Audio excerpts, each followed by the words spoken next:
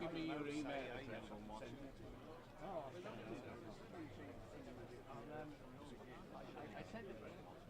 must send Steve an email, but I can't want to send it. So I sent an email by very, very brief. Paul Jones. Sent Dave an old friend. What's in the back? He was trying to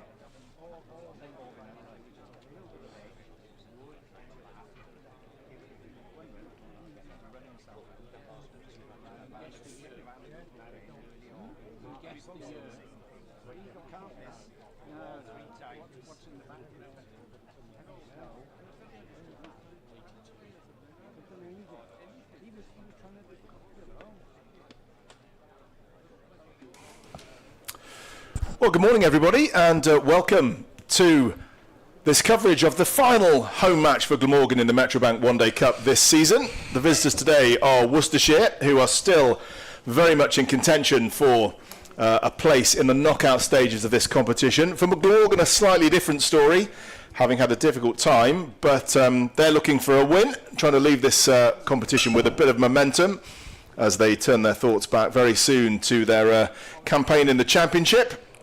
But delighted to have alongside me Nicole Harvey, former Western Storm, Welsh Fire and Somerset leg spinner.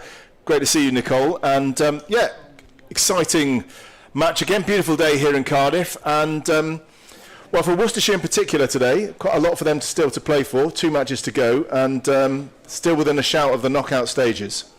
Yeah, thanks for having me. What a great day we've got here, and we've got the crowds coming in. Lots of people coming into the ground today with their sun hats on, so that's nice to see.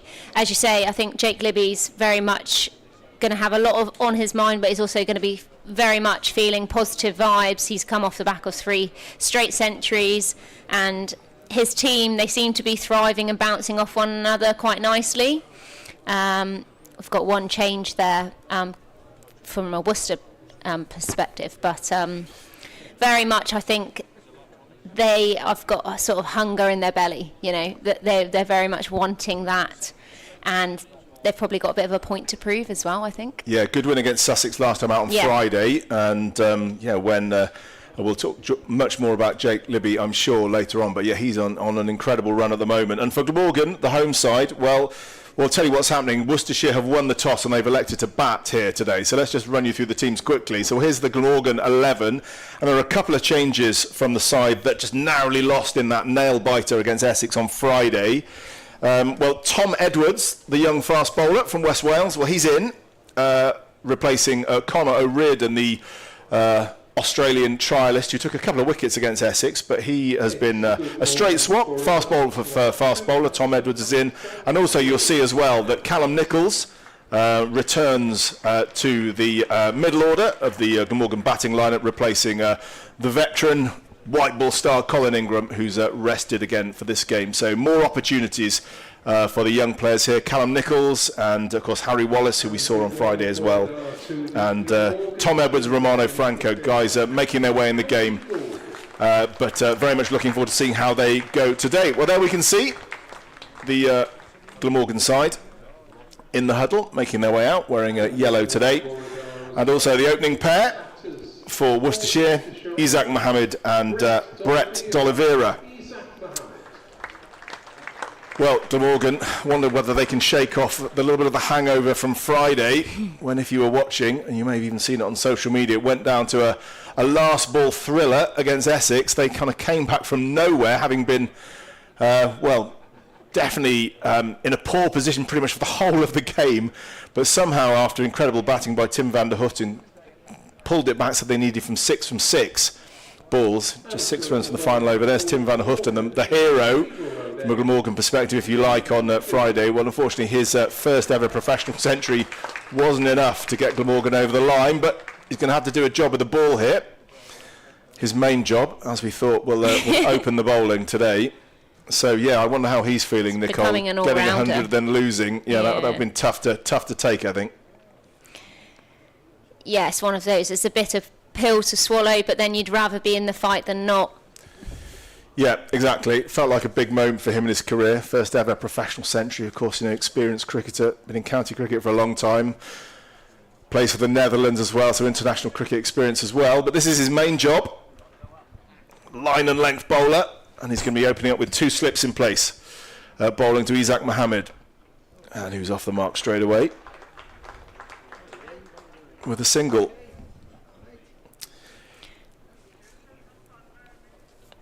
So I think the name of the game is try and take wickets, I think, here for Glamorgan in the power play if they can. Strong Worcestershire batting lineup, of course defending champions in this competition as well. So they'll be desperate to get back into the knockout stages if they can. Glamorgan, of course, have won this a couple of times in the last few years as well, 2021 and 24. But it won't be happening this year. They're last but one in the Group B table at the moment. So 2 slips in place. First ball for D'Oliveira. Oh, that's a good length. Yeah, well, that's very much Tim van der Houten's game. Just to put it on a line and length, extract a little bit of movement. The pitch actually looked quite nice for batting here on Friday. Luke Benkenstein made it look very easy for a while. Ball was coming on nicely. He was hitting it to all parts for Essex. And of course, van der Houten enjoyed it as well, getting his first 100 with the bat.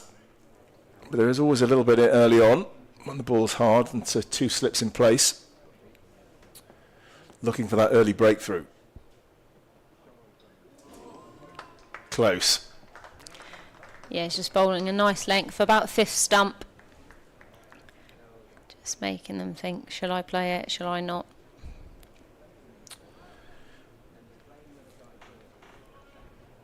Yeah, that's been his game. Get it on that money, around that's on the money, right in that corridor. And it's Alex Horton behind the stumps.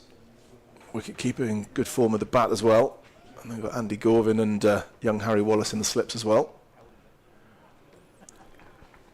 Being watchful at the moment, D'Oliveira. I also think the power play in this competition feels quite different to the power play in the Blast, when you expect batters just kind of really go for it. It almost seems more the name of the game is just trying not to get out. Survive. Yeah. Yeah. Well, it's a lovely day here. I think we're expecting it to be pretty hot.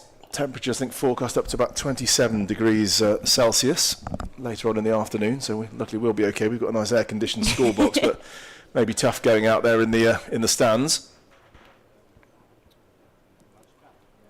Oh, and again, a real tempter. D'Oliveira trying to move his feet here, just to turn some of these good length balls into half volleys, but didn't get anywhere near the pitch of that one. Good carry, though. It's just taken off. Yeah, feeling for it a little bit, just desperate to get a bat on ball here, D'Oliveira, early on. I don't think he's managed to connect with one yet. Face 4 balls. Tidy over to start things off. So just the single from the first over. Good start from a Glamorgan perspective.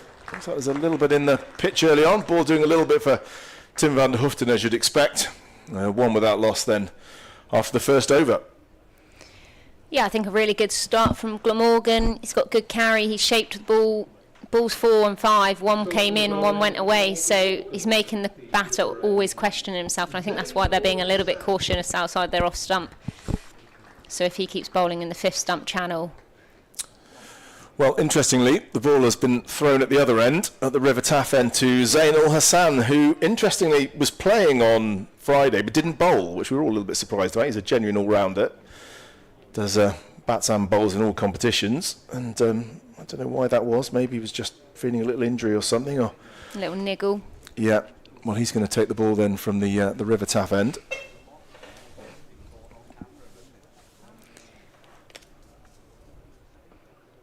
Isaac on strike, just defended into the leg side. A little bit of an inside edge there. Going to keep attacking here, I think, Glamorgan. Yeah, their 2 slips are going to be in place. I think Zainul Hassan gets it through at a reasonable lick, probably high 70s, early 80s. He's not the tallest, but he's got a good, strong core. You can see that in his action as he comes in. Just back of a length, worked into the leg side. Again, 2 dots in a row. Yeah, good guy to have in your side here, Zainul Hassan. He's has opened the batting in the championship for Glamorgan, and then tends to bat maybe in the middle order in white ball cricket. Not normally part of the blast team, but in the slightly longer white ball formats, he's a useful guy to have. We'll probably be opening here today, we think, with the bat as well. So opening with the ball and bat, plenty of responsibility given to him. Just brought another fielder. One come out the slip cordon there and just come into mid-wicket. Just got one moved in front of square. Another dot ball defended into the offside. Yeah, I think maybe sort of his natural action is possibly to bring it back into the left-hander, so they maybe thought that they might be better served by blocking off that mid-wicket for anything that's a bit straight that can be clipped through there. I think it's the difference between this end and that end. This end, he's definitely going to be trying to look to snick off, whereas Al Hassan, I think, might be trying to wrap someone on the pad, and that happens as I speak. Yeah, well, that'll be the natural shape, I think. Getting it to swing back into the left-hander, so a left-right combination, Isaac and D'Oliveira.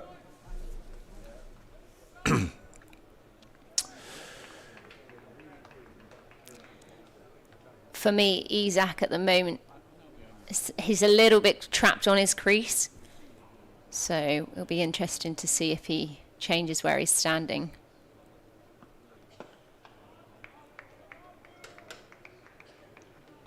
Well, pretty tidy stuff so far all round. 5 dots in a row here for Glamorgan, and a little bit of a pressure naturally just building, and we'll see how Worcestershire go about this now. But it's a really good start from a Glamorgan perspective. Bowlers have bowled very good lines and lengths.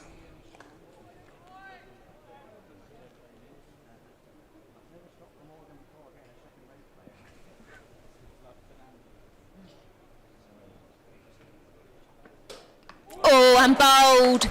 Full delivery, a big swing. A little bit of pressure there. You can almost sense it.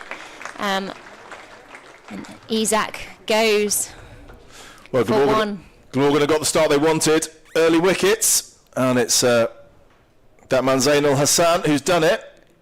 Returning back with the ball after a game off on Friday. And, well, he's produced a beauty there. Just watching the replay there. Hits the top of off stump. Isaac goes for a big swing. It was full, but I'm not quite sure about that shot. Slightly across the line, he comes through with his back swing. And what a great wicket and a great start for Glamorgan. Well, yeah, probably felt there that after a number of dot balls, only one run from the first 11 balls, anything up there, he needed to have a swing at it and didn't make contact. And the result is that Worcestershire are now 1 for 1 after 2 overs. So terrific start, early wickets. That's what Glamorgan are definitely in the hunt for. And, well, they conceded, I think, about 170 for the first wicket partnership against Essex on Friday. And so this is exactly what they wanted. And Zainul showing how much they missed Zainul Hassan's bowling. on Friday. It was a strange shot from my perspective. You could sense the pressure was building. You could almost see it. But, yeah, it was quite a big swing. Head didn't really look near the ball. So new batter, Rehan Idavalath.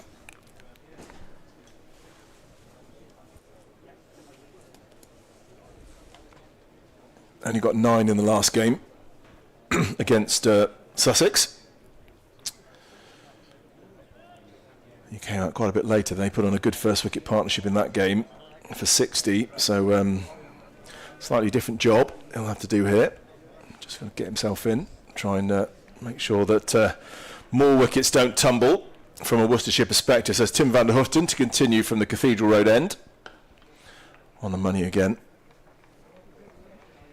Trying to build a bit of pressure here early on. Give no freebies away. Yeah, 1 for 1. It's a great start for Glamorgan. Well, they'll be motivated, I'm sure, even though they're well out of this competition and can't progress any further. But, well, they were close on Friday, and I'm sure they're all feeling pretty sore about that, and will be desperate to make amends, really, and give this home crowd something to cheer about. Van der Hooftun was the star with the bat on Friday, and well, if he can get Glamorgan off to a great start with the ball here as well, that would be fantastic, and give Glamorgan something to cheer about at the end of what's been quite a difficult campaign, having won their first match against Sussex at Neath, which was exciting for a number of perspectives, not least a maiden century for Jack Hope-Bell. But since then, I haven't managed to win. Cool. What signs of frustration? D'Oliveira here. Big advance down. He's faced 8 balls in a row and he's not got a run on the board yet. He ended up on one knee here. Like really went for a sort of Calypso-style Caribbean shot. And, I don't think Van Hooftun will mind that too much, seeing him already playing those sort of shots. That's good length. Yeah, he's just trying to come down, isn't he? D'Oliveira there, just to try and see if he can upset Tim van der Hoofden's length, make him do something different. He's been pretty metronomic, just dropping the ball on that spot just outside off stump so far. And that kind of thick edge gets him up the other end for a bit. Yeah, and I think he's trying to negotiate a little bit. He's getting really good carry and it's almost getting bigger as it goes past him. So, yeah, he's almost trying to get closer to the ball by coming down. So, first ball for Rehan Idavalath. Right-handed batter. Ooh. Close again, just a whisker away. Certainly found his spot here as Tim van der Hooftun.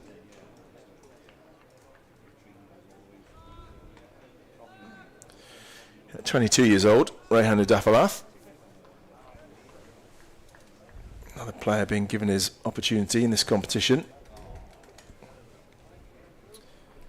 This is his third match of this campaign.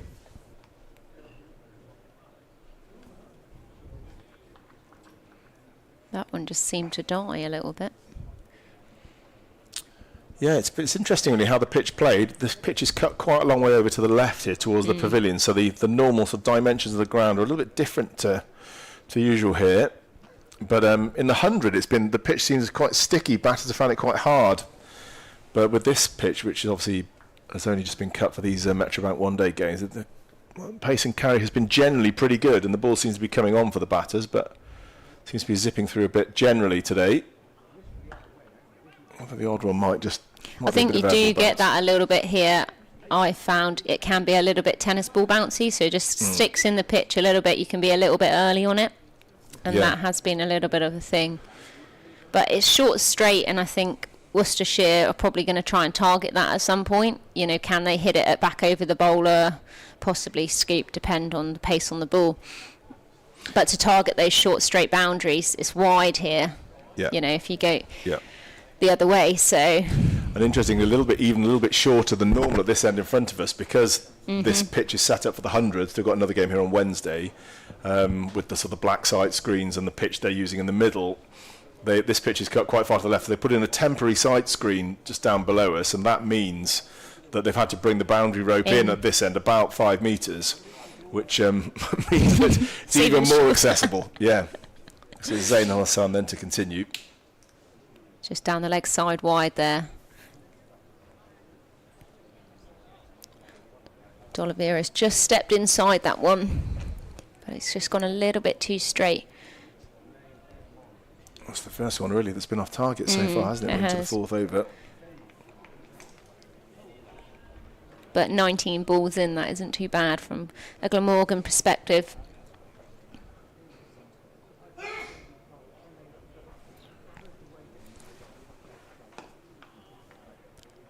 Quick single there from Worcestershire, and I think that might be what they have to do for a minute or two, just get down the other end, have a look at this pitch and see how they're going to go about it. Glamorgan are bowling very, very, very well at the moment. Yeah, I think definitely it feels easier, doesn't it, if the strike's rotating, even if the bowling's good, and you can just knock a good ball into a gap. And It's low risk, and yeah, you know, that's how they've lost a wicket, from a high risk shot which wasn't really needed.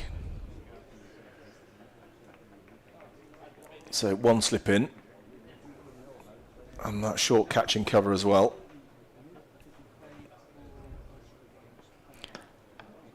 Good delivery, good length, just cut off by mid-wicket there.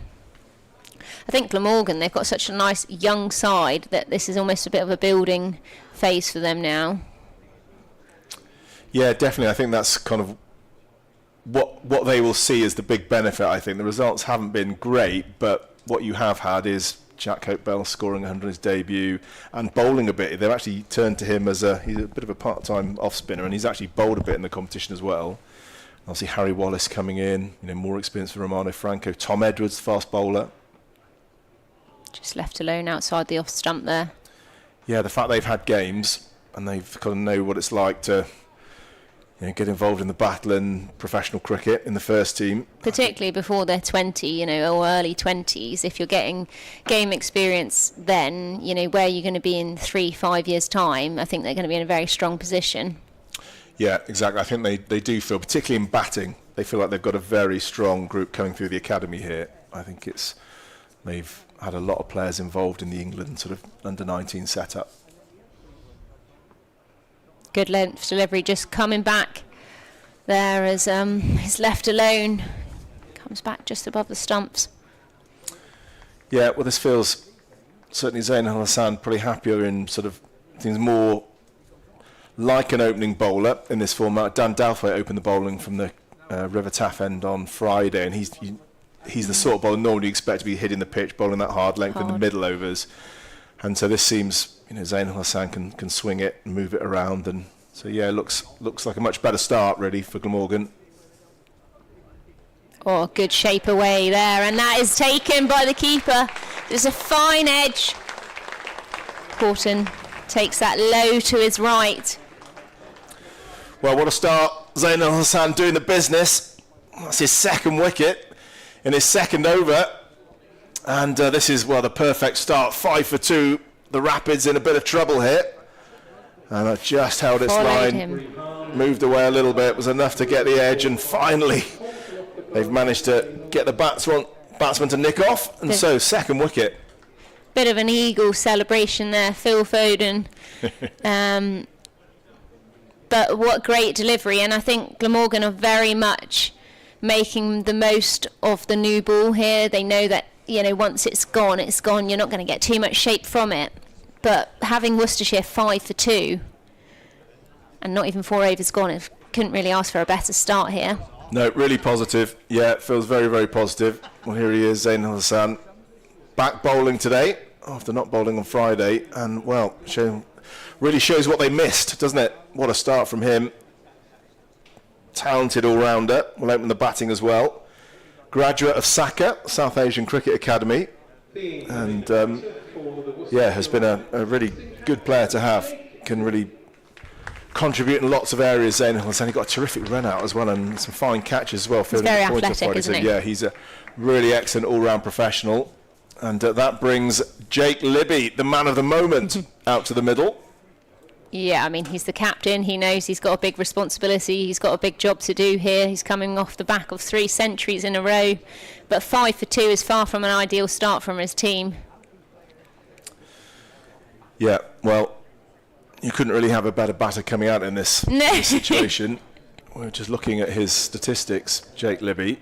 And as he takes guard now, he is currently has got the highest list A batting average of all time for players who've played 50 innings or more in list A cricket, which is some accolade. He's ahead of the likes of Virat Kohli and Cheteshwar Pujara. And Michael Bevan's in the top 5 list as well. But Jake Libby right at the top, 61.4. Solid defence there. And that's the last ball of the over. Worcestershire now 5 for 2 from 4 overs. And Jake Libby, I think he's probably hungry for 4 in a row, but he knows he needs to do a job for the team as well. Well, boy, wouldn't they take 109 from him today? Well, he's in a fantastic vein of form, and you've got to think that Glamorgan's best chance is to get him early when the ball's... Well, because it's a different ball each end in this competition, isn't it? So maybe the ball will stay that hard a little bit longer. Yeah. So Glamorgan maybe have sort of 10 overs when the ball might be doing a bit before it just starts going straight and gets a bit softer. So good opportunity here. Glamorgan to get right deep into this Worcestershire batting order. D'Oliveira has been struggling so far. Not convincing appeal from really only Alex Horton behind the stumps. He went up for that one, looked like it was going down leg. Yeah, well, Libby, what a run of form. 109, the same score, 3 matches in a row. Well, that's never happened before.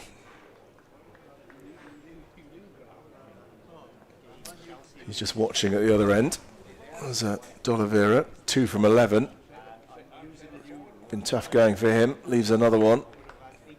Maybe feels he's had to slightly adjust his mindset here, D'Oliveira. We saw him attempting something fairly extravagant earlier, down on one knee and trying to smash it through the covers or over the top. Possibly the right thing to do here is just to see if he can just survive for a bit here. It's not been easy. 2 wickets have gone down in quick succession, and well, his side need him to hang around for a bit here.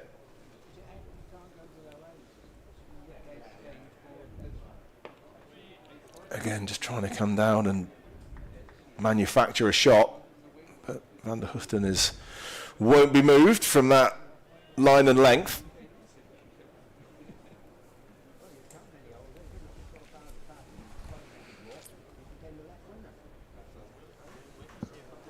So crowd gently building here. Jake Libby actually was coached at Cardiff by Mark O'Leary. He was one of his coaches. There we go.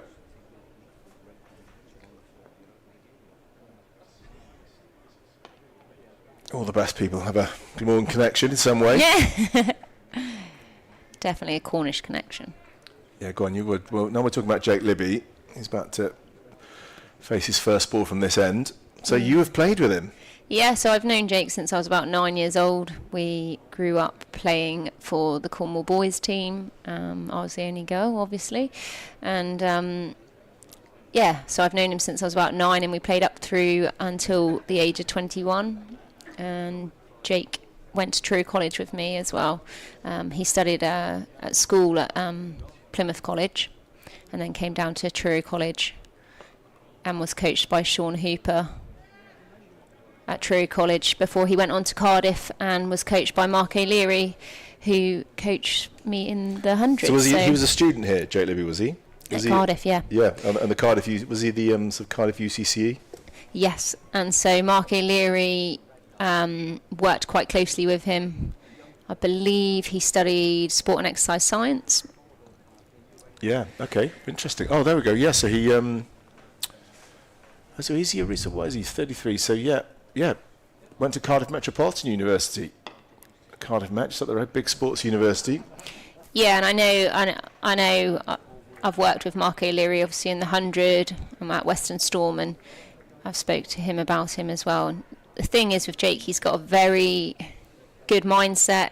He works incredibly hard. He always wants to be the fittest person in the room. He believes that's something you can always control. So he's always been incredibly fit. I know he went through a phase of doing swimming, lots of running. And growing up, he was always very small, similar to myself. I mean, I'm still very small, but he was always tiny. And I remember playing at King's College in the festivals through the years, and he could hardly hit the ball off the square, but you could see he had a great technique. Well, that's probably, I was just reading about the other day, often it's the players who are a little bit smaller who have excellent technique, and then when they kind of their body catches up, they're just in a fantastic position, having kind of found it difficult but learned a technique that works. Oh, Hassan just coming in, first ball of his third over, dot ball. Yeah, and I think arguably some people see it as you want to be able to hit and clear the ropes as a young child, which is obviously something interesting, but I do find that you will probably get caught out as you start playing better cricket, and better bowlers, they work you out fairly fast, and you can only be hit and miss for so long, whereas if you've got a good technique, that's going to set you in good stead, really. Yeah, absolutely. Well, he's at the non-striker's end at the moment. I remember as well a funny little story about Jake Libby. We went on tour to South Africa with the Cornwall boys, and he pretty much refused to eat anything other than chicken nuggets and chips every single day. Well, do you think his diet's a bit more varied these days? Oh, I'd like to hope so. Yeah, well, that is a good staple for a young person, isn't it? Nuggets and chips. Didn't fancy good steaks in South Africa. Didn't fancy any of those. Exactly. No, he was missing out having there. none of it. Short delivery, just played nicely down here to third man. Just going to come through for a single, slightly wider. Yeah, you're probably a bit young to sample the red wine as well. Yeah, best to leave that for a few years. Well, yes, just looking, he made his first class debut against Glamorgan, interestingly, for Glamorgan MCCU when he was a student. So, yeah, maybe he'll have kind of good memories of this place.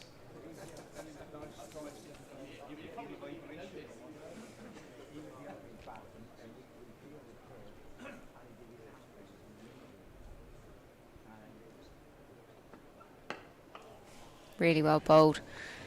Solid defence there from Libby, though. Straight back to the bowler.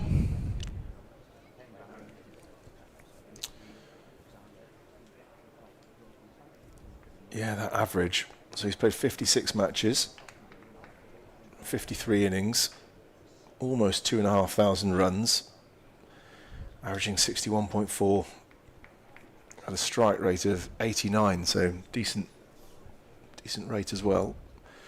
Likes to bat long. Oh, just cut back a little bit, almost kept a little bit low there as well. Libby, first one, he's kind of almost looked a little bit uncomfortable. All the rest, he's been very solid. Played the ball late underneath his eyes. Well, Glamorgan going to be desperate to get him now. That's the sense that you think they have. If they get him out now, well, they really will feel they are right on top. And that's the danger. I think if Libby can get through this tricky early period, well, he's shown that once he's in, he tends to just hang around and really make it count. So this seems like a crucial period, really, for both sides. Just a little bit of variable bounce you can see at the moment, I think. Some are keeping a little bit low and almost shooting, which is interesting because that first over from this end, they were getting really big on the batter as they came through. So just probably a little bit of talk in the change room maybe. And when you're out there, it's even more of a pressure situation, particularly when you're 2 down early doors. Yeah, 7 for 2 Worcestershire after 6 overs. Well, what a start for Glamorgan. They really have done everything that's been asked of them, tied them down, starved the Worcestershire top order of runs and also taken a couple of crucial wickets. And it's Tim van der Hoofden. It's going to keep going here. That's no surprise. If it's like this, you'd imagine he would bowl pretty much through the power play. Probably likely to bowl at least 5 overs before any changes are made. 2 slips in. Oh, and again, that must have only been a whisker away. D'Oliveira again hung the bat out there. He's just questioning it, isn't he? He's thinking, do I go after this? Libby's probably saying, play the long game. Well, it's difficult to know. That was a sort of a defensive prod, wasn't it? It wasn't. It wasn't really an attacking shot. Maybe he would be. But better it wasn't a put back to ball. defensive. So, well, it was. Yeah, it was a kind of nothing. One of those fishing, wasn't it? Just to hang the bat out there and hope for the best. Oh, and again, Van der Hoofden not having any luck here. Zainal Hassan's got both wickets from the other end, and Van der Hoofden's beaten the bat often, but not getting the nick. Yeah, just seaming away slightly, isn't it, there?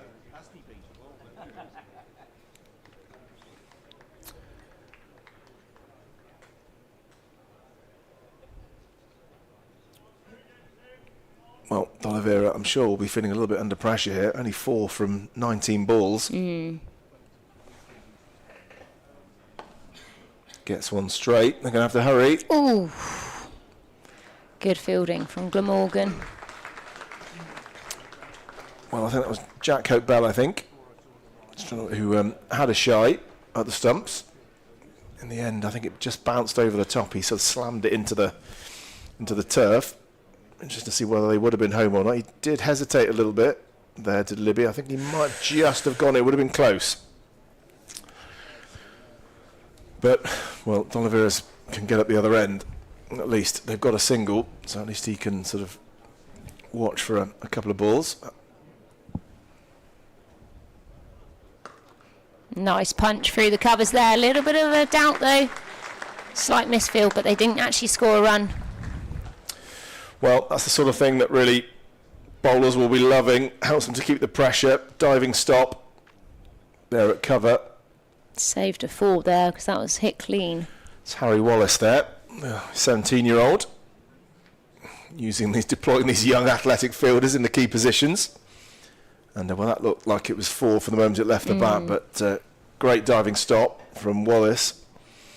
Keeps Libby still to get off the mark. And that's it, that one is through. Chase on. Hauls it in. Bit of a relay. And Libby does get a couple of runs. So still no boundaries yet in this innings. Really good bit of fielding there from Harry Wallace, both balls. First ball, Jake Libby absolutely creamed. He saved a 4 and then a bit of teamwork there. So, last ball of the 7th over. Libby now up and away on 2. We think about a single but decide against it. Well, at the end of the 7th over, Worcestershire 10 for 2, and after another word from Nicole Harvey, it will be Charlie Harden who will come into the commentary box. Yeah, I think Worcester now at the moment are just going to try and build for a little bit, maybe the next 5-10 overs. Can they see where they are at 15? So maybe 5 to 8 overs. Just try and not lose a wicket. Get up the other end. Jake Libby wants to bat long. D'Oliveira's faced 20 balls, only on 5 so far. I think we might see just a change of bowling here. Oh, no, maybe not. Oh, Hassan is going to come for his 4th over from the river end. 2 for 3 so far. As D'Oliveira's on strike. Just defended into the offside as I'm joined here by Charlie.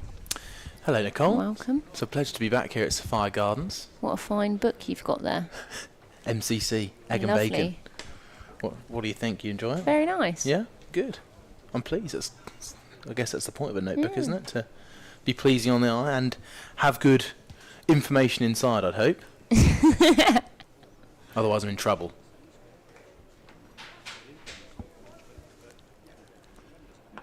Oh, Hassan in just back of a length, defended into backward point. It's incredible how much we've seen of late in this competition, both in the men's and women's, of teams going down a few wickets quite early and often having to rebuild. It's showing just how challenging the opening 10 overs are for any side in either innings. And so often we're seeing teams have to rebuild and still go on to get pretty good totals. Although I'm not speaking too soon.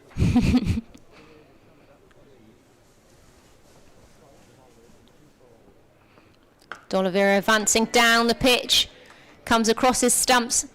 A little bit of a hack into the leg side, but that just goes for 4. A great effort from Glamorgan. Fielders out in the deep over there really struggling to slide. Both 2 attempts down on that boundary. Got their knees stuck a little bit on the slide. Oof.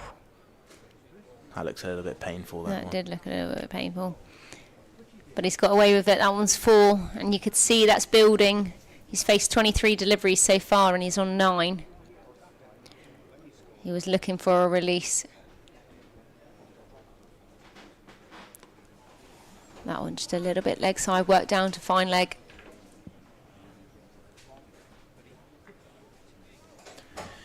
First boundary of the game so far for Worcestershire. Brett D'Oliveira, as you said there, Nicole, looking to just up it a little bit. He was starting to get a little bit fenced in, wasn't he? Yeah, you can see he's probably a very different batter to Jake Libby. He very much wants to be at the ball, and Jake Libby's more than happy to sort of tick it, get up the other end, and when it's in his slot, hit the ball. But it's a great shot, good shape, quick single there, and a great piece of fielding, but a strange piece of running, He'd to given say the up. least. He wasn't even running. D'Oliveira had just given up. You watch the replay, almost he was walking. You thought, oh goodness. Yes, it's a good job that one wasn't a direct hit, because that would have been out by a long way. And they just had a little meeting there in the middle as well. The 2 batters. Brett D'Oliveira perhaps having a little bit of a stern word with the man in form, averaging over 90 in the competition, Jake Libby. Arguably, I think there was a single, but he was sitting on his bat a little bit, chilling out after his 4. And he thought, oh, I better get my speed skates on. Good shot there, though, driven through extra cover, and that one's going to race away for 4. Maybe he didn't want to run another quick single. Well, it's quite clear his mentality, isn't it? Yeah, Not and too you can keen on see the that. singles. You can see that he very much wants to be at the bowler. He's not letting them bowl to him, and a little bit more of an expensive over. That one went for 10, but he's still 2 for 13 from 4 overs. Oh, Hassan, as Worcestershire are now 20 for 2. Well, do Glamorgan go to an early change, or do they hold on till the end of the power play? I reckon they might just hold on, Yeah, I would. even though there's a couple of boundaries that have flown past in the previous over. Can Tim van der Hoogten maintain his pressure?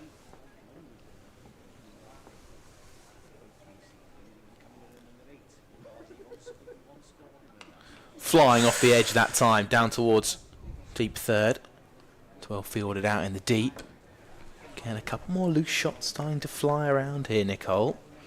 I doubt they're feeling any run rate pressure yet. It's just clear that they're trying to... No, but I think subconsciously you always, you know if you're off to a good start or not. You know, you're not thinking, oh goodness me, we need to crack on straight away. But subconsciously, you know if you face 20 balls and you're on 1, you know. And particularly there's a scoreboard reminding you of that. So, oh, Struck on the pad again. Just both a bit of bat there perhaps, and a bit of height too. Judging by the sounds, there was a huge woody noise before the thump of the pad. Hence why there was no appeal at all from that man. Tim van der Hoogten. He's been unlucky so far. He's bowled really well and just hasn't had a wicket. So often it can happen, can't it? One bowler building up pressure from the other end whilst the other takes the wickets. Zainul Hassan has been impressive as well, though. D'Oliveira just absorbing a few dot balls around the edges of his aggressive shots early doors. Still 14 off 27. Two experienced batters at the crease who will be playing the game situation with patience, temperament. But this man will try and dislodge them both.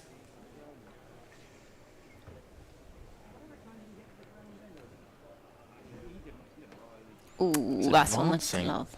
His D'Oliveira. You're right, it just really picked up there. He's taken the glove off in quick time. Caught him on the right hand, yeah. You can see it was quite a thud. It's almost, I think he's caught it on a knuckle. And he's in a bit of pain as Libby just goes down to have a chat with him. This is what 50 over cricket's about. Grinding through the first 10 overs. Wearing a few cricket balls. Surviving a couple of wickets at the other end, and Brett D'Oliveira at the moment surviving them well. 34 years old, Jake Libby 33, so a little bit of experience out there to say the least. Brett D'Oliveira, the third generation of his family to play for Worcestershire, and he probably knows he's got big boots to fill. His dad played for 13 years professionally. Down the track and driven through. Stop. From the fielder at cover. That is absolutely terrific from Wallace. What a great stop. That's two, I would say, well, whatever Glamorgan might call it, but star moments they call it in some teams, or magic moments, where that has just saved another 4. So he saved 3 runs there, and in the last over he also saved 3 runs. So that's 6. He saved Glamorgan getting. You enjoyed that stop, didn't I you? did. That was great. Got a little bit excited there, Charlie. I couldn't tell. 22 for 2 from 9, everybody. No, we've seen some great quality fielding here from Glamorgan. Very athletic, young side. And the thing is, that might be the difference in the game. 6 runs, those 2 pieces of fielding could be the difference. It so often comes down to those margins, doesn't it? The number of 50 over thrillers that just go down to the final over. Topsy-turvy. It is the fine margins at this level, and if you bowl, people laugh about it, but if you bowl 6 wides and the other team bowls 2, that 4 has made the difference, hasn't it? And it's the extra balls that they've then got to score off. Al Hassan's going to come here for his 5th over, 2 for 13 so far. That one's just defended into the offside. I commentated on a game yesterday with 36 wides in the first innings. Oh, wow. That's an extra 6 overs. That's extended the game by quite a while. It did. Went well past the cut-off time, unfortunately, so they had a few overs at the end with an extra fielder in. Hopefully we won't see that today. Good drive there through extra cover. Hasn't quite got all of it, but it still might race away. Another great effort there, but unfortunately that one has gone all the way to the boundary, just trickled over. And another 4 for Worcestershire. It looks so lush out there, but having been out there this morning, it's almost golf course green-like. How perfectly cut the outfield is. You can see how fast it's running away to the boundary, even on that deep offside field as we are set slightly over to the left here at Sophia Gardens. Oh, that's not a particularly nice shot, to say the least, as he's tried to hack that one through the leg side. Wasn't as short as he thought it was. It's caught him on the thigh pad in the end. Just watch the replay here. Oh, even worse, I'm not quite sure, but that was not a nice shot. Very agricultural. It's also a bold appeal. Yeah. Oliveira coming down the track and getting struck on the right pocket. I don't think that was going to go on and hit the stump, Zane. I think he was more frustrated.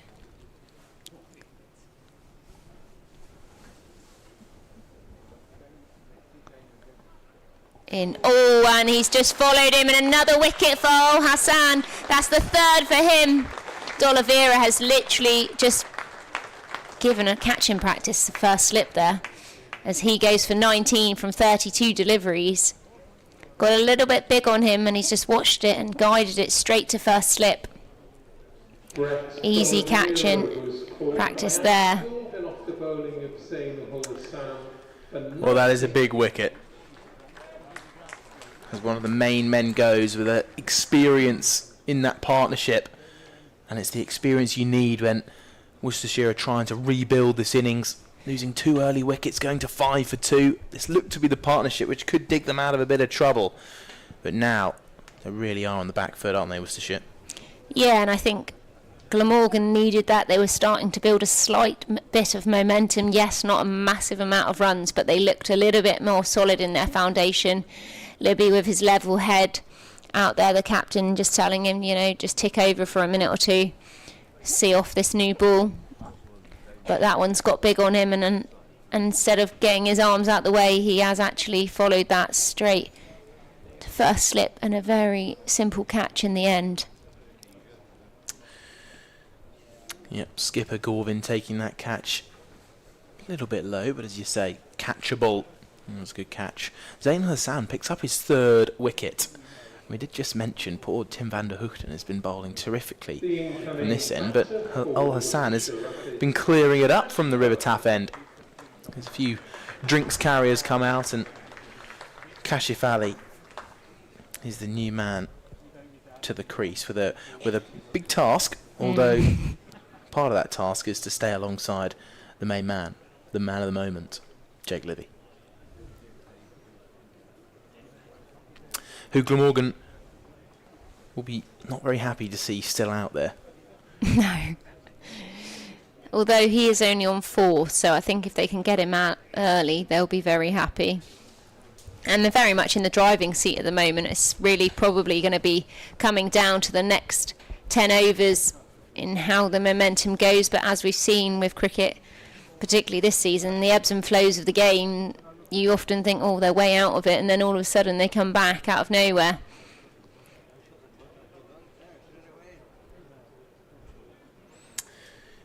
Ali to the crease, 28 years old.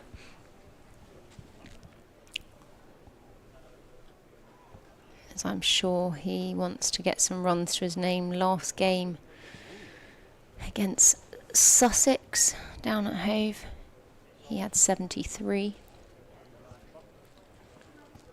Just defended in a quick single, straight off the mark, 1 from 1.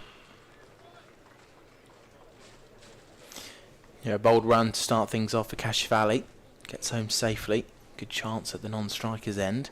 But he would have been safe, that's for sure. Yeah, that was a brutal 73 in that previous game for Worcestershire, coming off those 52 deliveries. And the game before that, he had 51 against Essex, so 2 half-centuries so far. Can he do 3 in a row? Half-centuries. Jake Libby, 3 centuries in a row, actually 109, funnily enough, in all 3. Do you reckon if he gets to 109, he'll just give his wicket away? See if he can get 4 in all? Absolutely not. Red inker every time he goes for. And that one's just cut away. Didn't quite get all of that, but he will come through for a single, Libby. Moving on. And that is Hassan's 5th over bowled. He's 3 for 19 so far. Worcestershire 28 for 3. And anyone joining us now on the live stream, we have got a beautiful day here in Glamorgan. Lots of people with their sun hats on, sitting in front of us. I was looking at the array of sun hats and baseball caps we've got down there. quite interesting. Well, you can see a Panama on the left side of your screen that's being used as a bit of a tool to keep the sun out of the eyes, I think, first thing in the morning. Bit of an early wake-up, perhaps. But yep, that is the end of the power play. If you are just joining us, 10 overs gone. 3 wickets to fall, all falling the way of Zain Ul Hassan. So that's off the outside half of the bat. Will be no run as Tim van der Hoogten continues to hit that area, ask those questions. The 3 wickets, well, Mohammed fell first at 1 for 1. He went for the only run scored in that partnership, 1 off 7 balls, bowled to Zain Ul Hassan. Second wicket, 5 for 2. Adafalath falling for a 7-ball duck, caught behind by Horton. And then we just had that wicket in the previous over. Brett D'Oliveira, 19 from 34. Caught in the slips by Andy Gorvin. Punch off the back foot, glorious shot. Through cover. A diving Wallace can't quite prevent it from scuttling away to the boundary. Brilliant off the back foot from the man in form. Signature Jake Libby there, back foot punch. And he did one in the previous over here at this end. Harry Wallace did a brilliant diving stop to stop it, but that one absolutely crunched again, race away. They're going to pop cover out actually as we speak. Yep, the extra couple of fielders now allowed out. Fine leg, deep third, pass first slip, and deep cover as you mentioned. This one's worked down towards fine leg by Libby. Follows up a boundary with a nice single. 34 for 3 now.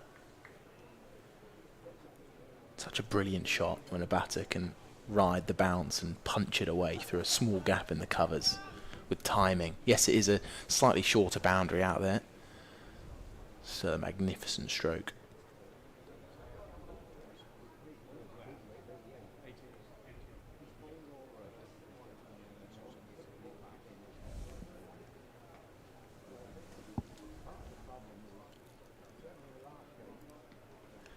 Tim van der Hoogten, I wonder if he'll be getting a little bit frustrated. Picked up a couple of good wickets in that brief loss to Essex. Really tough result to take when he had such a brilliant game all round with the bat and ball. Of course, that 118 not out as well. But with that 4 and a single from Jake Libby, there was a little bit of a look up to the sky. But he looks like he's in the zone.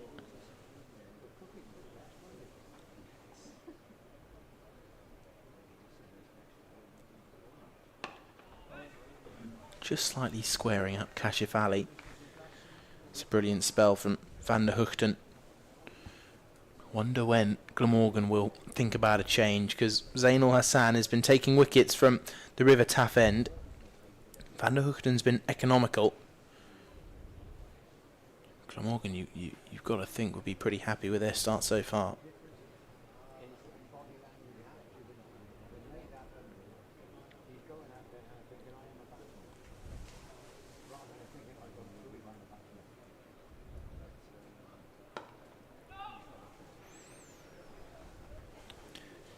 Kashif Ali starting cautiously. So that ends the 11th over. Exactly 3 runs per over. As it's 33 for 3.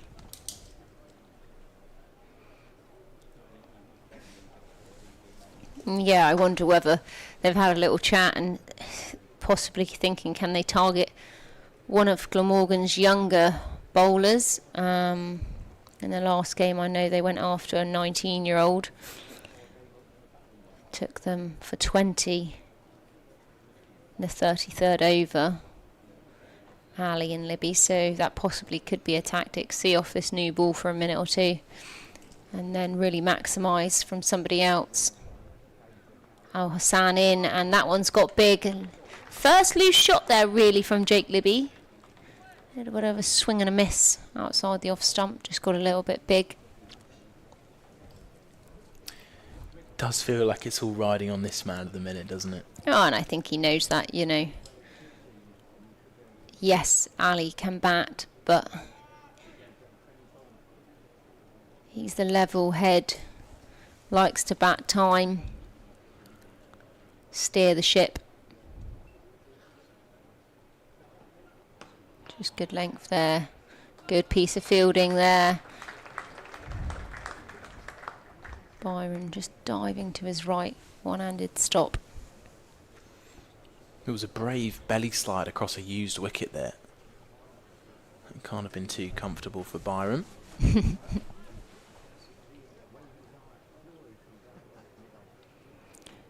Somebody looking like they're warming up at mid-on.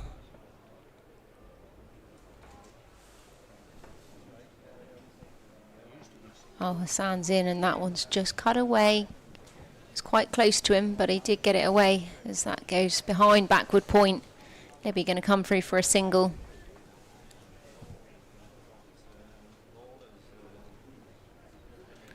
I think Delthwaite was warming up there at mid-on, almost looking like he was going to fly off as he was jumping up and down, waving his arms.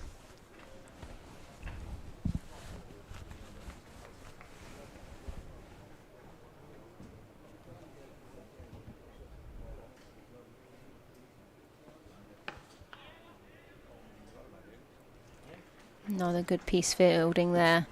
This time Callum Nichols in the covers. This is exactly what this pair needs to keep doing. And we know how much of a shot maker Kashif Ali can be.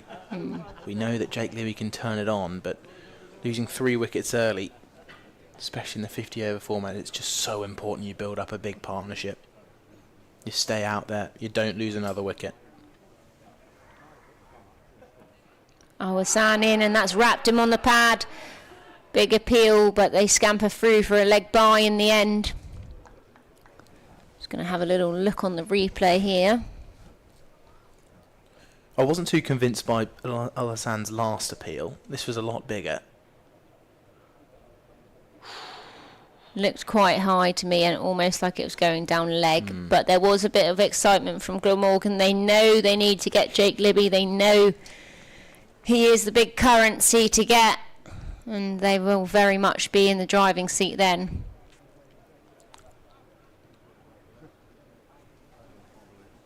Just going to move the field here as they're going to put square leg out on the boundary. Possibly looking at a shorter delivery, we will see, or maybe it's a setup. Full delivery worked off the legs though. Nicely played by Ali.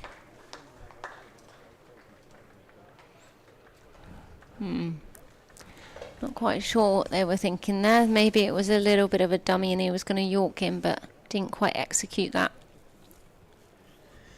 Or maybe they're just quite happy to keep bowling at Kashif Ali. But no, it's Jake But Libby. arguably he's scoring quicker, 4 from 6. It's come off the back of 70. So There's a change of bowling at the Cathedral Road end. Coming on to bowl for Glamorgan is Tom Edwards. So Tom Edwards, as you might have heard from a very eloquently spoken pitch announcer we've got here today. That was glorious on the ears. Thomas Edwards, the youngster, some perhaps thinking that he might take the new ball, but he's here for the first change, and well, I think this is about right, this timing. 6 overs each from the 2 opening bowlers. Van der Hoogten maintaining that pressure, and Tom Edwards now has the chance to continue that. Does have a big act to follow, but a few discussions going on this field set. Looks like deep cover, deep square leg, fine leg and third man are going to be in. Whether Andy Gorvin takes himself to that slip cordon or not, we will come to see. Looks like Kashif Ali, who's indeed at the non-strikers end. So at the end of the last over, I doubt they put square leg out to keep Jake Libby on strike. But it was a bit of a questionable call. But out comes a new bat for Kashif Ali. He's got the choice of a black grip or a luminous orange one, and he's gone for the black one, which is the same as his previous bat. Comes running out with that bright blue helmet on. He can be so destructive when he needs to.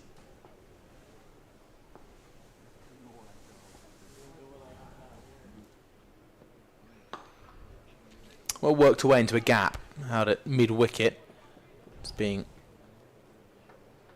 attacked by fielder out in the deep. Running around from deep square, Jack Hope Bell. Impressive youngster.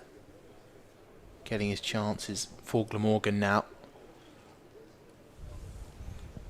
As people so often say, one of the many perks of this competition of late.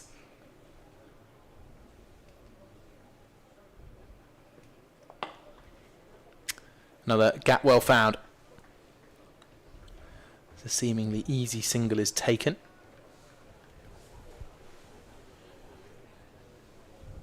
By Jake Libby. You do just feel will love this situation. A chance to rebuild for his team. He'll be steering Kashif Ali all the way through it. Tricky one here for Edwards. Probably a little bit nervous. And that's been drifted down the leg side. Easy. Single taken down to fine leg. Couple of noises. So we'll be giving us runs. Just wiping his hands. Maybe he's got a little bit sweaty hands because it's very hot out there. Tempted Yorker, just a low full toss in the end. Did you find some grounds feel hotter than others? Not particularly. I think it just depends on the weather. If it's a bit humid. Driven a great diving stop. Had extra cover. Callum Nichols again.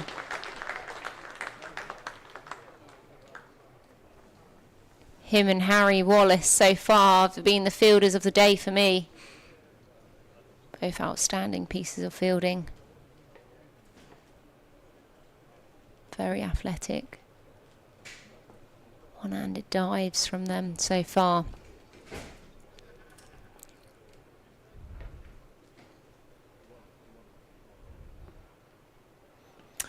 Left alone by Libby. He looked disinterested with that short ball. He just go for a little shadow bat cut shot. But yeah, Tom Edwards will just be taking in the moment but trying to do the job for his team. Which is a challenging one. Tim van der Hoekten did bowl well. We're in this limbo period of this match now where the rebuild for the batters is giving no chances to the bowlers.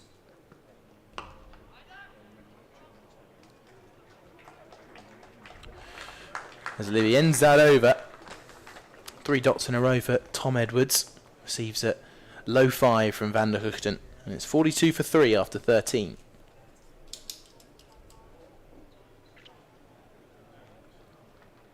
It is incredible, especially considering you've known him for so long, when you see Jake Libby on that list A batting averages list alongside some of the greatest ever. Not alongside, sorry. Above. That must feel quite surreal. Just think it's a shame that he's not played for England or, you know.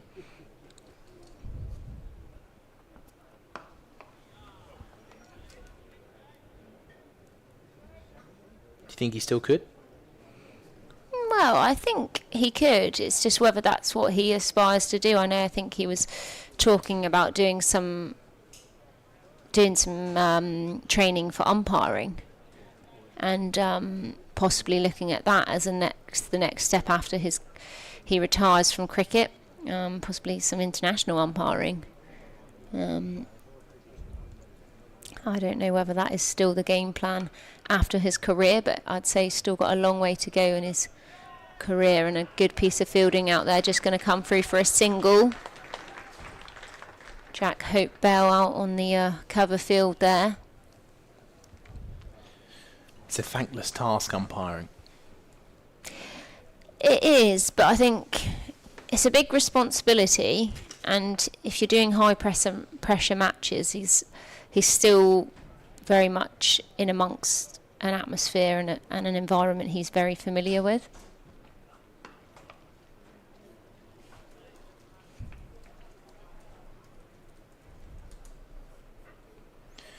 So, myself and Ash last time we were here, well, here together. He's been here plenty of times since then. We met the umpires after the game. Glamorgan versus Warwickshire in the Blast match, and had a really good discussion with both of them about how thankless it can be out there sometimes. It's one of those jobs in officiating where you're either under the radar because you've done well, or you're under attack because you've made a couple of errors. But I do think that's professional sport in general. In a sense, there is a few heroes amongst it, but you can often, you see it. You see wicket keepers. They might you might not take 5 catches, but they've, had a really good game.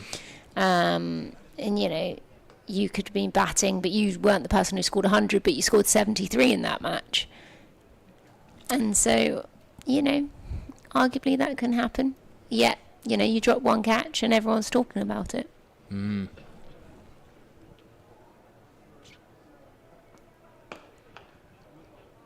Similar in broadcasting. That's a great shot through extra cover, punched away, and that one's going to race away from 4 for 4 as he moves on to 10 from 11 deliveries. Watch the replay here, just head and eyes over the ball, and it's just crunched. I think even in commentary that can happen, You have a good game, and then you say one thing wrong, and that's the only thing that they remember. Oh, do you remember when such and such said such and such? It can happen. We don't get the praise we deserve, is that what you're saying? No, I'm just saying that it can happen in a variety of roles. And that one's played nice and late. Just going to come through for a single down to third man. I wouldn't mind seeing a umpire be able to raise the ball when he takes 5 wickets, when he gets a little round of applause with a good decision, something or other. I'm going to leave you now, have a little break, and I'll be back later. Thanks, Nicole. We'll shortly be hearing again from Ash. As this game now reaches an interesting middle period, especially in this innings, where early damage has been dealt the way of the Worcestershire batters. 3 wickets down, but a little bit of a fight back is in order. 49 for 3 here, Worcestershire. Tom Edwards is set to continue.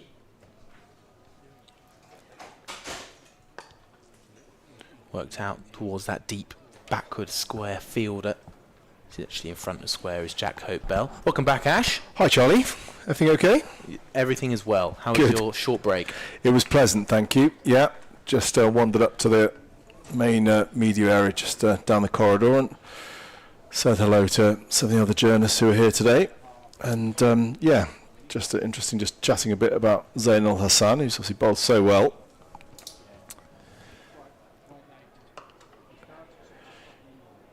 Yeah, what a comeback for him, 3 for 30 at the other end, but obviously the reason he didn't bowl Friday I think was just a bit of workload management by the sound of it.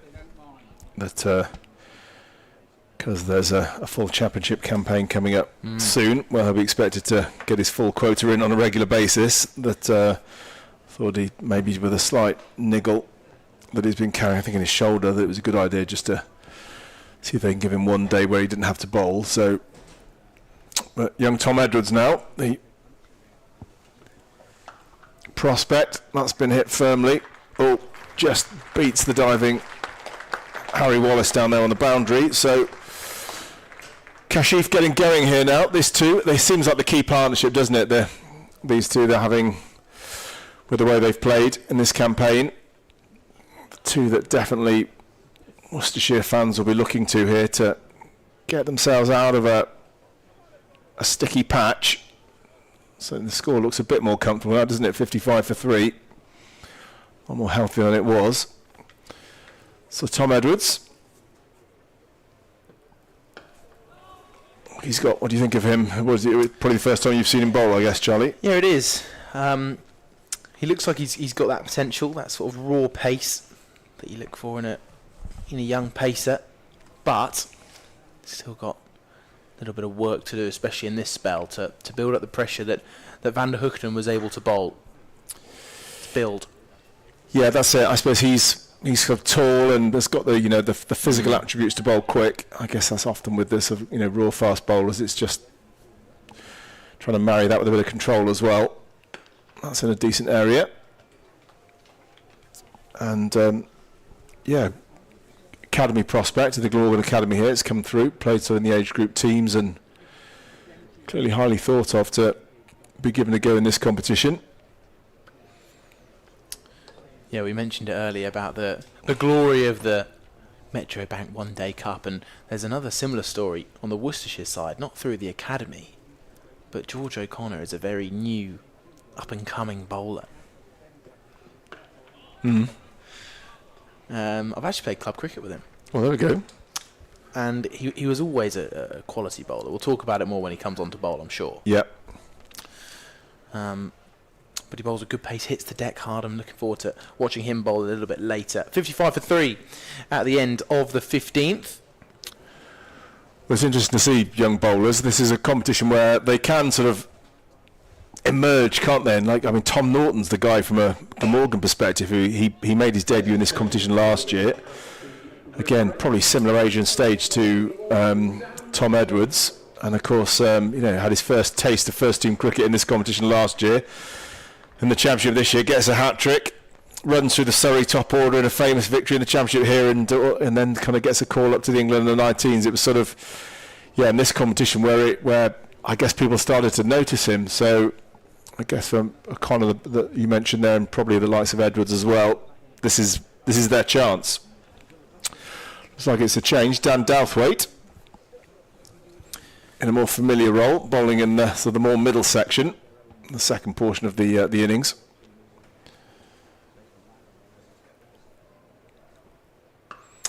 Libby cutting away out towards a deep cover fielder. Runs in from the deep, just Hope Bell. There's been a little bit of action out there on that far side boundary.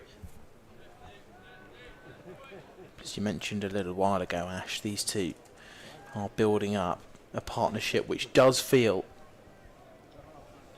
a rather big one, especially with that man Libby now the non-striker's end. Yeah, what feels like really key. These two, I say they're best batters. Slashing drive off the toe end of the bat goes out to the man at deep third, Tom Edwards, halfway through his spell. Gets a little round of applause from coach standing near him, talking him through his early spell, I'm sure. Dan Douthwaite, he won't be needing that. Seasoned first change bowler. Does get a little bit of a hug from Van der Hoogten though. Not sure he asked for that or not.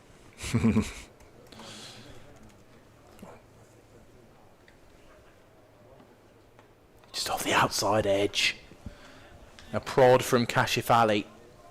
Not quite under control. Some might say they could have left that first slip in for a finer edge, but that's gone through a gully region. Does give Kashif Ali a little bit more of a chance to go pushing at those wider ones. But we are into the 16th over. 59 for 3. Field is spread as you'd expect. Well, Dan Douthwaite has been a go-to man to break up partnerships. He's a kind of an all-action cricketer who, I think captains often throw the ball to when they need something to happen. He does have a sort of a habit of taking wickets, often not with his best deliveries. Just one of those bowlers who seems to just impact the game. And that's how he likes to do it. He's not your classic line and length bowler like maybe someone like a Tim van der Hoogten, but he hits the pitch hard and kind of likes to get into the battle.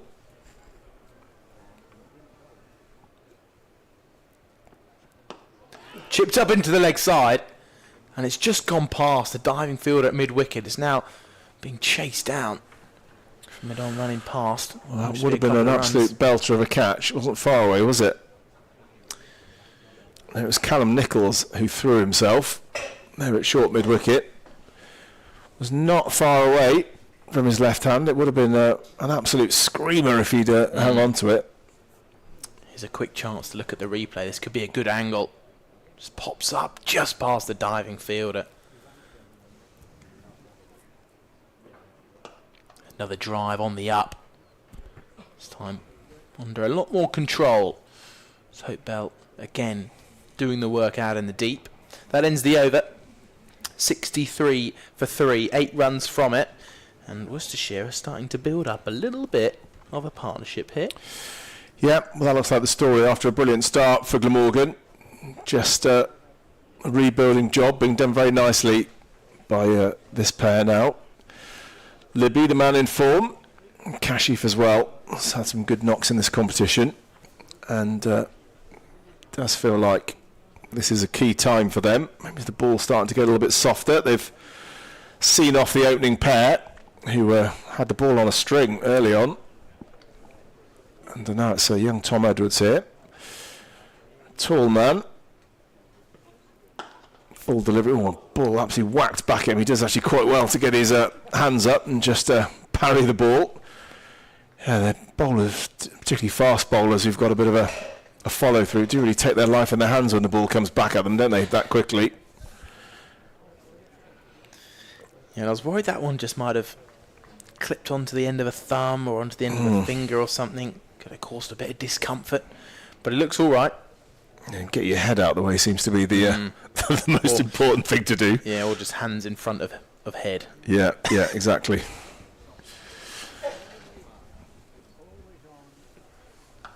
Oh, again, it was in the air briefly, but hit like a tracer bullet all the way to the boundary by Kashif. Really hit very hard, and despite a valiant dive by Zainal Hassan at point, that was past him almost before he'd got the dive in.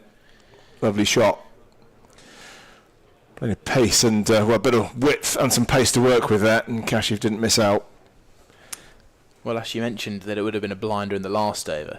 If somehow that had stuck, that would have been Ben Stokes in the gully-esque. Yeah.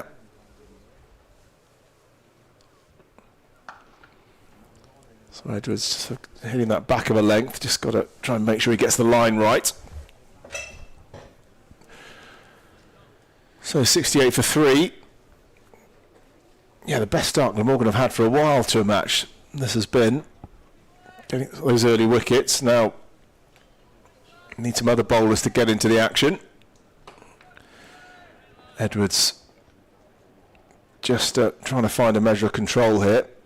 Field spread a bit more, of course, so there are lots more singles around than there were, but it's the boundary balls, I guess, that the things that Glamorgan want to cut down. They won't mind a few singles, but it's the boundaries, I think, they'll be keen to stem if they can. Got lots of young athletic fielders have scattered around the place. That's one thing about giving an opportunity to young players. They tend to be very good fielders. We've got sort of Harry Wallace, 17 years old, on the cover boundary. Jack Hope Bell on the leg side boundary square. They're getting through quite a bit of the work at the moment. There's Harry Wallace. Going to be batting 3, of course, in this side. He's a wicket keeper normally, but Alex Horton is above him in the pecking order. Will be keeping wickets. Had a fine campaign with the bat and looked pretty tidy as well with the gloves on. But certainly Wallace batting at 3, not afraid to give him a bit of responsibility as well.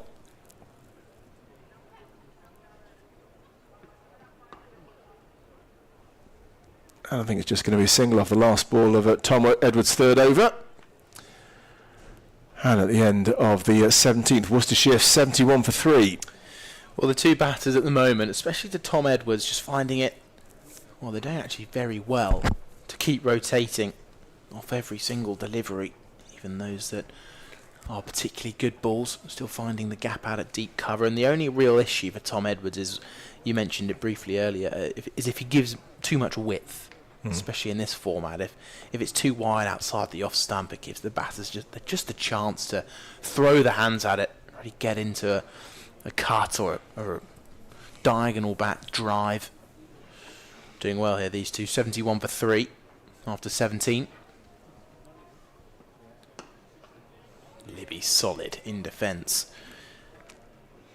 The runs are just starting to flow a bit, aren't they, here for Worcestershire? Interesting, just looking, I think they only had, 10 from the first 6 overs, and the last 5 have gone for 34, almost 7 and over, so batting seems to be getting easier on a number of levels here, and the important thing that Libby faced 32 balls and Kashif 25 balls have both got themselves in here. Clip down towards fine leg, that's 4.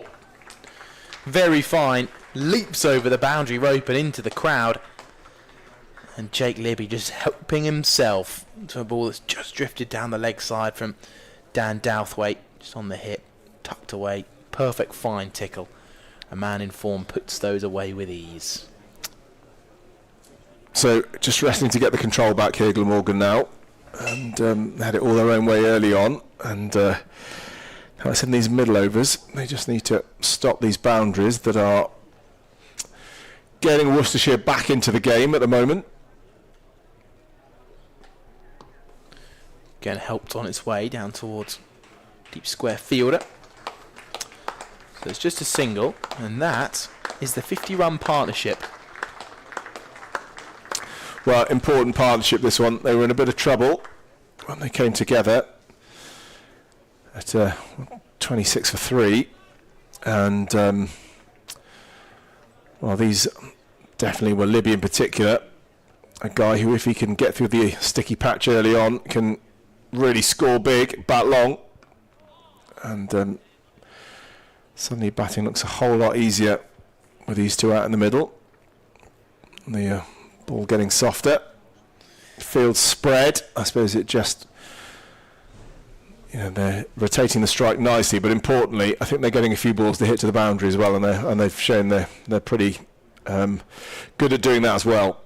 Yeah, well, the first change bowlers haven't quite been able to build up the same number of dots as the opening bowlers were able to.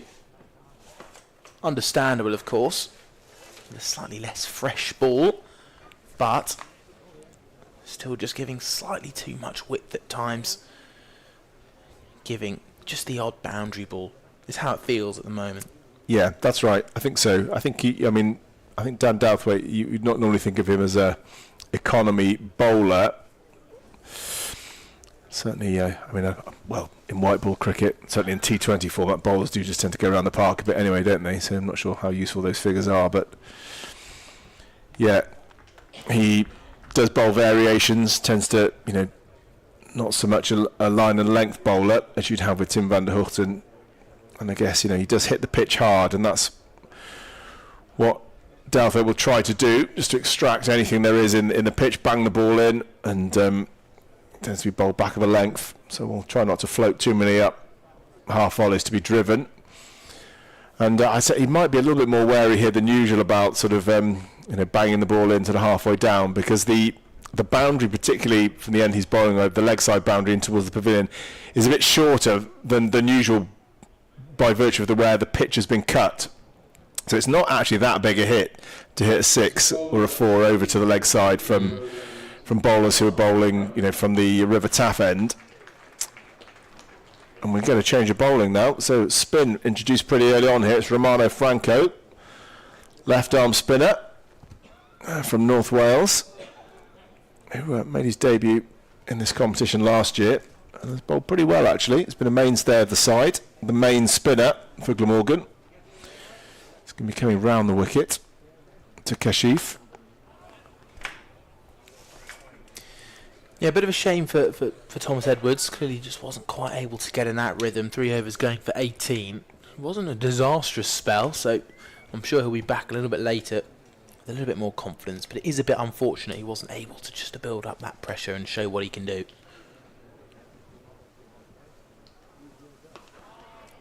Well, it might be that they decide to use him in bursts. I suppose that's what he brings, is be the quickest bowler here, I would think, on the Glamorgan side, and so maybe they'll try and bowl him in sort of 2-3 over bursts at different points. Probably has that, get a bit of pace and bounce and potential wicket-taking deliveries, but now these two are set.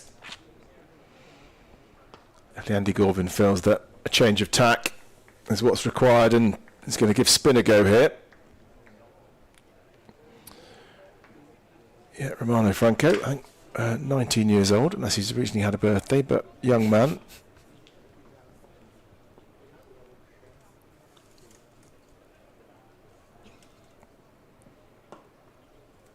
Worked nicely by Kashif, just off a straight delivery there.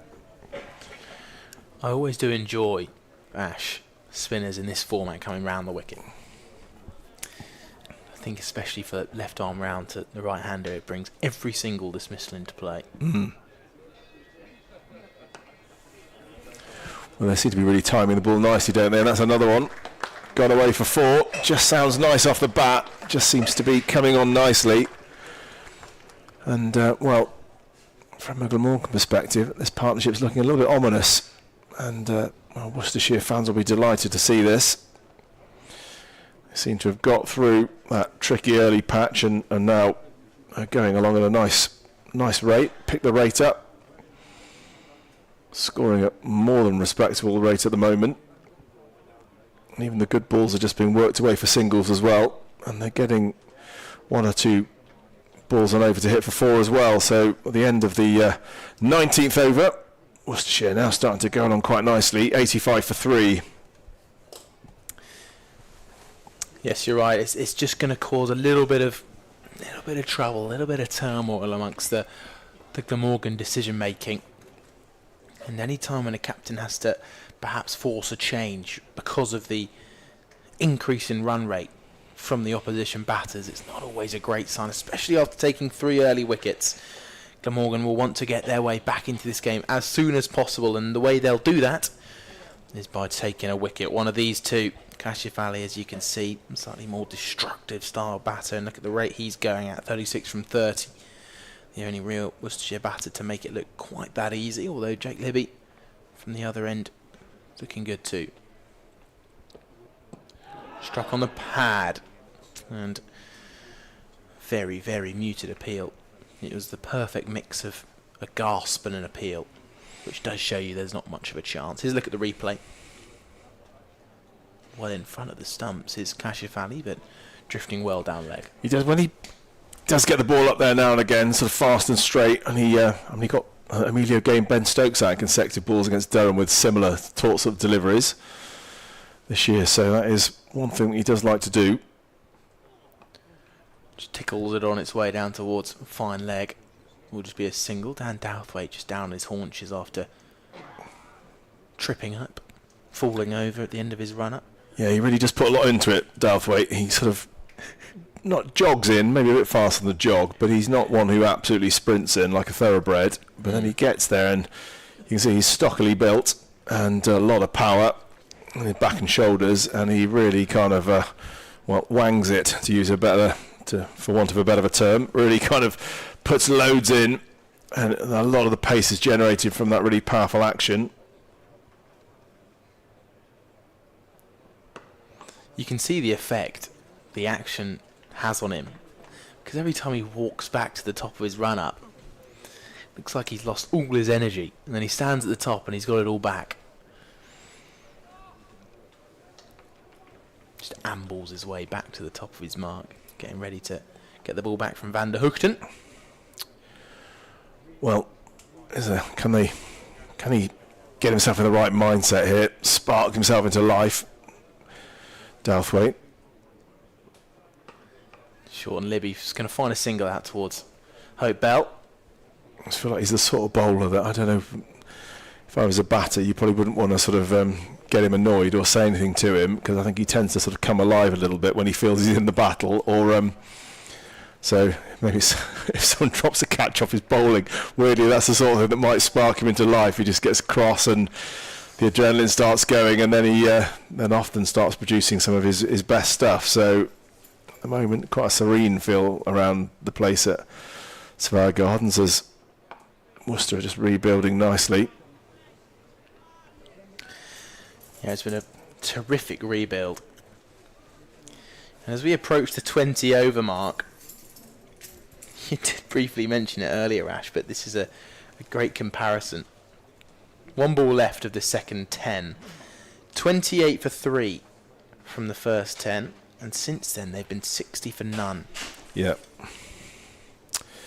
Yeah, feels like two different games, really. With a dot ball to end, it's 88 for 3 after 20. Charlie Harden, I'm just going to make way, leave you with Ash, as the next voice you'll hear from this end will be Nicole Harvey. Well, Libby and Cash are doing a good job here.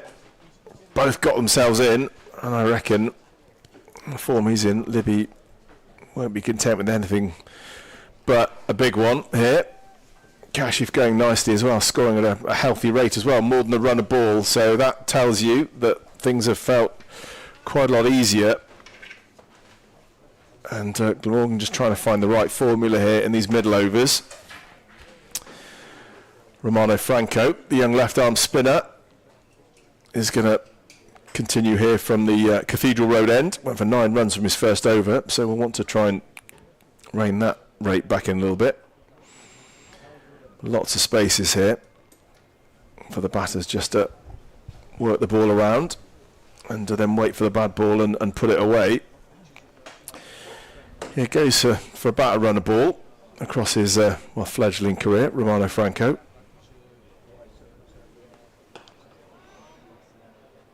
Has stood up quite well against some aggressive batting in this competition. Has had to bowl at some pressure moments. Has done pretty well.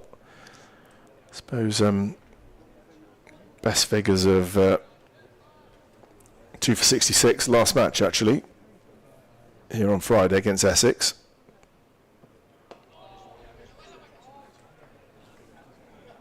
So I could say probably bowls pretty steadily, but things to work on I suppose is maybe to try and take a few more wickets. But he's only a young man making his way in the game, and actually been bowling spin for only about 3 years.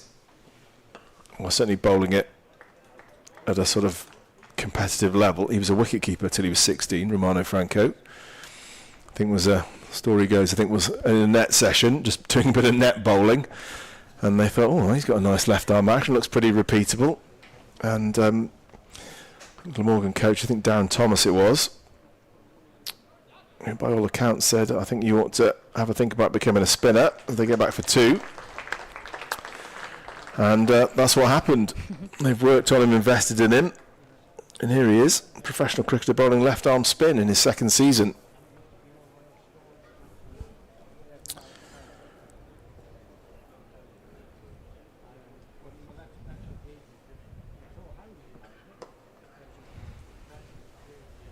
Well, singles coming easily. Just feels very different now, Nicole, doesn't it, to only 10 overs ago when Worcestershire were really under the pump, and now they're suddenly life seems calm. Runs are coming easily. Yeah, it's a change of tempo, and I think that's what I was saying earlier. The next 10 overs, that being, they were 26 for 3 off 9.5 or something like that, 9.4. Now 21 overs in and 92 for 3. Just the ebbs and flows have gone in Worcestershire's way at the moment. Very much were in Glamorgan's favour this morning. But Libby and Ali have just sort of settled in here. 29 and 37. Now they're on 31 and 38. So do you think Glamorgan should keep attacking here? I mean, that's one question. There's no slipping at the moment, and trying to think, well, what is the plan to try and get these batters out? Yeah, they're going to be in a catch-22, aren't they? Because you go too attacking and, the run rate's going to jump up. But you go too defensive and they're just going to tickle over and maximise on any bad balls that come. So they're probably in a little bit of a tricky situation at the moment. But arguably, I'd say that it's not too far gone at the minute. I would actually go a little bit more attacking than they are, because there is a bit of variable bounce out there in this wicket. There's enough in this wicket. I wouldn't say it's dead flat. So I would go a little bit more attacking for the next 5 overs personally. As you've seen, that one tennis ball bounce just died on Jake Libby. Short delivery. Couldn't quite pull it away, just tickled it round the corner in the end. Yeah, it is an interesting question. I know, some people would say, well, you've actually, the thing that is going to stem the run rate the most is getting a wicket here. It's the fact that these two are comfortable and they're in and they're working it round and they can score pretty quickly. Actually, if they get a wicket, then the rate's naturally going to slow down. So is it worth attacking, putting in a catcher somewhere? Yeah, I think so. And not just that. Earlier we saw it. They build a few dot balls and the pressure really starts to subconsciously come on to the batter. They think, I'll face 5 in a row here and haven't scored a run. So it's going to be difficult for them to do that with the current field they've got. They've got, easy options. They can hit one through the covers and get a single out to the boundary. Square leg, the same. Or just guide it down, fine leg of third man. So can they bring one in, possibly put a catcher in? Low full toss delivery there. Strangely, Ali didn't actually really make the most of that, as he's only going to get 2. So yeah, I would personally, between now and 25, I would in particular try and sort of attack a little bit, see if they can just build a slight bit of pressure just to try and get a chance. Because otherwise it's very easy. They'll be on half century in a minute. Partnership of over 100. Oh, good delivery there, and that one's caught behind. It's been given. Well, that is the breakthrough. We were wondering where it was going to come, and in the end it was a ball that bounced and fizzed past the outside edge. Kashif Ali has just got a little tickle on it, and he knew he was out. He just looked backwards thinking, I hope the umpire hasn't got his finger up. But then a big celebration. And that is what we're talking about. There is enough in this pitch. It's not flat. There's variable bounce. It gives you enough if you put the ball in the right area. And that one's just got a little bit big. He's played away from his body, as you can see on the replay there. And a fairly simple catch there for Alex Horton in the end. Well, it looked like he put a little bit more into it, didn't he? Sort of, maybe it was the effort ball. Got that little bit of bounce, maybe just that zip through a couple of miles an hour quicker than his stock delivery. And, well, that's a significant moment. Glamorgan take their 4th wicket, and Worcestershire now 96 for 4. And, importantly, a partnership that was looking very healthy, worth 70, has been broken. Ali goes for 40 from 38 deliveries. Good innings. I'm sure he will be disappointed, though, as he's done the hard work, got himself in. And him and Jake Libby, as I say, just building a partnership there. Glamorgan will be happy, though, as they're just gathering, having a quick little drink. So Henry Cullen, the new batter, coming in at number 6. With the game kind of in the balance, I'd say. It's funny how you just had a wicket on and 96 for 3 seemed pretty comfortable. 96 for 4, maybe less so. Wonderful if they can, get another one in quick succession. Well, they will be in a good position.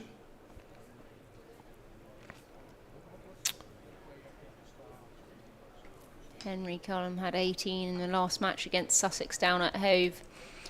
3 against Essex in the game previously, but he did have 73 against Middlesex, 70 against Yorkshire and 72 against Hampshire in the 3 previous. So he's probably looking to get back into that form he had in late July there. Only 23 years old, so I'm sure he'll be glad to be batting with Jake Libby, the very experienced captain. He has played 20 list day matches, Henry Cullen, so Connor's got some experience. Average is 31. So he faces first ball against Dan Douthwaite. Douthwaite in, short delivery, first ball bouncer down the leg side. And that makes the over gone. Worcestershire now 96 for 4 from 22 overs. Well, that's another little twist and turn in this Worcestershire Rapids innings. An important partnership is broken, and it's Dan Douthwaite, as so often, the man who comes in and is able to get a wicket at crucial times, and he's done it there really with just getting a bit of extra pace and bounce out of this pitch, and just short of a length it was, and it sort of shot through quite quickly and caught the edge. And now Captain Andy Gorvin thinks this may be the right time with a new batter out there that he should bring himself on here. Andy Gorvin captain in this competition this year, given the honour with regular captain Kieran Carson away with London Spirit in the 100.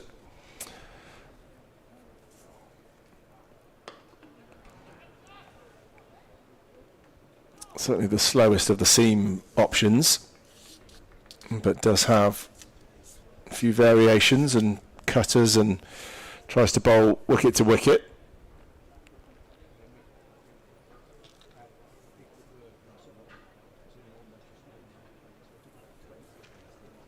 The figures so far: Zainul Hassan 3 for 30, Douthwaite the other wicket taker 1 for 19. So this is Gorvin, the 6th bowler to be used. Oh, that's played lovely. Late cut there and race away.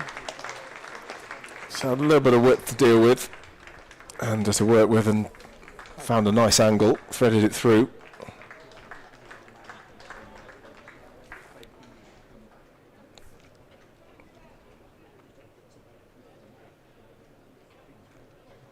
Well, I guess Andy Gorvin, it's the challenge for him really, just needs to be really, really accurate.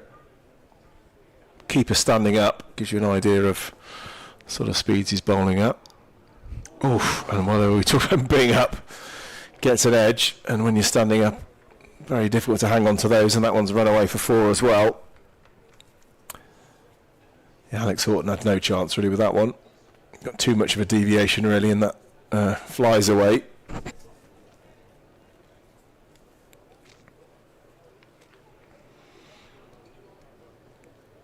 We'll just try and get some control, Andy Gorvin. Just bowl stump to stump if you can.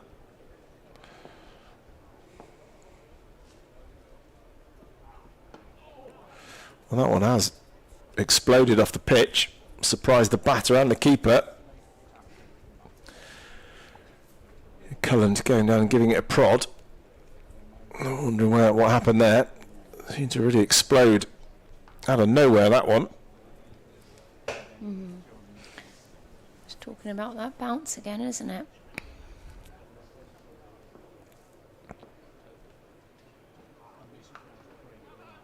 That's a good bit of work. A backward point. That's Eddie Byram.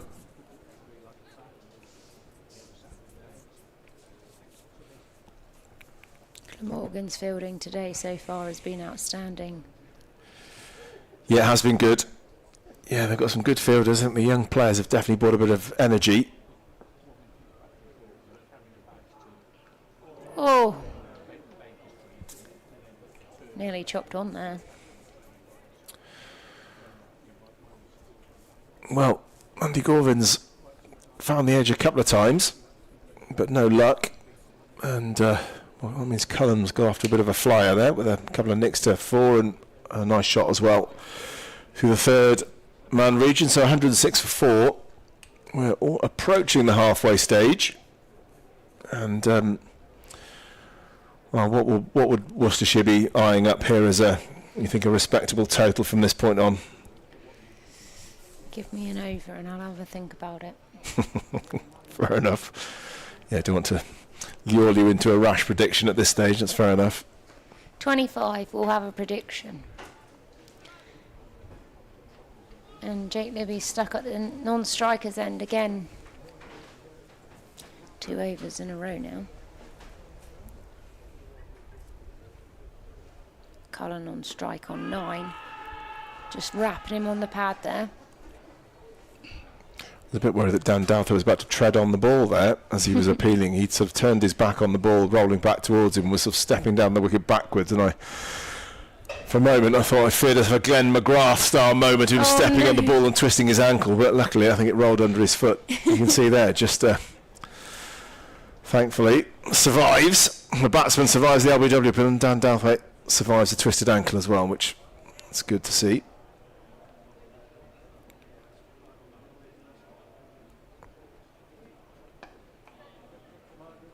Pretty solid there from Cullen.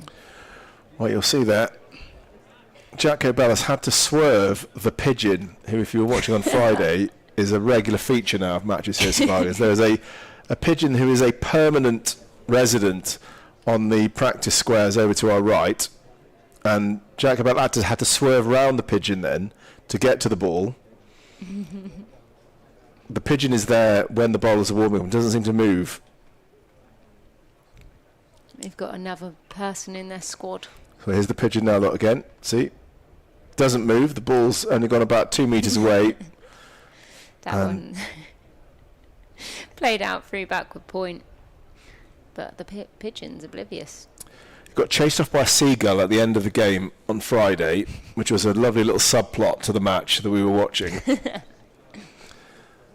But he's back. I think enjoying the grass seed, I would think, down there, but doesn't seem perturbed at all by the ball or the fielder. Shorter delivery and throwing the hands at that one. All good effort. And Tom Edwards has just missed the advertising boards there. Nearly had his leg off as he's dived to attempt to stop that. But that one has raced away for 4. Shorter delivery. Throwing the hands at it, as you can see on the replay. And very lucky that Edwards didn't actually hit his leg on the advertisement board. And the pigeon has moved slightly. Well, it's following. Jack Cabell's trying to shoo Hopewell. it off, I think, in between balls. But I think he's doomed to failure. Short delivery. I think that's a little bit of his tactic against the youngster Cullen here. Bowled a couple short ones here at his head.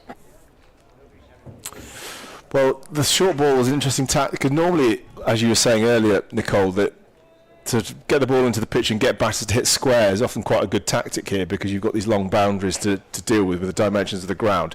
They're less long just because of where this pitch is cut. From this end, I think it would be okay. Oh, that's a good delivery. Short delivery, didn't quite get as big, and Cullen ducked, but almost ducked into it, as it didn't quite get above head height.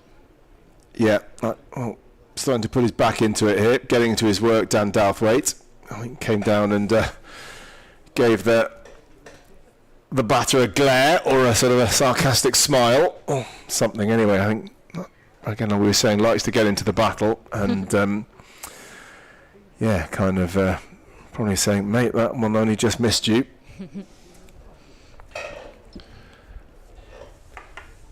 So 112 for 4, Worcestershire, and their run rate, as you can see, 4.67 at the moment. So it has picked up, but still, they want it to get a little bit high, you'd think. Andy Gorvin continues from the Cathedral Road end.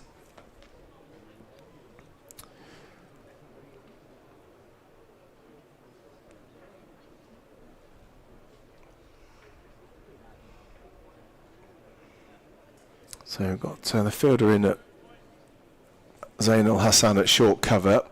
Clearly hoping he might decide to drive at one of those tennis ball bounce ones. And Good shot. Very nice from Cullen. He's just lent on that one. yeah, threads it through. Didn't have to hit it too hard, just timed it nicely, and the placement was immaculate. So I think Zainul Hassan there just beat him to his right hand, and I think probably Andy Gorvin, we've seen a couple bounce unexpectedly, and he'll maybe be hoping that he might be able to lure Cullen or Libby into a drive at one that does bounce a bit, and the ball will fly in the air to Zainul Hassan. That one's shorter though, cut down to third man. Harry Wallace does the fielding down there in front of the Fuel the Fire logo, Tan Cymraeg. Welsh Fire, of course, got another game here Wednesday. And they're still just about in contention for the playoffs, for the eliminator, I should say. Again, down to the same area, more work for Wallace. Keeps it to a single.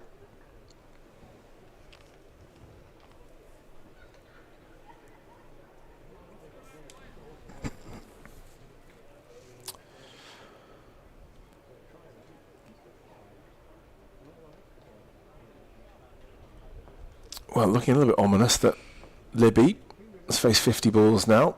There's Cullen on strike, just runs it down to third again, rotating the strike nicely here. Yeah, Libby 37 not out now. In a rich vein of form, 300s in a row. Can he make it 4? Well, what a record that would be if he could do it. He's done the hard bit, got himself in. Now, can he capitalise? I have to say, he's got a brilliant chance. And at the end of the over, 120 for 4. And we are now at the halfway stage. And Nicole, that prediction you've been working on. Drinks. So we're at the halfway point. 120, 4 down.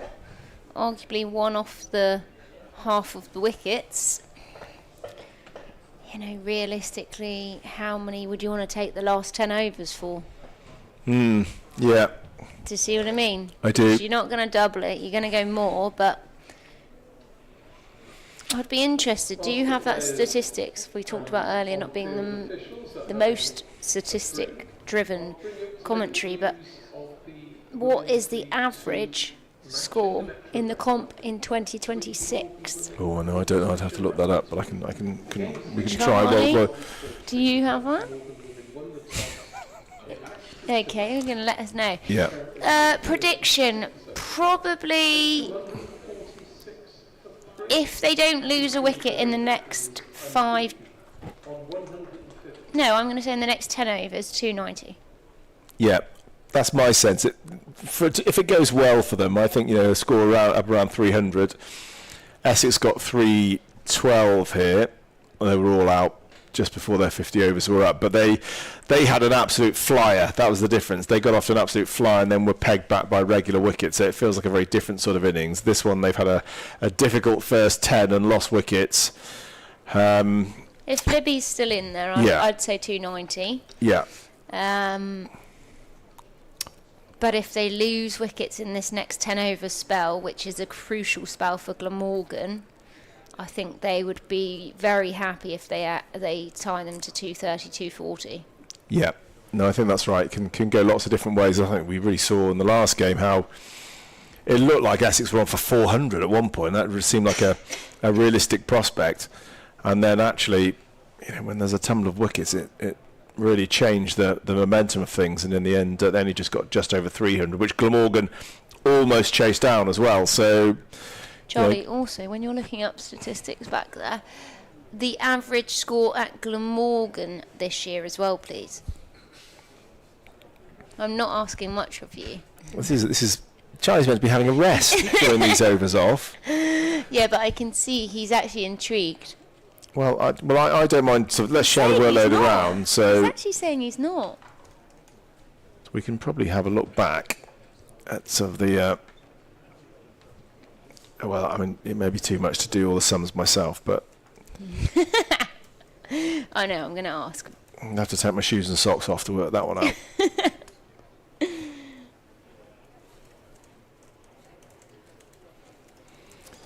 Yeah, my sense is, it's probably going to be would be just under 300, maybe around 300. That's my feel. And of course, they only had 2 games at home in this competition this year. So the 4 games, 2 at Neath. So yeah, the average probably at this ground in this competition this year is just over 300. It will be about 310, 311 because it's the one game they had last time out.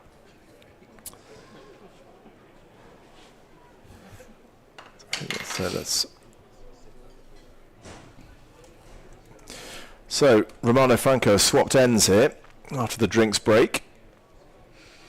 So well, according to my research, this year has been particularly high scoring. Oh. Okay. First delivery back, that is a dot ball just back of a length, but hit straight back to the bowler. Tell me more. Because some recent matches we've had 368 for 9, 333 for 9, 309 for 7 on the 7th of August.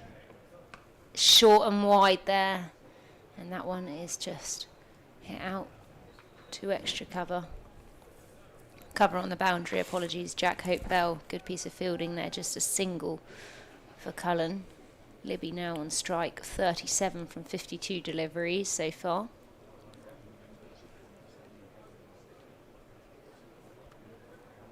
Better delivery there from Franco. Nice bit of flight and dip. Just going above the eye line. Jake Libby a little bit early on it. Firing in earlier in his over. The first 2 deliveries, Franco, a little bit forced. Needs to settle in. Good piece of fielding there at mid-wicket. Will scamper through for a single. So let's have a look.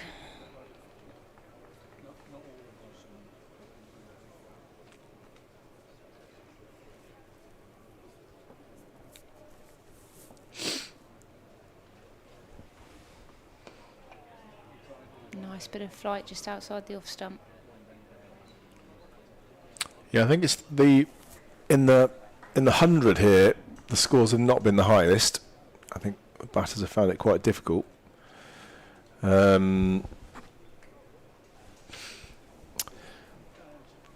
there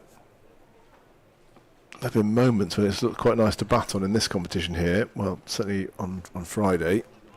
I'm going to take a guess that the average score is 290 based on the fact that you've probably got a few of those games where they've had 380 or 370 on 330. That's, huge targets.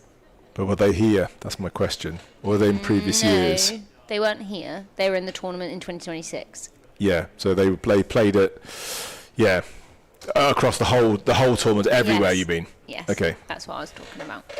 It's an interesting one because probably they played a lot of smaller grounds in this competition, don't they? With the outground, they take games to outgrounds, which you often can be higher scoring because they're a little bit smaller. It's been interesting sort of looking at the different grounds where matches have been played this year.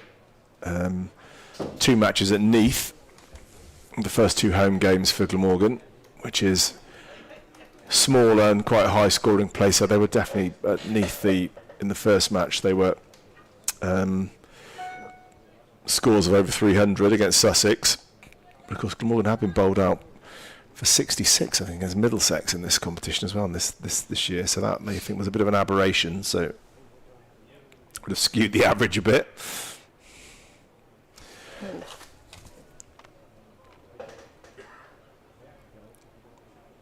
Cullen's already up to 23. Libby now on strike on 40. And of course averaging 61 we were talking about in list day cricket. So for him, if he got out now, it would be a below par score. So statistics tell you he's likely to go on.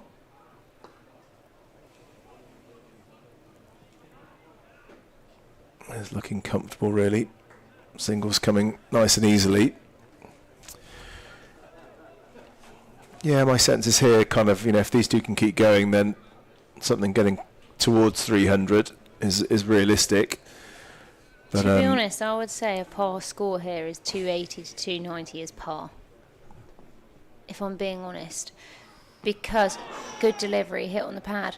Only because the outfield's very fast. You've got short, straight boundaries. Particularly with where it's positioned today, you have got a short boundary to the left of us.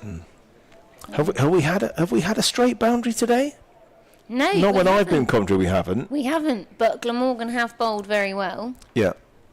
No, I wasn't questioning your judgment. I was just saying it's interesting. It probably is rarely that happens. It's not been, for me, it's not been Worcestershire's game plan enough, and I think that's knowing the ground. You look in the 100, it's talked about a lot. Where are you going to be hitting the ball? And your scoring zones, and you know where you want to hit in what range, and it's well known here that you want to try and hit straight.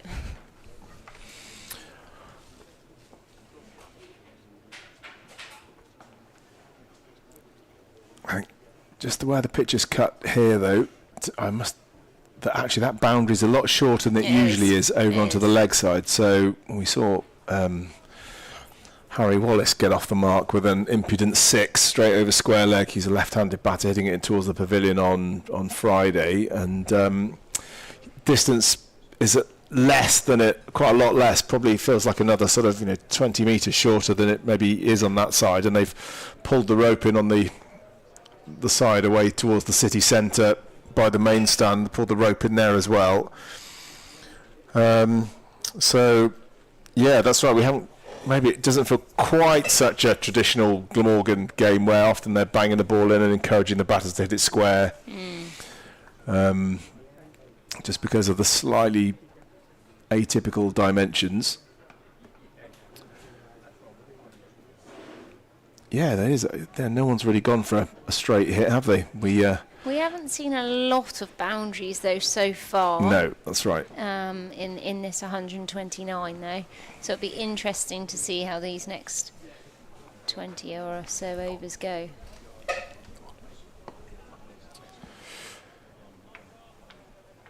Yeah, so 129 for 4, 130 for 4 with that single. So Franco and Gorvin both going at, well, close to 6, 7 and over.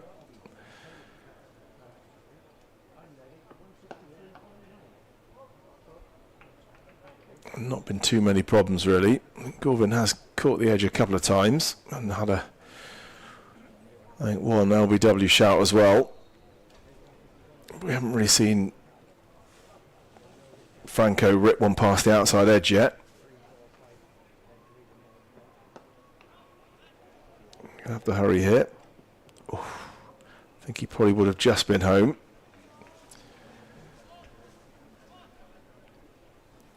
A little bit of a scamper there from Jake Libby. Yeah, so again, it feels like where's the wicket going to come from? Glamorgan won't want this to just be a gentle procession for this pair and to sort of work it round without trouble. They've got it, and I think it looks like they've got those two short catching fielders in on the offside and the leg side. Maybe that's where they think their best chance is, to have a drive spooned up. There have been a few catches taken low in those areas, with players driving and just not managing to get on top of the bounce.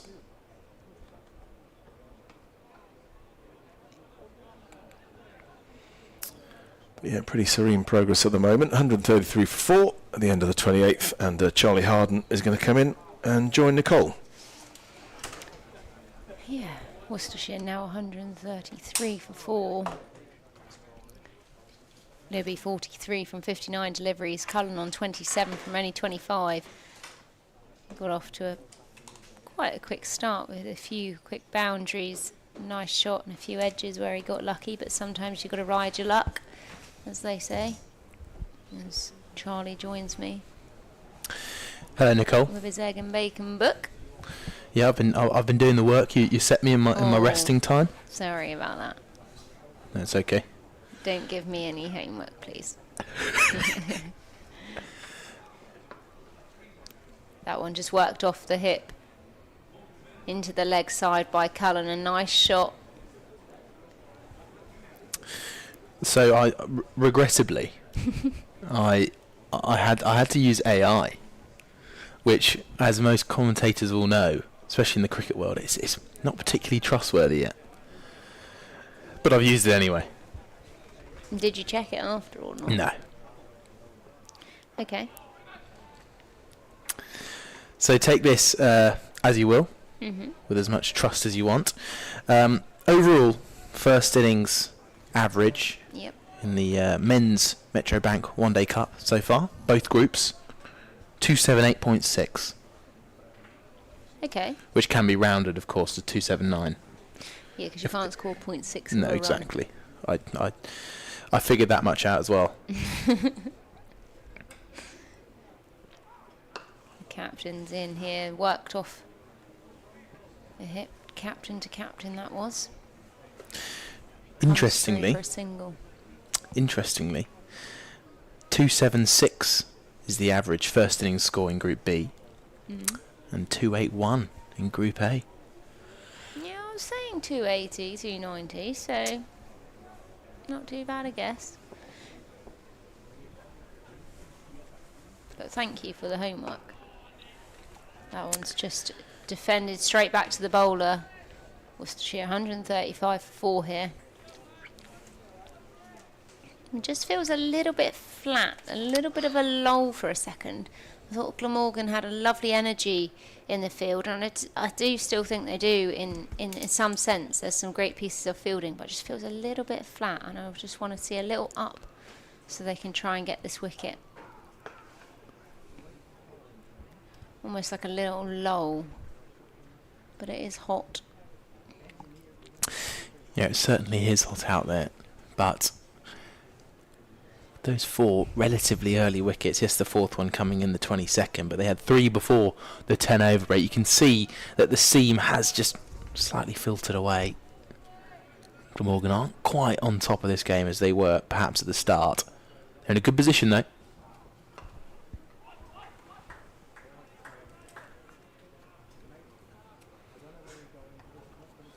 And of course, with the main man, Jake Libby, not out 45. Cullen supporting well, just as Kashif Ali did. Both Libby's partners been able to score at a faster rate, but it won't matter. If Libby can make sure he's not out, even at the end, that would be incredible. 137 for 4 after 29. And Worcestershire, as we said during the previous partnership between Kashif Ali and Jake Libby, that was worth 70. Actually, Worcestershire working their way back to a position where they might even be starting to get slightly more on top of this game. Who knows?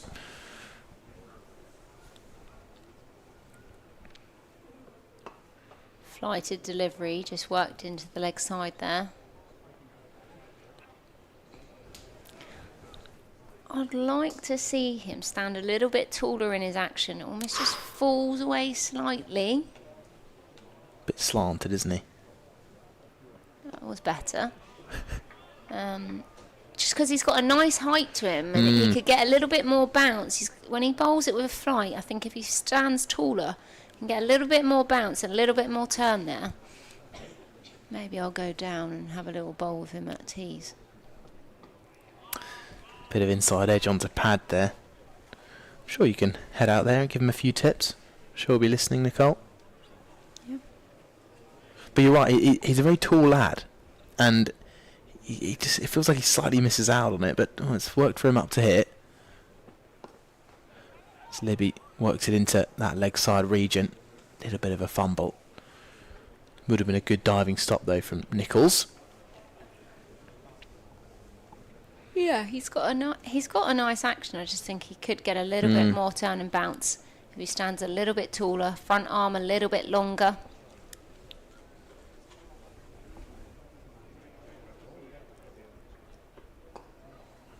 Prod into gap in the covers, earns a single. Franco stands with hands on hips, the double teapot.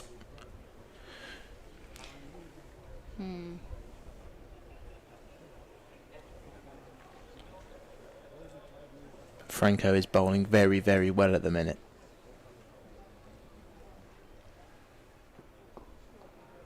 Libby's going to find another single, hits the deep man.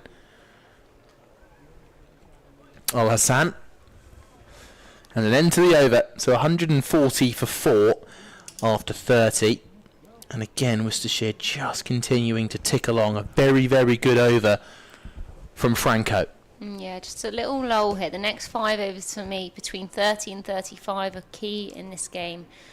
Can Glamorgan just get a little boost of energy, just something to change the momentum, because Worcestershire are quietly ticking over, as you say. They're not doing anything drastic, but that's almost worse because you don't see it coming. Before you know it, they've put on 20-30 in a short space of time, and it just gives them that platform to go off on. So really, for me, I'd like to see a wicket. It would be remarkable if it is Jake Libby for Glamorgan.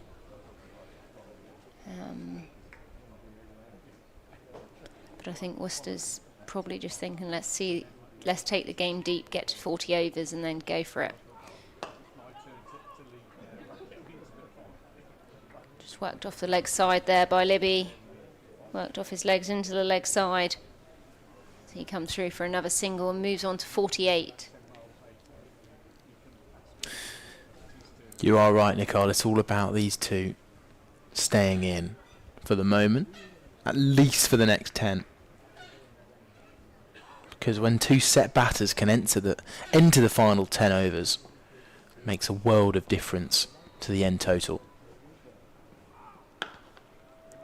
Good shot. I like this Cullen's technique.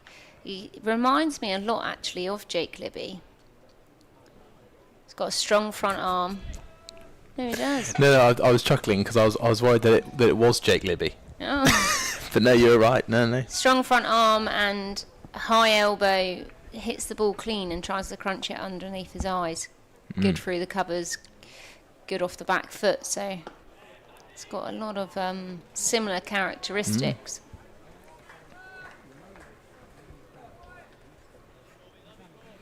I'd like to see a nice extra cover drive from him. As a neutral, of course.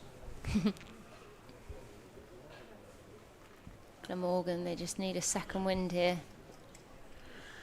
Something to sway the game. An appeal from the wicketkeeper. Desperate attempt as that one's gone into the leg side.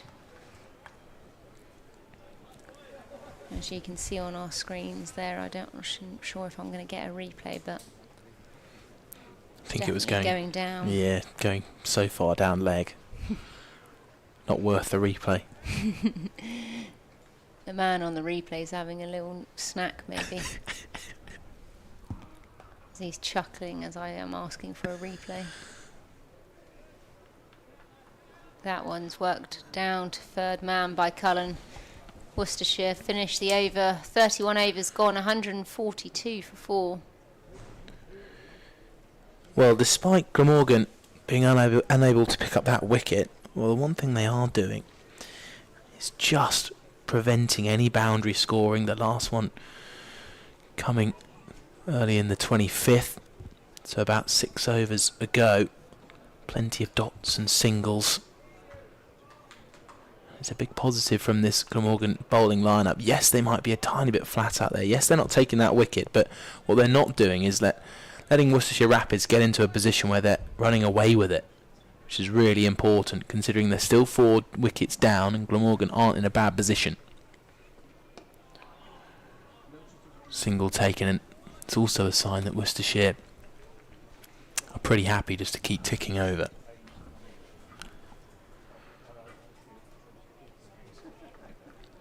There's a man fanning himself with his t-shirt over there on the far side, so it's a sure sign that it is very hot out there. Lovely technical stroke up towards Van der Hoogten.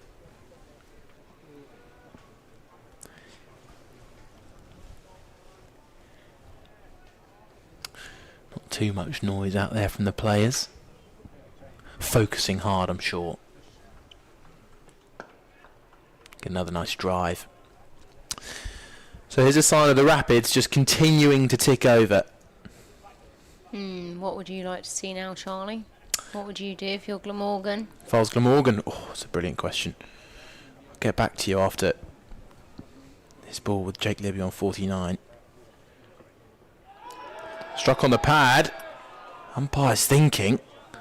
Glamorgan had a good long appeal at that one. And well, the replay on the cards, it's a good angle from around the wicket, and it's incredibly challenging to tell from third man, I must say.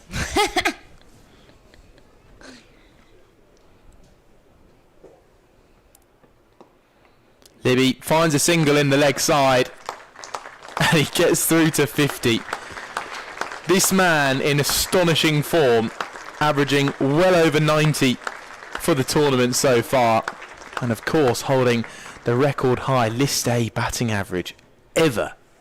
Gets another 50 to follow up those 309s on the bounce. He couldn't double up and go 9 extra runs and get 4 in a row, could he?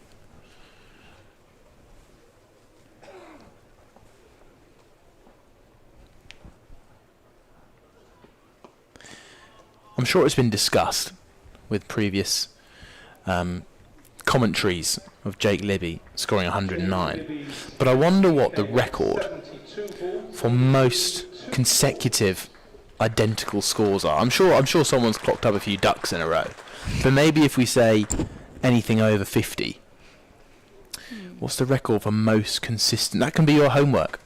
Oh, it's not my homework. Maybe if a keen fan that's listening would like to do some homework, we'd love to hear from them. Well, I didn't get that option to pass it on to the comments. Well, it would be great. Yeah, it would be, wouldn't it? A little bit of fan interaction. Yeah, no, good thinking. 146 for 4 then, and a bit of deliberation as Glamorgan are thinking of the same question, well, you just asked me about where do they go next. No. No, I'm joking. That was a joke. Yeah, where do they go next? Change of bowling. I personally might bring Franco off. Ooh. Just for a minute. I just want to see a change in tempo, a change in pace of the game. Yeah. Interesting. Who'd you go to? Or have you not got that far? I am thinking I would probably go Al Hassan. Now the reason being, just whipped off the legs by Libby there, 2 deep square leg, going to come through for a single. The reason I'm thinking for him is his action's a little bit whippy, bounce is a little bit unpredictable out there today, and he took some nice wickets early doors, so subconsciously in the batter's head, whether they thought he bowled well or not, they know he took wickets earlier today. So yeah, I'll just give him a couple, even 2 overs. Oh no, misfield there and the covers. Just going to come through for a single. Yeah, just 2 overs. Just try and change the momentum. A little bit less predictable. At the moment, just feels like going through the motions. Yeah. I think I'd agree. You need a wicket to break this partnership, and the man with 3 could be the perfect man. However, there's a singles found in the offside. That's what I'm thinking. Here's a slight issue. Go for it. Al Hassan has 3 overs remaining. Yes, I understand what you're saying, but do you save him and save him? What are you saving him for? You know, this could be, if you get that breakthrough now, that could be what you needed. If he bowls the last 3 at the end just to try and save a few runs, but they're still batting, it's a little bit too late, isn't it? You know, you see where I'm coming from? I do, and it's a very good point of view. Or he has 1 and still has 2 at the end. You arguably might say, oh, I don't want, one of my lesser bowlers to bowl the last 2-3 overs from one end. But it's like saving it for a rainy day. Well, what happens if the day never comes? If they're still batting and they're on 100, they're well and truly in. It doesn't matter who's bowling at that point. But then, just to you're playing devil's advocate, counter the argument here. What if he takes no wickets? Oh, he might not, but he's got a bowl to give it a chance, hasn't he? It's like you can't be in the win the lottery if you don't buy a ticket. See, I've sold you there, haven't I, Charlie? Well, yeah, I'm just thinking about how I can win the lottery without buying a ticket. I can't. So, yeah, I would just try one over, see where that was. You have got Tom Edwards, he bowled 3 overs earlier, but he's young, he's on debut. So I think you're right. They need a wicket. I'd be more inclined to go for Douthwaite and maybe a bit of Van der Hoogten. Yeah, but Douthwaite for me, he bowled well, but Al Hassan was the wicket-taking man, and you need wickets at this point. You still got Douthwaite at the end. He wasn't bowling. He was bowling tight, wasn't expensive. So for the argument at the end, you've still got Douthwaite. Right now, you need wickets. Well, they're not going to listen to us. They can't quite hear us because they're going Franco, but Maybe they'll sense it in a minute. Here is Franco then. He's in, just rocked onto the back foot there by Jake Libby as he hits it through to the man deep at cover. He's still got his pigeon out there. Jack Hopewell is fielding with a friend. The pigeon. Franco in flighty delivery, low full toss. Just hit out to long on.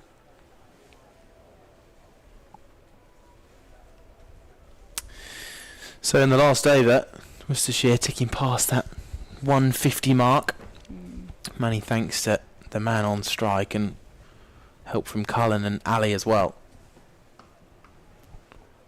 See, it's just too easy at the minute. It's too easy to just hit that cover boundary fielder or the long on, long off, and it's won a ball, just tick over an easy 6. So how can they just squeeze a couple of dot balls, find a little bit of pressure?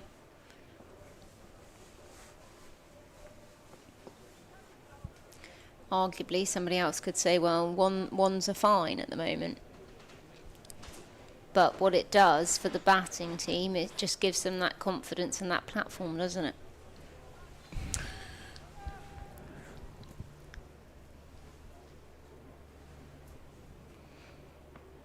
Libby advances down. Bit of a mistimed shot there that goes out to mid-wicket. Al Hassan fielding that one. Just going through for a single. Yeah, it feels a strange part of this game where both sides are quite happy to see the game tick along. It won't be long before Glamorgan will feel the need to take a wicket.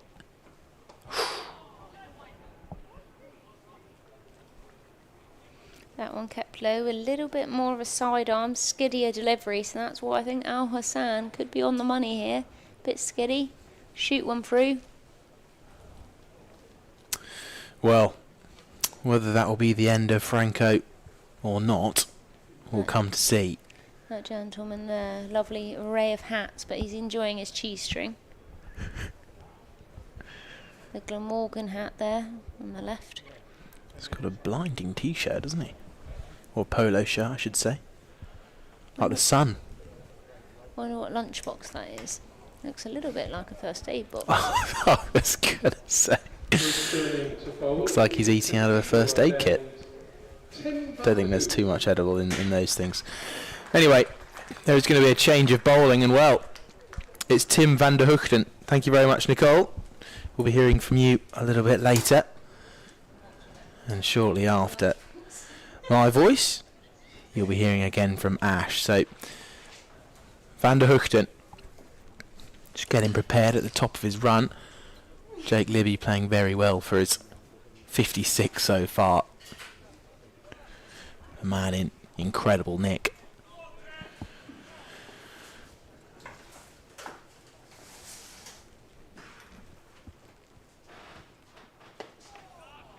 A one-handed drive goes past extra cover. Gets a single, does Jake Libby. So we welcome back Ash. Hi. Hello. Well, it was an interesting discussion you were having about where the what Glamorgan needs to do just to kind of get out of this rather flat middle section. You sound like you've got a plan. Well, I don't know about that, but it was an interesting discussion about who was the right person to come back. Nicole was making a strong case for Zain al Hassan, which I thought was interesting. Or playing a miss. He did bowl exceptionally well with the new harder ball, and I just don't know whether I'm not sure whether that would be something they would be thinking about. I mean, he's going to have to come back and bowl some overs at some point, isn't he? So, not a bad shout.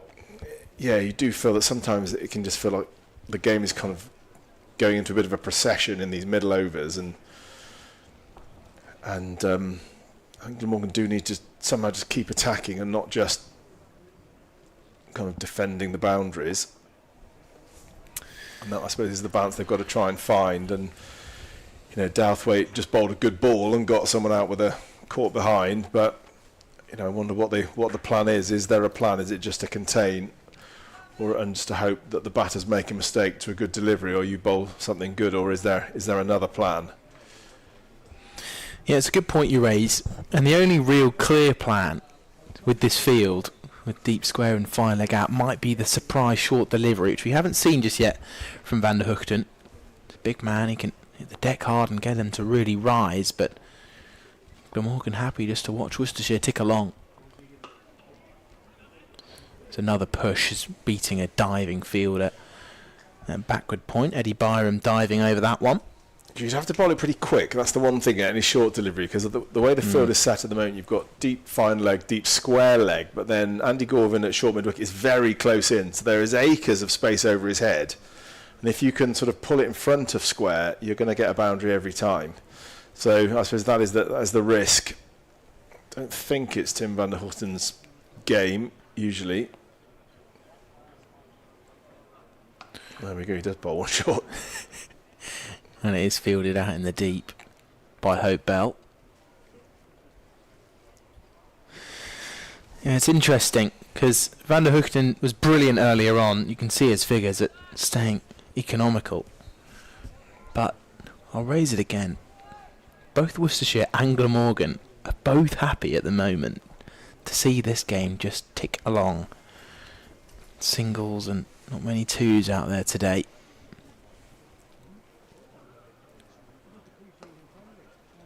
Worked away past the right foot of the square leg umpire. So 35 overs gone, 162 for 4. Well, if they go to run a ball from here with 15 overs left, then that would give them 90 runs, and would get them up to sort of around 250, which I think Glamorgan would be pretty happy with. So 250, and at current run rate, what's the current run rate at the moment? It's 4.63. So, well, if they do that, it'll be even less. It will be sort of more like 230, which Glamorgan would probably take. So maybe there's a kind of a degree of calculation in this. Well, you can sort of just milk us for a few singles, and as long as we can sort of control the boundaries, then maybe that's fine. We're doing our job, and maybe we'll get wickets later on as the Worcestershire batters have to chance their arm a bit more and try and sort of push the score on a little bit. So, yeah, it's kind of cagey, isn't it, at the moment?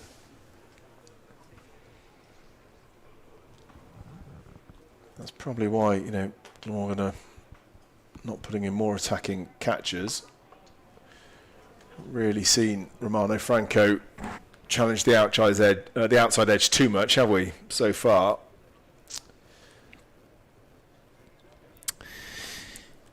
Well, just building on that point, we haven't seen a ball go for more than one run in 11 overs. Gosh.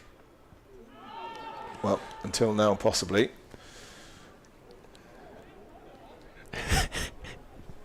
Commentator was not commentator's why does curse. That always happen. Well, a freakish leg by that has ruined the pattern that you brilliantly identified. I think even Cullen looked a little bit surprised there to be coming back for 2. He sort of went round in a big circle rather than the traditional kind of touch your bat in and change direction. Well, maybe I should say that there hasn't been a boundary in the last 11 overs. I like the fact it was a good start. I think just the singles only for 11 overs was good. So, thanks. Yeah, I know it. I mean that says it, doesn't it? It just kind of gives you a real reflection of sort of the phase of the game had got into, and sometimes can feel a bit sort of dry. This section of the game, as I guess Glamorgan, you'd think, don't mind a single. Worcestershire think, well, if it's a decent delivery, we'll take a single. Probably shows that in some sense, Glamorgan would feel they've got a degree of control here. They're getting the batters to hit it in the areas they want them to hit, where they've placed fielders. So the plans are working. We've talked about wicket-taking plans. Maybe the plan is much more just to try and get them to hit into areas where they, know they've got boundary cover. That one was a little bit short. They're going to have to do a bit of work. They've done well to get around to it. Jack Hope Bell again keeps it to 1. So And that's fine. End of the over. 167 for 4. And possibly that is, let's try and make them hit in the areas where we've got fielders. And if they want to hit it somewhere else, they're going to have to take a risk. And that maybe that's where the wickets are going to come. At the moment, Worcestershire not taking the bait and trying to hit it in unusual areas or having to manufacture shots. And they probably also are just content, as you say, maybe to let's try and get to 40 overs. We'll see where we are. And maybe we'll have a dash at that point. Yeah, and it's also been a common thing throughout the tournament where teams have been able just to settle the ship, get through to overs 40, 42, and then a lot of teams finding it a real struggle to up the run rate and attack the last 8 overs without giving the wicket away. So often the set batters get dismissed over 43. Here comes a scoop. It hasn't quite been executed to perfection. And could that just be a sign that Jake Libby has looked up, seen there's 14 overs to go and thought maybe we just need to find a boundary? Well, it's the first shot, the high level of risk that we've seen, isn't there? And yeah, it didn't really kind of come off. It didn't kind of make a decent connection. So, but possibly, yeah, it maybe is the sign they think they need to start hitting it into slightly different areas. Libby pulling, it's gone up, it's going to go over the bowler's head, and 3 bounces and away for 4. There is the elusive boundary, and it's been a real change in momentum, almost as if something has clicked inside Jake Libby. It was more of a tennis shot, wasn't it, that one? Kind of a good, a nice double-handed forehand, and slapped it pretty straight, and away for, well, a rare boundary, down to this very short boundary straight here at Sophia Gardens. Goes short again, does Van der Hoogten, to go and find that deep square fielder. Jake Libby, again, not the first time we've seen him follow up a boundary with a single, bringing Cullen on to strike on 40. Well, that record-breaking average is going to go up a little bit more now, because he's passed his career average of 61.8 or whatever it was. So he might be close to 62 or something like that now. So, well, what a record. So impressive. Going really nicely here again. Well, he might even be looking at trying to raise his tournament average, which before this game was 91.5. Well, a big not out. I wonder whether that'll be getting it up to sort of close to the 3 figures. Yeah, he's now averaging over 105. There we go.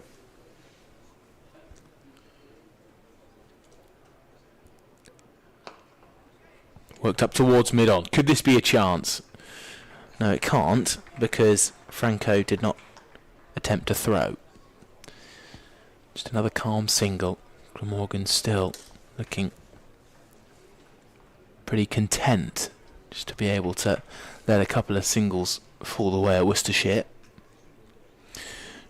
And you are right, Ash, about where Glamorgan can find their next wicket. Yes, they've got an extra cover and a mid-wicket slightly close, but not enough to be completely catching. That drive goes down. It does Picked just up by Al Hassan. feels like Glamorgan. I think they'll feel they've got it under control, that they are getting them to, even though they're not, these two batsmen are well set and have got a nice partnership, 78, but they're not smashing it to all corners. Worcestershire's run rate is still under 5, and even the last 5 overs it's only just over 5. So they're not even going at a run a ball, even though there are lots of gaps in the field. So my sense is they may think, well, this is okay. We've got our fielders in the right places, and possibly maybe they think they're where the balance of the game lies in is Worcestershire's attempt to up the rate by playing a few more shots, as we saw from Cullen in the last over. Does that come off? Are they able to do it and get themselves up to something north of 250, or will that create wicket-taking opportunities for Glamorgan as the Worcestershire batters try to play some sort of higher risk shots? And they are bringing back Zain Al Hassan. Well, someone probably is listening to Nicole on commentary, and here he comes. Outstanding figures, 3 for 30 so far.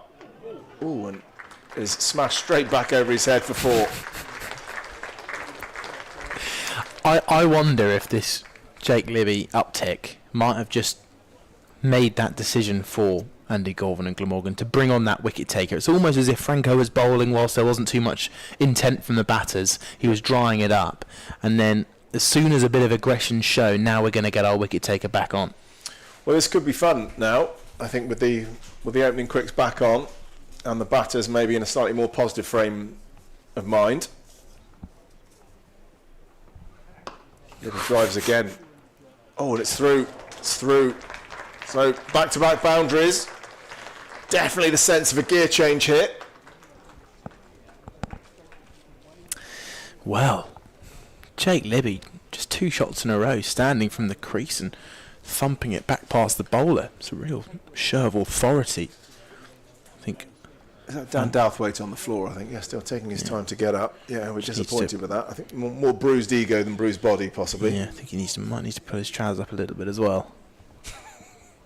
No, he's fine. He's fine now.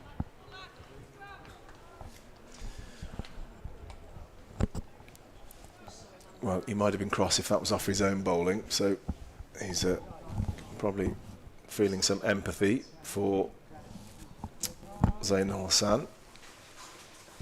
Well, Tom Edwards has now come up into the ring at third man. Well, we haven't seen many shots straight. We've got 3 in a row here. This one is going to be cut off by Tim van der Hooften, who's fielding there at long on. I think I've got to show real credit to Glamorgan here, because, again, often in these 50-over games, when bowling sides give away too many boundary balls, that score can really start to tick up, and they went through a long period. Yes, Worcestershire were ticking along. It looked a little bit easy at times, but they weren't getting that boundary ball.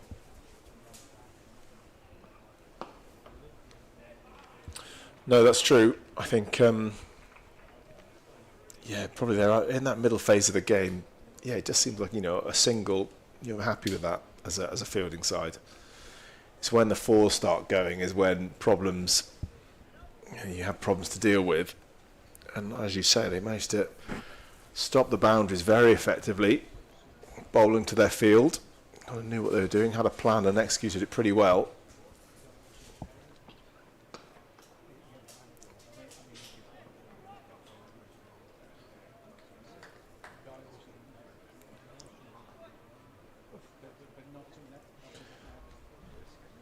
Slightly off camera for you, but that pigeon still living very dangerously.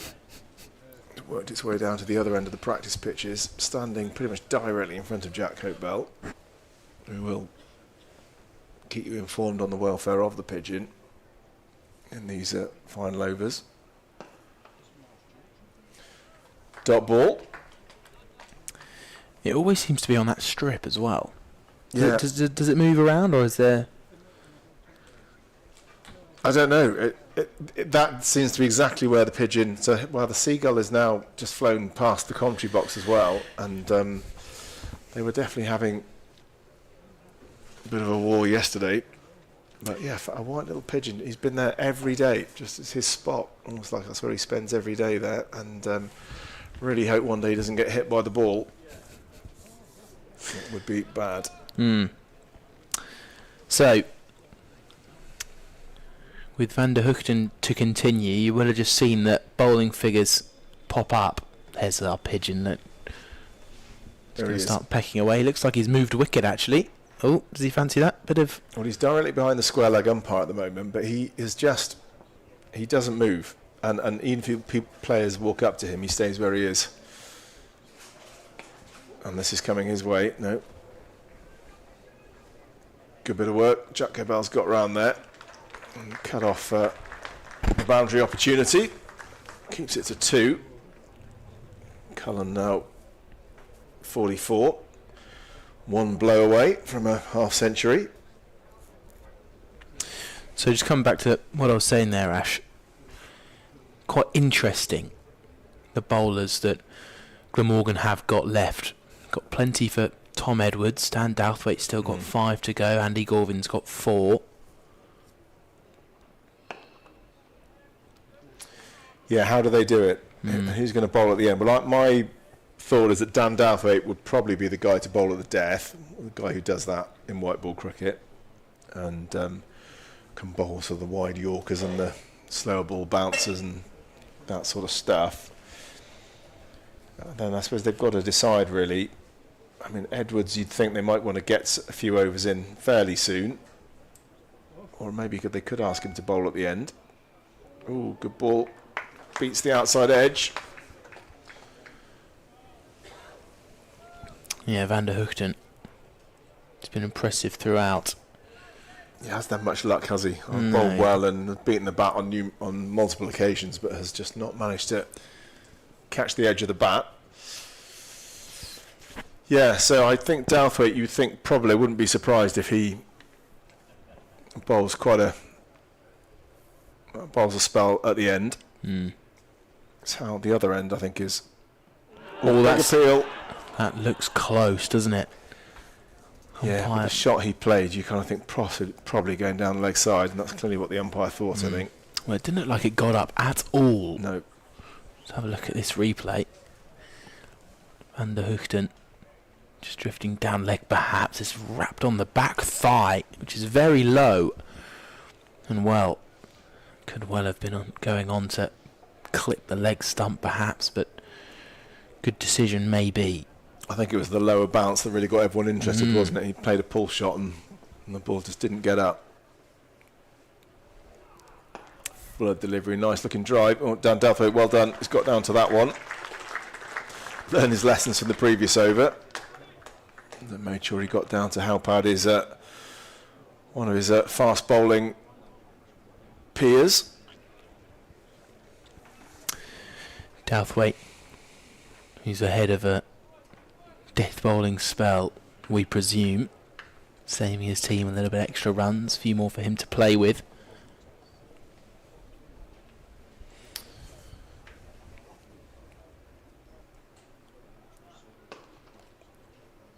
I mean, in terms of economy, Romano Franco has been the most economical bowler, and so there would be a case, I think, for getting him to get his couple more overs through. The question then is, who bowls the others? Tom Edwards obviously, has only been going a run a ball, so not disastrous, but sometimes the extra pace can go around the park a little bit if you've got plenty to work with as a batter.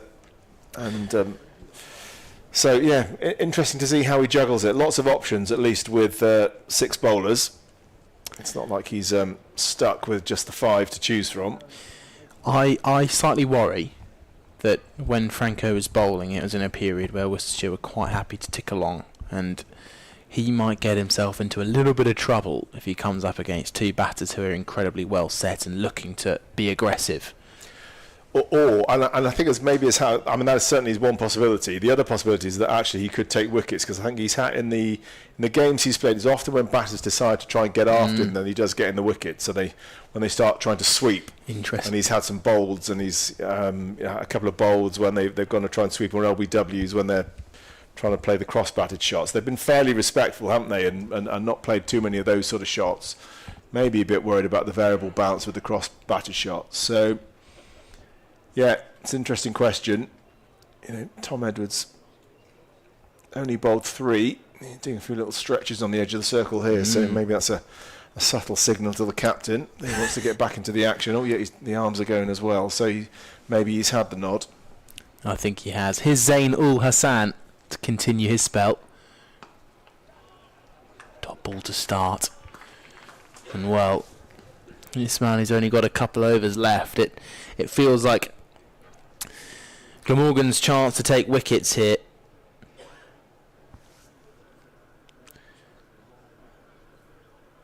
That Ringfield on the offside, other than that Jack Hope belt. Now at deep cover, long on, deep square, fine leg. That one's chipped on its way up towards that long on fielder. Of course, the other interesting subplot that we have here at the moment is can Jake Libby score 4 centuries in a row? And he can't possibly score another 109, can he? He can. it is possible. Big club from Libby. Will just be a single. They thought of a second run. On a glorious day here at Sophia Gardens. Glamorgan player's been out there for a long time in the heat now. That bright yellow top, black trousers, or navy blue I should say. Hits up in the air over extra cover. A diving effort from Andy Gorvin, and it's going to run away for 4. And that moves Cullen to 50. A very, very important knock for his team, supporting Jake Libby well. He came in at a time of strive, 96 for 4, Worcestershire were. And he's continued as Kashif Ali set off, 193 for 4. Yeah, well played. It's been another good partnership.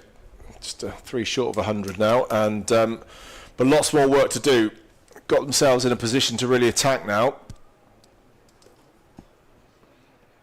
Stepping away this time is Cullen. Out towards Hope Bell again.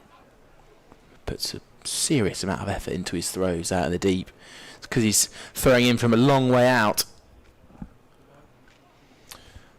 So I think 5 appears to be the record number of consecutive list day hundreds. What about the number of consistent, or what's the word it's left? Consecutive. Consecutive 109s. Have you got that in the locker? I suspect that's never been done. I'm just going to go out there and say my gut tells me that's never been done. Down the track comes Libby and going to find a single in the leg side. Could you find us that, Nicole? How many 109s has been in a row? Yeah, something to ponder on over lunch. But if he can get 4 centuries, Jake Libby here, well, he'll be in good company with the likes of Kumar Sangakkara, who's done it in international cricket. So that's in international ODIs. That's impressive. 4 consecutive hundreds. Alvaro Peterson, former Glamorgan, had a year here in as the overseas player at Glamorgan as well. Alvaro Peterson, the South African opening batsman, has got 4 in 2015-16. And a couple of players who I confess that I don't know much about. Devdutt Padikkal, 2021, 4 centuries. And at the top of the list, well, Karen Nair as well, 24-25. But then it's N. Jagadisan, who scored 5 consecutive tons in the 2023 Vijay Hazare Trophy. So That was a mouthful. well, as a player, I must confess that I'd not heard of before, but so it just shows that Jake Libby is in pretty well, it's rare territory that he's in with a chance to get 4 back-to-back hundreds. He's going to face Tom Edwards now, who goes full, gets down to stop the ball as well. So this is going to be an interesting battle. Tom Edwards, one of the new boys in this Glamorgan side. And, well, interesting time to bowl here with Libby and Cullen looking to get on with it a bit. A good challenge for the youngster.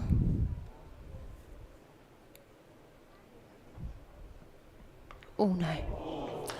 Unlucky. Well, top edge, attempted sort of, hack. I'm not sure where he meant that to go. Could have gone anywhere, really, but got a top edge and it went pretty quick, and Alex Horton didn't move. I think he felt it was a little bit too wide even to have a dive out. There we go. Probably went through about sort of second slip area and away. So, well, you may call that a moral victory for Tom Edwards, but the end result is a boundary for Jake Libby. He moves on to 82. And, well, what a record of form. Extraordinary stuff.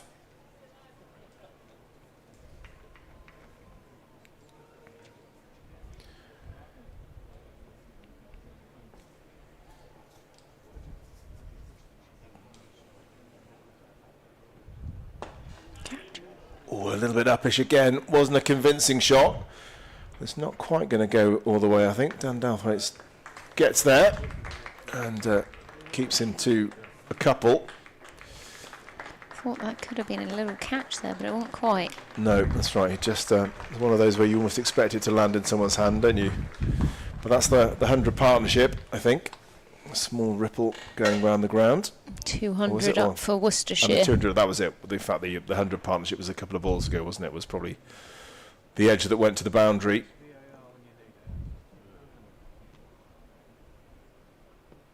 Edwards goes full again. Yeah, decent sort of area when they're looking to get after you, I think. So. Jake Libby is losing his shape a little bit in these last few shots, just coming his head off the ball a little bit, not like him really, but he's almost trying to over-hit the ball as he's trying to obviously up it for the last 10 overs as we spoke about earlier, trying to really push on, but just seemed to be coming off the ball and losing his shape a little bit.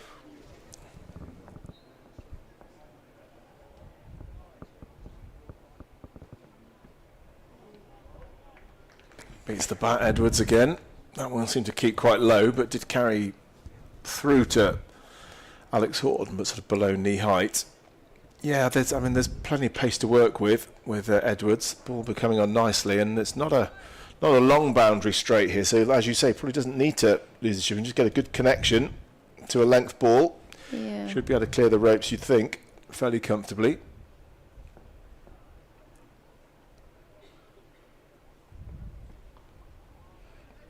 Nice shot there from Cullen. The 23-year-old's batted really well, actually. Nice innings from him. So 9 overs to go. Worcestershire Rapids 203 for 4. Libby and Cullen both going nicely. Jake Libby chasing his 4th consecutive century for Worcestershire in this competition. He's 85 not out. What a chance to do something which will really put him in the record books. I'm sure it'll put him right top of the list at Worcestershire. And he's already got this ridiculous career average.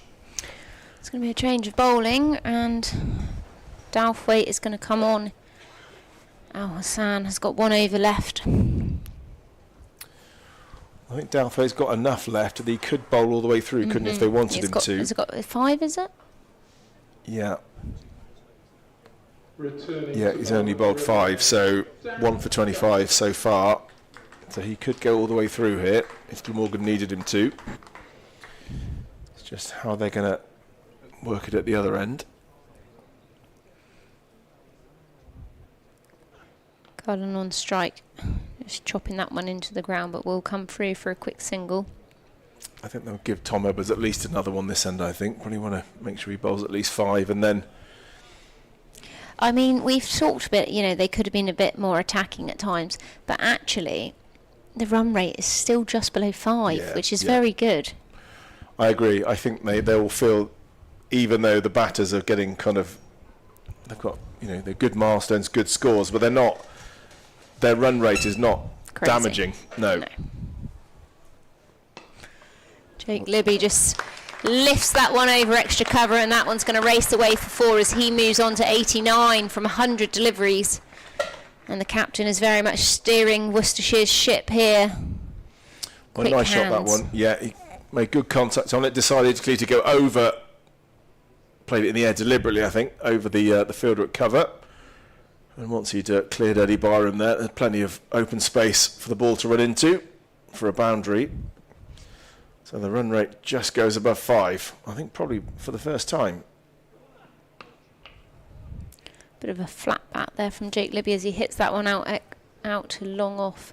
Just watching that wasp on the window right in front of me there. Sorry. But yes, Worcestershire, although Glamorgan have been sort of quiet in the last sort of 20 overs, nothing too drastic has happened. Worcestershire are only going at just over 5 and over, which is pretty steady. I'm sure they'll be happy with that as Cullen pulls that one away. Just out to Al Hassan, who's on the square leg boundary. They have bowled well, and they've bowled to their fields. Yeah, they have certainly done that. It's sort of the fact it's felt a bit quiet and calm probably is a little tick in the box for Andy Gorvin and where he's had his fielders and how the bowlers have bowled. For the neutral, I just wanted it to be a little bit more exciting. But actually, when you look at it, it's been a really sensible bowling innings from them. You know, they've gone about their business quite quietly. Nothing crazy's happened. They had a great start, and they've just bowled good lines and lengths in general, and they've set really good fields. So. Yeah, that's right. It feels a little bit like they're moving into kind of the death ball moment there. Dan Dalford just missing his wide ball Yorker there. Probably would have been a wide as well. Yeah, that would. A little bit of a hack there from Jake. If he hadn't thrown his bat at it. Yeah. Well, I think this is the sort of thing you can get from Dan Dalford. Slow ball bouncers and the kind of the classic array of death ball variety. Sort of death bowling variety, yeah, with sort of he'll spear a few up there quickly. Slow ball bouncers, fast bouncers. We'll mix it up a bit.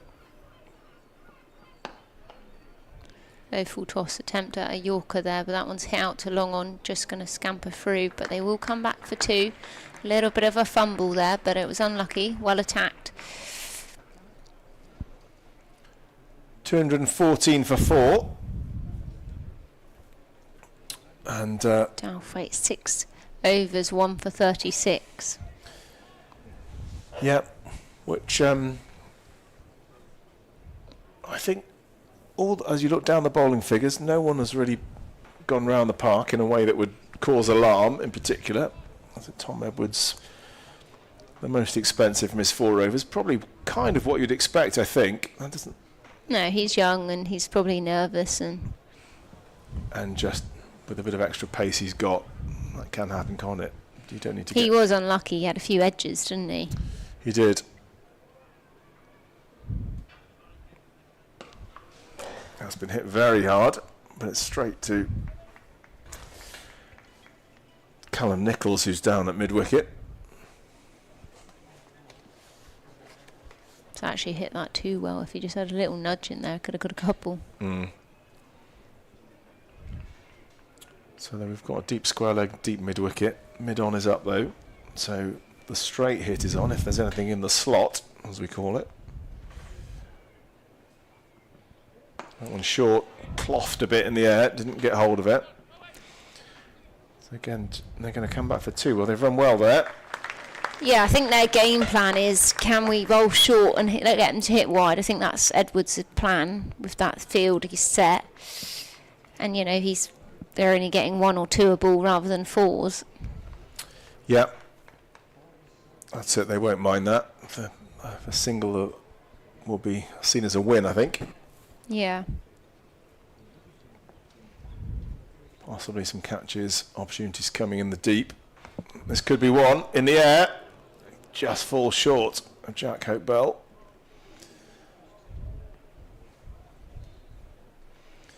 Yeah, I think you're right. Maybe the skipper said, right, bend your back here, son. Bang a couple into the middle and let's see what they've got. Yeah, and I think he's doing really well. He's obviously got they've got a clear plan and he's sticking to it. And the leg side boundary that he's hitting to here, Libby, is longer than on the other side, so it does seem like a reasonable tactic. Yeah, go short again. Maybe was that a bit too short? The umpires having a look at each other. Yeah, it was. Banged it in a bit too short, and there was a way over Libby's head there. But you can kind of see the plan. Well, it's good to see an 18-year-old who's got the wheels to do this. I watched him sort of warming up down at Neath, and when he wasn't actually in the match day 11, he looked sharp. Well, there we go. Well, that's the beautifully played 1 bounce 4. Libby gets the ramp out and has executed that about as perfectly as you can. You can see on the replay here, slightly fuller. Well, and importantly, now puts him just 1 hit away. Jake Libby, well, what a moment. I wonder if that'll be on his mind. I'm sure he will probably have noticed. 96 not out, Jake Libby. Ooh, and almost chips one back to the bowler. Well, good to see Tom Edwards battling hard here for his team. Well, wouldn't he love to be the man who gets a scalp at this crucial time and stops Jake Libby getting another 100? There'll be a bit of professional pride in it. They'd love to stop him if they can.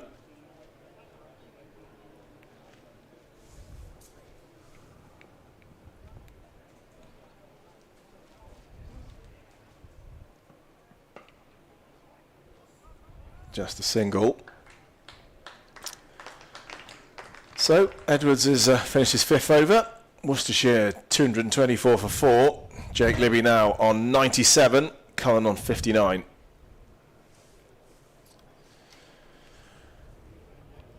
And well, Couple of pairs of fresh gloves. Yeah. Water. Well, he's sort of, I suppose, just picking the rate up a little bit now. He's 97 from 106 Libby, but that's naturally how that happens. Tends to be slower at the start, and he came in when Worcestershire were in a bit of trouble, so he had to be pretty circumspect early on. But the rate, I imagine, has really picked up. Well, just can tell you what it's been for the last 5 overs. Yeah, they're going at 8 and over. Seven overs left, 42 deliveries, 224. What do you think is going to be the score? 42 deliveries left. Well, I think now they've gotten down to this position. We talked about 270, 280, didn't we? Probably. I mean, maybe. Yeah, we even said 290, didn't we? If Libby was still in, but that's a fair ask. Well, decide against a risky second. I mean, 42 deliveries. If they were to get another 50, they're at 275. So I do think actually the 290 might be on. Yep, I think so. And if they can, well, really get hold of a few and start clearing the boundary, it could be even more. 6 wickets in hand. That's a full delivery outside the off stump. Little bit of width there, but Hope Bell just picking that one up. Oh, and come through for a couple. Slightly bouncy throw came in there and almost hit the batter. And the wicketkeeper were both avoiding each other.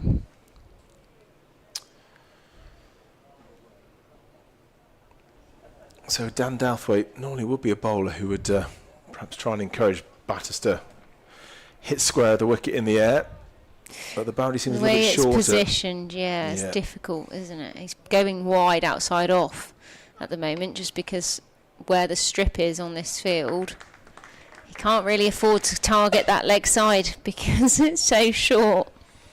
No, you'd think even a little top edge might go all the way there. So Yeah. Yeah, so again, just interesting bowling to the dimensions of the ground as much as anything. I think that's very clever. They've played very clever cricket so far, Glamorgan. Known the plan and they have executed it really well. Shorter delivery outside the off stump, hits straight to extra cover. Yeah, Glamorgan just very happy to let the singles go, aren't they? Fielders standing on the edge of the circle rather than sort of squeezing in. Libby moving on to 99. Oh, wow. Cullen on 62. Well, he's not going to be 109 not out. That's what I'm going to say. There's no way that's going to happen for Libby. He could be on 109, but he won't be not out. Good delivery there, Yorker. Cullen just looking at his bat. Thinking, I hope I didn't break the toe of that one.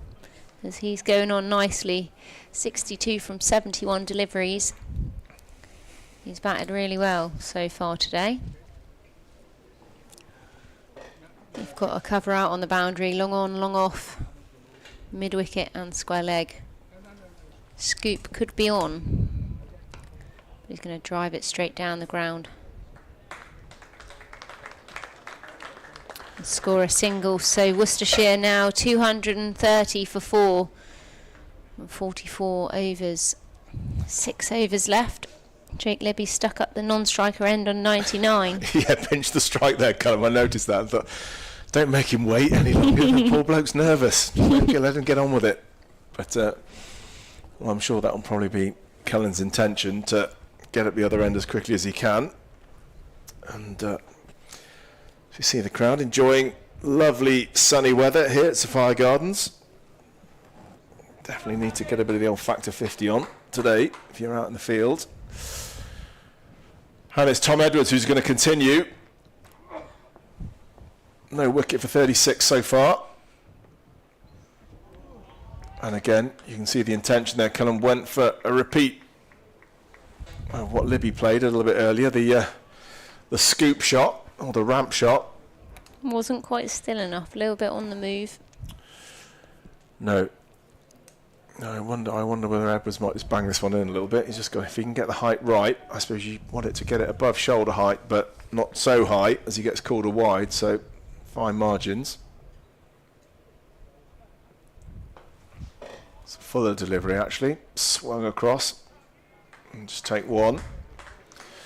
So, Jake Libby, 99 not out.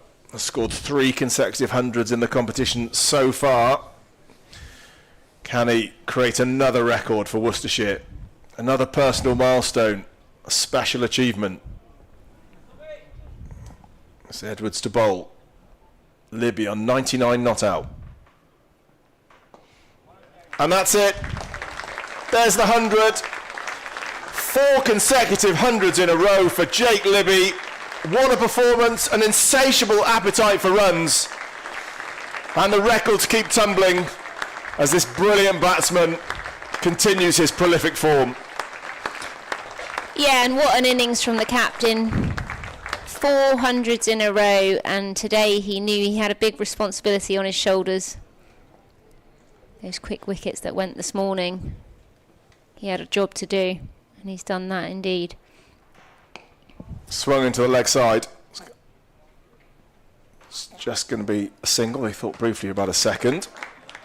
Good piece of work. It's Callum Nichols down there, 22-year-old, back in the Glamorgan side today. Expecting to be back in the middle order somewhere, probably number 5, I think. We've got some work to do in the field before he thinks about getting the pads on.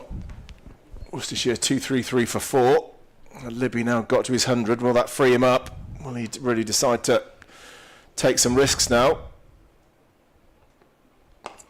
Swings in the air. Oh! Andy Corbin, a brilliant attempt. Got a hand to it. One-handed. And it just fell out as he hit the floor. Well, it was a brilliant effort. Yeah, it was a great effort. It was really quite a far stretch away from him. He's running away, diving one-handed to his left, as you can see on the replay there. What a great effort from the captain. Couldn't quite keep that as he landed. He did so well to winded himself. Yeah, well, he did so well to even get a hand on it, and you can't. He gave it absolutely everything. Just didn't quite stick. Edwards into Libby there. Slower ball, I think, there. Van Hoofden with the Eskimo roll. Great running from Cullen, though, as they come back for 2. Libby moves on to 104 from 111 deliveries. Worcestershire 237 for 4. Well, yeah. Fine knock from Libby. Well, let's just take a moment just to reflect on that achievement. Yeah, 8 fours. And 109 balls, so it's really picked the rate up, and well, he's batted so well. It hasn't really looked like getting out at any point, has he? I don't know if you'd say it was totally chanceless, but I can't think of many. I can't think out actually, and to be honest with you, there haven't really been any loose shots either. No. You know, I don't think he's given a chance. Not that I can remember, Charlie. I don't know if you think any different, but I don't think there's been a chance, and I think maybe 2 loose shots in his whole innings. In terms of playing misses, but great innings. Yeah, it just looks like he knows exactly what he's doing. Got a plan, knows his areas. Dan Dalfair returns. Now this has been driven powerfully over coverts in the air, but it's going to land almost in the middle of 3 fielders converging on it. And they come back for a couple. Well, they're going to throw their hands at the ball here now, these batters. It was a nice shot, but just going to almost one of the furthest points on today's boundary dimensions. Yeah, they're very deep corners, aren't they, here? I was in the air for a long time, but no one was really anywhere near it. A lovely looking shot, though, there from Cullen, as he's on 67 now. Dalthwaite in.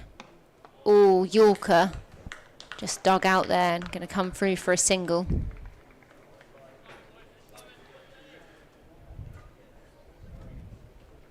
So you imagine it's going to be Yorkers, wide Yorkers, probably here. Yeah, it really does seem that Dalthwaite's trying to stop them hitting towards the pavilion, kind of from left to right as you look at it on your screen at the moment, because that's a much shorter boundary.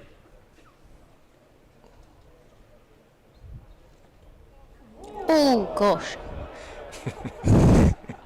That was one for the spectator. Jake Libby might have a bit sweaty hands, I think. It's a very hot day. He's had a new pair of gloves, but it's just thrown the bat at that one quite literally and come out of his hands. You can see on the replay there. Yeah, I think it was the quite an interesting sort of slower ball Yorker there, really, and sort of swung a little bit at the end. I think he was through the shot so early. Yeah.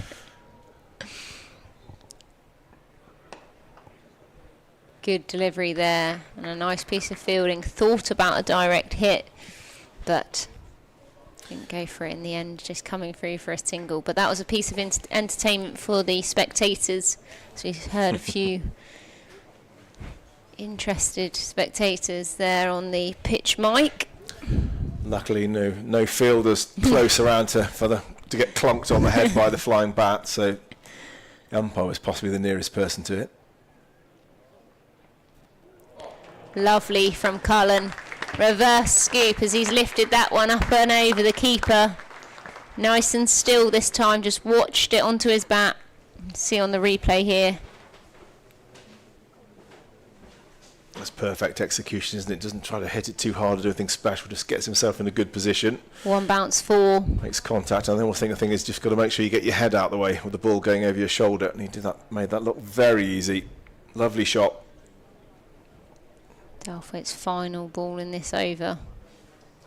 And again, and he does it again. Cullen, lovely piece of batting from him. He knows the boundaries are short behind him and straight in front of him. And he's very much made the most of that as he scores 8 from the last 2 deliveries, moves on to 76.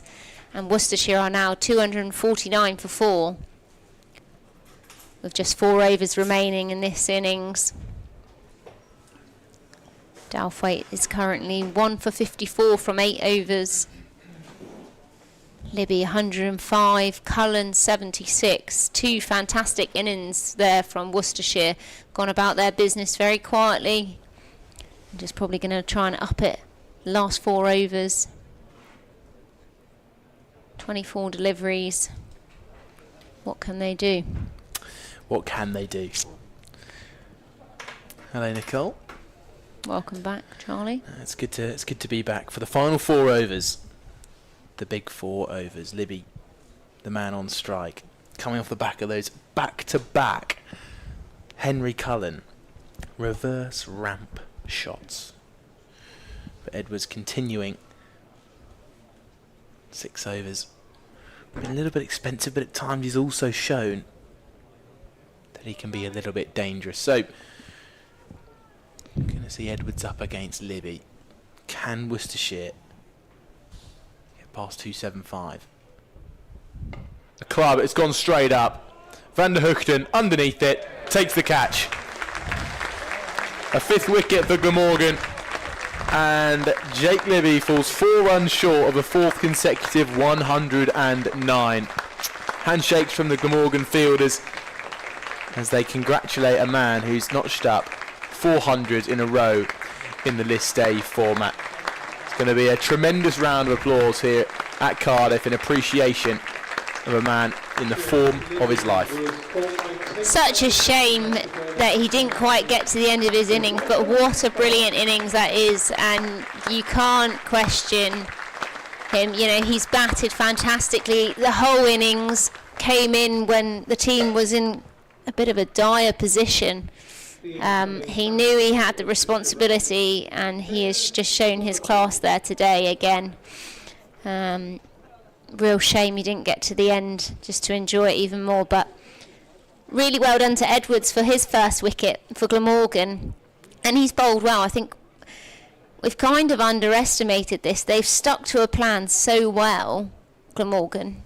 You know, they know what they want to do, and they've almost set him up there because they've got the 2 mid-on and mid-off have come up fine leg and third man have gone back. And so they're cutting his scoop out, the option's gone out for that. So then he thought, I'm going to go straight. And what's happened, he's got caught up mid-on. So actually, it's a really clever piece of bowling and captaincy. So really well done to Tom Edwards there. He's now 1 for 43. But what a fantastic partnership for Libby and Cullen. Worcestershire 249 for 5. But well done to Thomas Edwards, his first wicket. And I'm sure he will be delighted with that. He's worked hard. Bowling at the hottest point of the day, I'd say. Yeah, and it could get hotter. Bez Swanepoel, the new man out.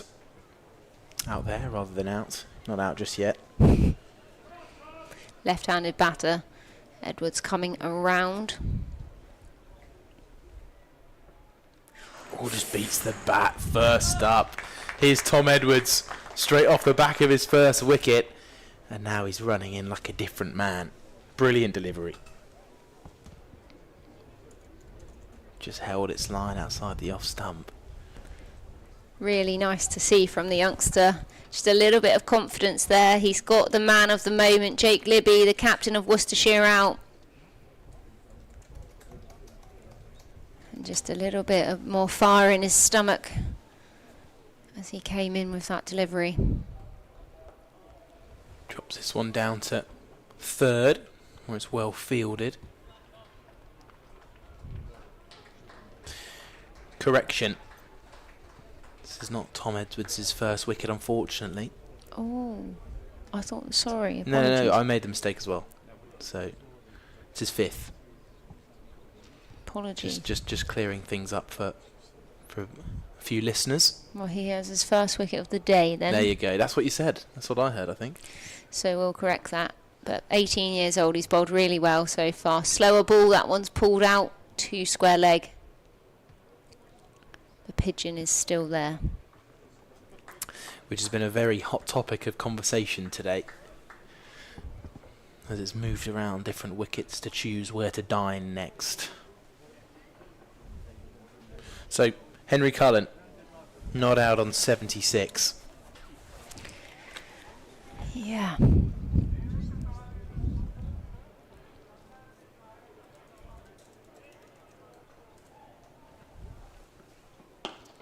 Tucks it away up towards mid-on. Dan Douthwaite there with the blue arm sleeve. Does the fielding. 252 for 5. You can see at the bottom 3.1 overs remaining. Wonder if Worcestershire might just be able to notch it past the 280 mark. I do think that 275 is a real margin, a real marker.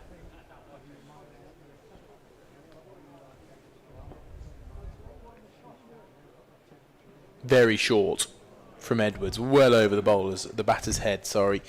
And it will be wide. It does feel like that wicket for Tom Edwards has just given him a bit of a boost. Not only with pace, but also with a little bit of confidence as well.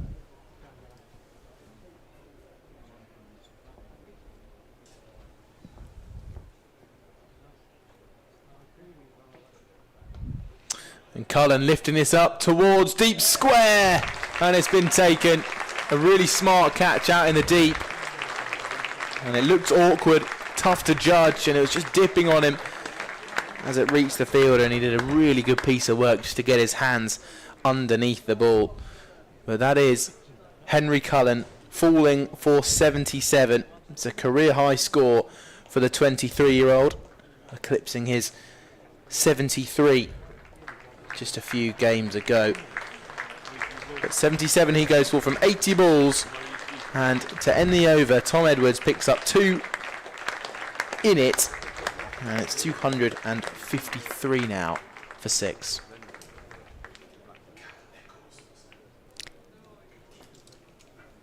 Callum Nichols taking that catch, but what a great innings there. Cullen was caught by Callum Nichols off the bowling of Tom Edwards for 77. Just hearing the stadium announcer there. And a round of applause from Glamorgan. Yeah, just dipped at the last minute, didn't he? Ended up taking it on his knees. But a good catch nonetheless. Well, how often do we see this? The two set batters Both out. 3 overs left. in very quick time. So Swanee Paul, 18 balls left in the game. Yeah. In the innings, sorry. 253. Score prediction, Charlie. Go. 2, 7, 8 for 7. Any other predictions? Exactly. 2, 7, 8. What are you thinking? I want to hear it from you, Nicole. So you're saying they're going to score 25 Good. in 18 deliveries? Yeah. Tom Edwards gets a round of his applause as he returns to his position at fine leg. Give me one ball. I'm just going to watch this battle once more. And then Okay. I'm going to make my decision. See what Swanee Paul can offer.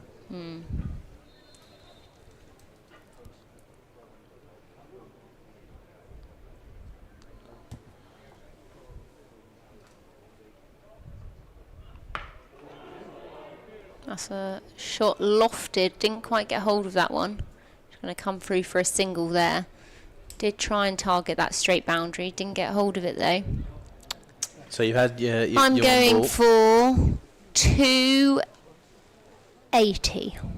for 8. Okay. Wow. Couple of wickets and 26 runs. It's all I going like to be it. chaos. Okay. Okay. I'm here for it. Pure entertainment. Right, we're going to see the first ball of the day from Ben Allison. A reminder, in his last game, a quick cameo, 9-ball 20, not out at the end. Ooh. Quick single there. I think he hit that onto us. It sounded fleshy. A little bit of a limp, I thought there, so maybe it was. Just missed the thigh pad. That can sting.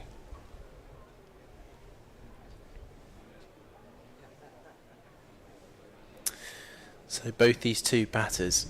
Run adding rate depth. still 5.39. Really good from Glamorgan. They haven't let them get away, have they? And one a ball was very doable, wasn't it?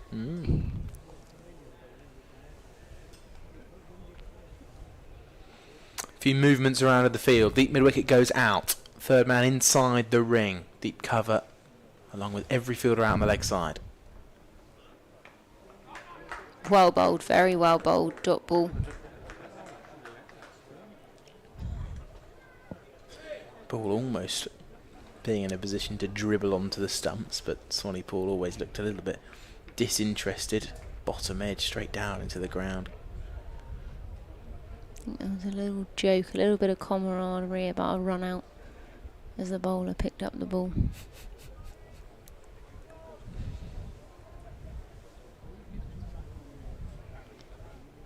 He's getting in his steps today.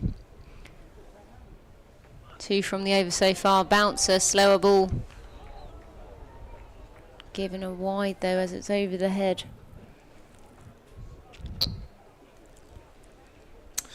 Well, that might help your prediction a little bit more there, Nicole. Yeah, You look a little bit proud of yourself. I'm reconsidering this prediction, the last 2 balls, but Interesting. there's still time. Lots can happen. From a neutral perspective, I just want the entertainment. Have you not had it? I just want a little bit more, just something before lunch. And that's in the air. Oh, and a good stop in the end as it's just dropped short of extra cover. Great effort there from the captain. Well, here's something starting to happen, everybody. Swanee Paul looking to lift it up over extra cover. Almost a chance in there. Left-hand, right-hand combination brings Ben Allison back on strike. Van der Hoogten has bowled brilliantly throughout the day, but as his spell comes to an end, look at that economy, just over 3 runs and over. Glamorgan are going to have to think of a bowler to bowl one over from the Rivet half end. Yeah. So get thinking, Nicole. I'm thinking. Don't know what I'm thinking, but I'm thinking.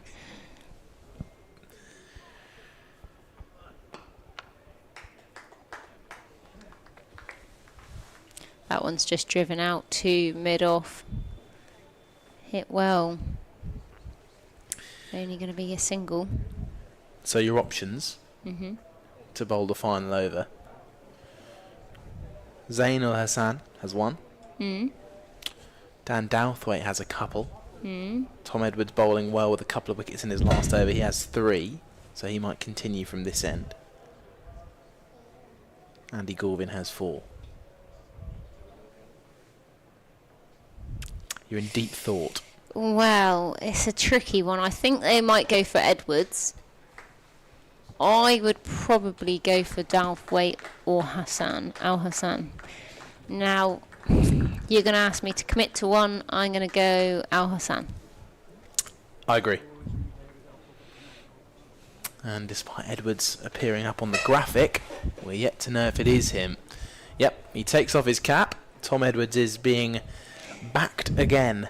To be fair, I think he deserves it. And he's bowled to his plan so far, and he's done really well. Yeah, he had a slightly ropey first 3 overs, and I think they felt a little bit worse than they were. At time, I think they were a little bit unlucky. There was quite a few outside edges that actually went for 4, which made it look more damaging than it was. I agree. Those first 3 overs, still just going for 18. Definitely wasn't disastrous, and since then, picked up a couple of wickets in his last over.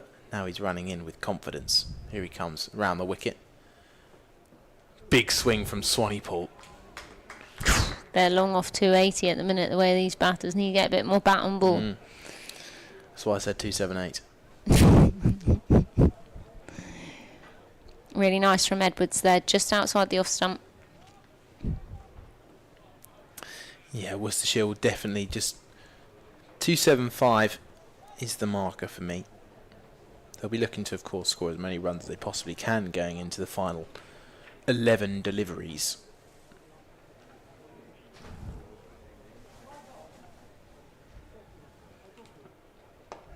Bit of a cutter maybe. It's been clipped out towards deep mid-wicket. There's that man, Al Hassan, who could have the duties in the final over to try and restrict Worcestershire. You get the feeling need to find a boundary. I think Glamorgan at the moment would be looking quite happily at the total Worcestershire are setting. But so often a late flurry of runs can just affect the fielding side that are about to go out and bat. Completely spread field on the leg side. Deep cover, the only man out on the off. Back over the wicket comes Edwards. And he's trying to lift it over the leg side boundary, and he does so. It goes miles for 6 from Ben Allison. That's an incredible shot. Talk about hitting a pocket. Well, he's certainly done that.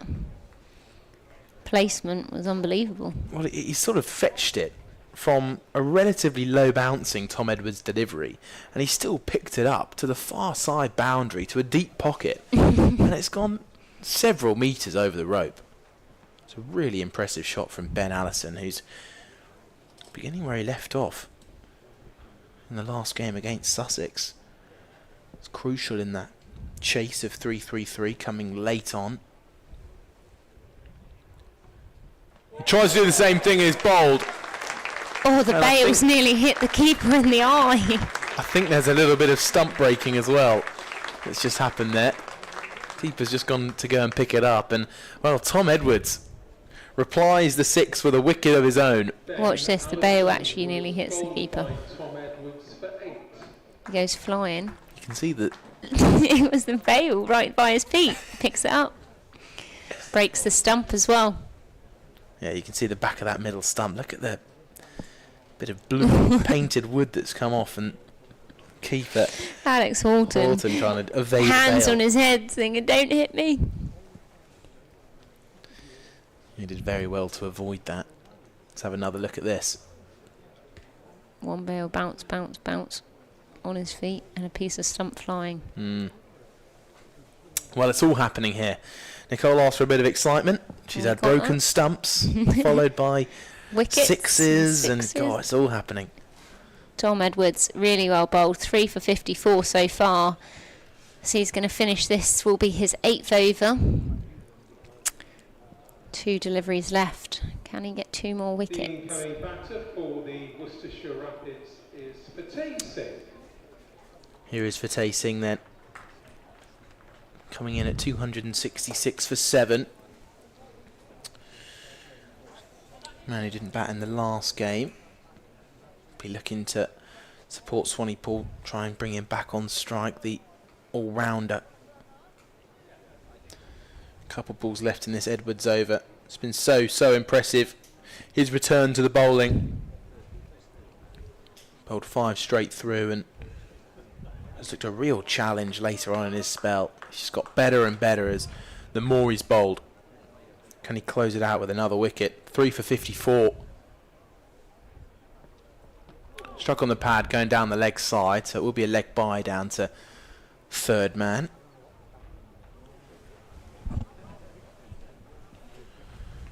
Two, 6, 7 for 7. It's a very interesting feel out there. No one really knows if they're on top. No one really knows if they are ahead of the game. And you'd argue with that wicket, Glamorgan are definitely the happier. But it does feel a little bit in the balance still. Very full and driven through extra cover. Good diving, sliding stop from Van der Hoogten. And an applause for Tom Edwards. The young 18-year-old finishes with figures of 8 overs, 3 for 55. Brought it back very well from a short first spell. Took 3 wickets in his final 2 overs. And so, with 1 over left to go, Al Hassan. it's going to be Al Hassan. And what was your prediction? 280 for 8. So you need 12 runs and a wicket. Could be on. You need 10. I need 10 and no wicket. But the prediction for Al Hassan was true. Okay. You can claim that one.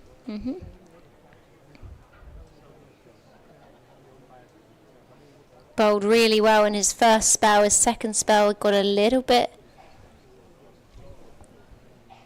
of tap, but so far today in general he has bowled really well. As he comes in here to the left-hander who hits a huge 6. And I don't think that 10 is enough runs there, Charlie, the way he's hit that. Absolutely enormous. Get the replay on that, the fast hands, and hear the crunch. That was an almighty hit. Not only to the long side of the boundary, just getting picked out of the stands. There he is. Yeah, in the back row. In the back row. It wasn't too far away from being another ball that sails into the river. It's actually wedged into the chair. The poor boy can't get it out. Oh, well, it required one of the players to come and do the work for him. I think that's what Wallace has gone to help. The poor gentleman who couldn't get the ball was wedged into the chair. Poor lad, just wanting to get his hands on the match ball. And Wallace has gone in and found it in about 5 seconds. Wow, Hassan wasn't quite the start to the over he would like as he comes in.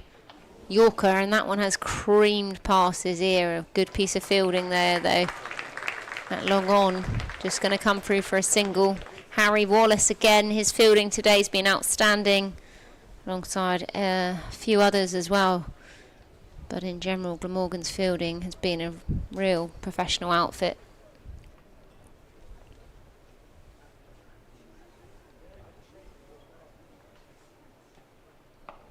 Slower ball bouncer there. Hit out. Could they come for 2? But a good piece of fielding there from Eddie Byron. Just going to get a single. 276. 3 deliveries left. Al Hassan, 3 for 56 so far today. Glamorgan just changing the field there slightly, bringing cover around to extra cover on the boundary. That one is going to be a catch there at mid-wicket. Al Hassan's going to have his 4th wicket of the day. As Swanee Paul just hits that straight into the hands. Is that Callum Nichols? Eddie Byron, apologies. Really good catch, just going into his right hand side a little bit. Swanee Paul going there for 14 from 13 deliveries. Tried to do a good job there, more than one a ball, so a good effort from him. But Al Hassan getting his 4th wicket of the day. Well, that felt like the last genuine bit of lower order batting for Worcestershire. Yes, Singh and the new bat will be able to potentially find a boundary, but it does feel an important blow to a man who could have caused a lot of damage late on in this innings. So 276 for 8, couple of balls remaining, and well, it feels very much in the balance at the moment. And if Worcestershire do get a score over 280, that will feel just about par.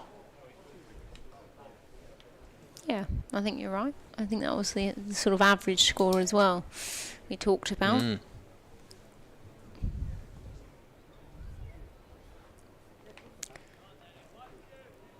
Just 2 balls left in this innings. What can the Worcestershire batter Gibbon add to the total?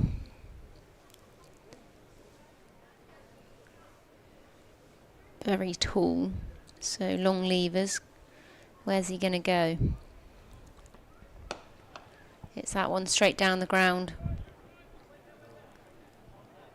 Quick release there from deep long off, and just going to be a single. Takes them to 277 for 8 though, so you've lost your wicket prediction, Charlie. I don't remember saying that. You did say for 7. Okay. Well, I think a 3's unlikely. Oh, could happen. You never know. That one's hacked into the leg side. Good pick up. They are going to try and scamper through for 2, but it is going to be a run out. And that one is given. And Charlie's looking delighted with his estimate of 278. And he gets that correct. But what a great effort here from Glamorgan. Fantastic pieces of fielding and great bowling to their plans. You know, pretty much probably gone under the radar a little bit actually at how well they have done. They've kept the run rate to 5.56. So a fantastic effort in a really hot day. As we can see the batting scores there. The highlight of the Worcestershire innings, Jake Libby 105 from 114 deliveries. And Cullen 77 from 81 deliveries. 2 real good innings there. And obviously Ali had 40 as well from 38. But those people in the middle there have really contributed hugely to that innings, because Glamorgan had such a great start. Those first 3 wickets falling for 1, 19 and 0. Charlie, take away with the bowling. Well, just one final point quickly about what you said. 26 for 3 to 249 for 4, that middle order took exactly. them. Here is a look at the bowlers. Al Hassan finishing with 4 for 58, that one maiden in there. And a very impressive Tom Edwards, who finished with those 3 wickets from his final 2 overs of that 8 over spell today. 3 for 55. And Van der Hoogten, look at that, 10 overs. Economy of just 3.5. And there is the summary so far. So the players are going to take a short break. We are as well. And in about 25 minutes time, the Worcestershire Rapids have set 279 for Glamorgan to go and chase.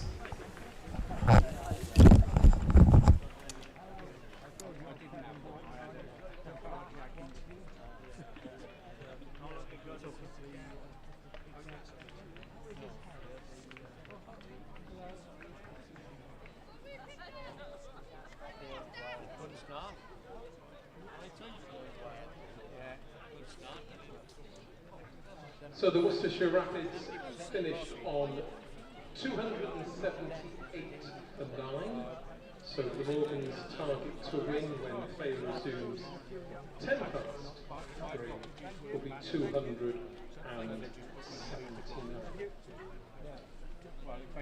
A reminder that if you're seeking a score sheet for this game, they're available free of charge from reception or alternatively from the club shop, which is situated opposite Gate 2, also selling a wide range of cricket equipment and other Glamorgan items.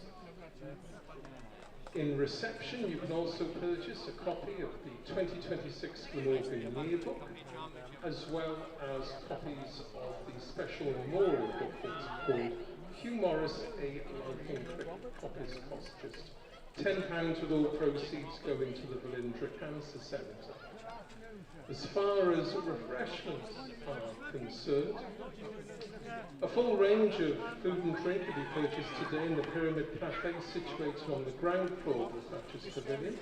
There's also a 10% discount for Glamorgan members and season ticket holders on all food sales. Drinks and food can also be purchased from the mobile units situated beneath the Castell Howell stand at the Cathedral Road end. Snacks can also be obtained from the vending machine at the rear of the Hugh Morris National Cricket Centre. Don't forget, with lovely sunshine and once again warm temperatures, please remember to stay hydrated. There are plenty of water refill points around the stadium. Now, I have a special message today for Mr. Roy Williams. It's his birthday today. I don't know, Roy, how old you are, but many happy returns from all of us here at Glamorgan Cricket. Finally, a reminder that we stand against all forms of discrimination. There is no place for it in our sport. We will embrace and celebrate differences everywhere, knowing that with diversity, together we are stronger. Here at Glamorgan County Cricket Club, we are dedicated to raising the game. So if you witness any form of discrimination, you can challenge it and call it out by contacting, in strictest confidence, your nearest street.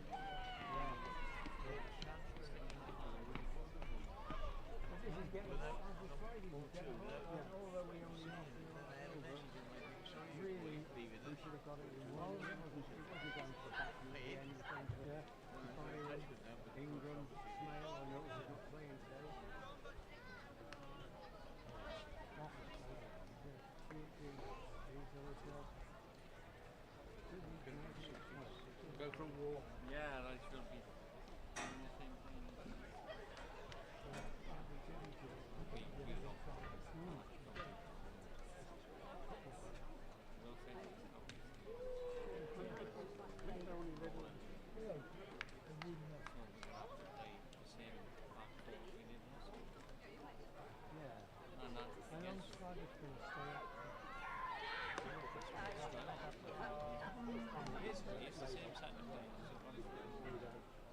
Are they trying to get anybody in?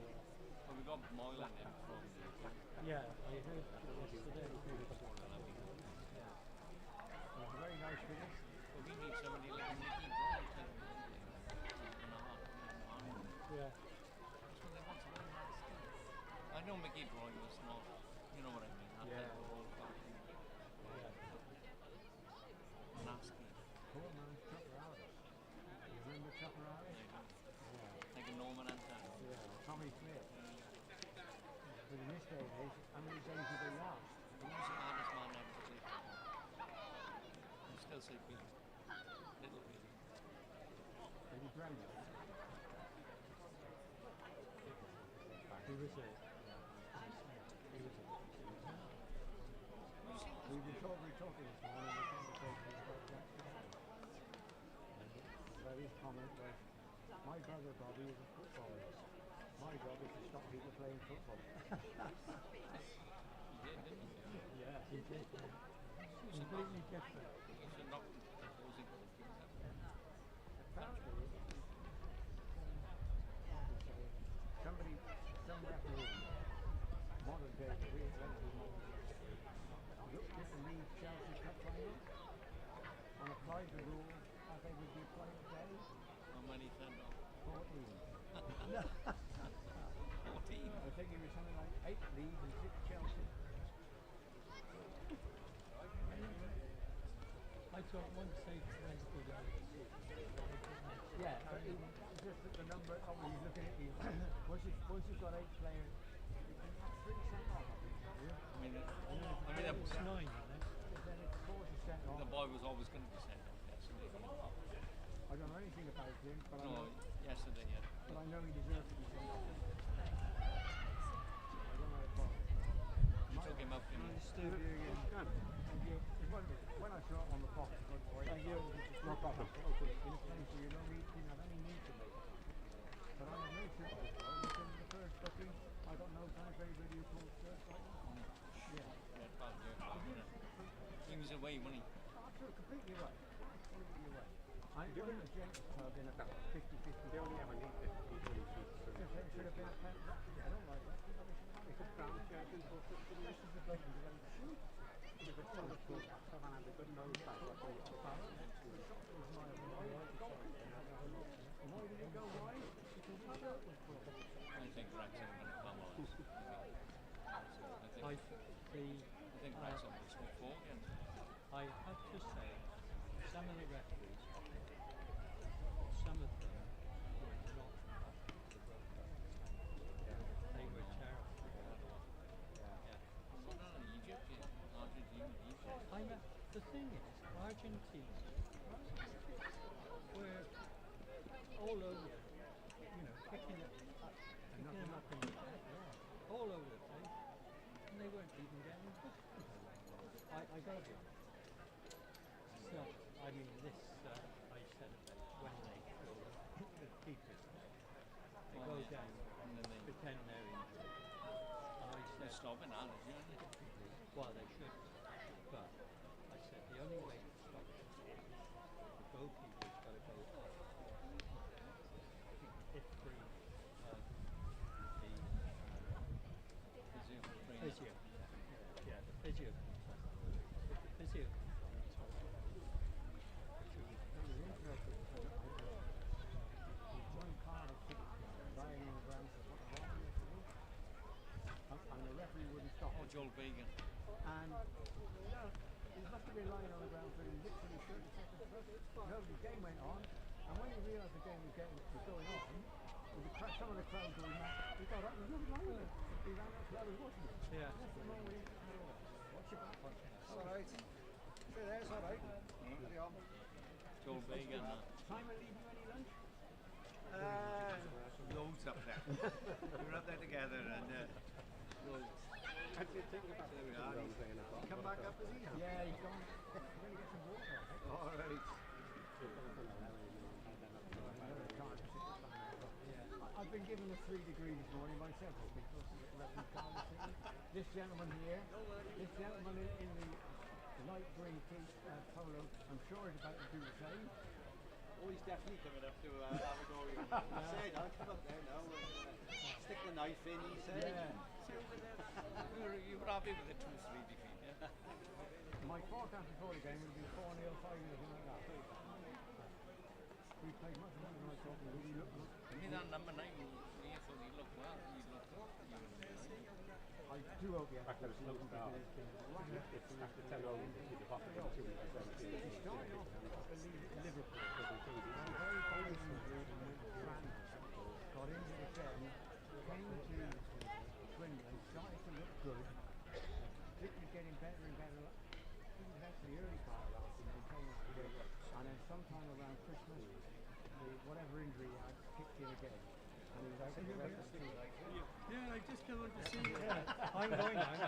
See what you thought. Good to see you. You man, good. I just thought I'd ask you what you thought of Cardiff reserves against Sunderland. Yeah, he did look I wasn't impressed with him. I'll see you before The only player I was level with the 18-yard box. Yeah, the away because you didn't come to the So I saw a lot of Cardiff after that. The one bloke I thought was particularly poor was your number I did 4. ask where you were, and Tony kept me on. Cabacchio, which one? I'm confused. Number 4. Yeah. Well, he got a good right back. Oh, yeah. He did in the press. I know When I look at it, and Cabacchio is a bit he dodgy was there. dallying about on the end of the box. He was nearly completely possession time and time again. But did you catch him in They possession? got you. Yeah, he Without did you. it. What were the championship forwards? What were the better far forward and quicker forward? Yeah. And I thought he was a bit negative at times. I also was the other end. Yeah. Did you get it? Did you have any emails though to say, except the one you If our goalkeeper brings prize to your goalkeeper, to actually make a save. I wasn't there. Well, you only had one shot on target, didn't you? He scored twice. Yeah, but one was an own goal. Yeah. That's not classed as on target. Yeah. And hitting the post doesn't count as on target as well. I agree with you. Well, that boy in the end, she was better. He put it away. Yeah, there was a good head of chance. But we destroyed it. Have you won much on the premium ball? And there was somebody else. The goalkeeper was down in the ground. Yeah. One of the few saves he had Has to she? make. Well, I used to get one When I was every starting, last month. I didn't realise the injuries with that. I didn't know that you told me. I'll be there against Wrexham, but I got the Fulham. Every week I have a lot of Why haven't they brought people in? Well, we had 4 seconds, but only one of them's fit. oh no, we'll be on the side. You're not seeing, it's just unfortunate. Obviously, I can get. No, I guess how many players did you actually brought in? Yeah, two. Did you see you That's two? it. And how many have you let go? Yeah. Well, no. Yeah.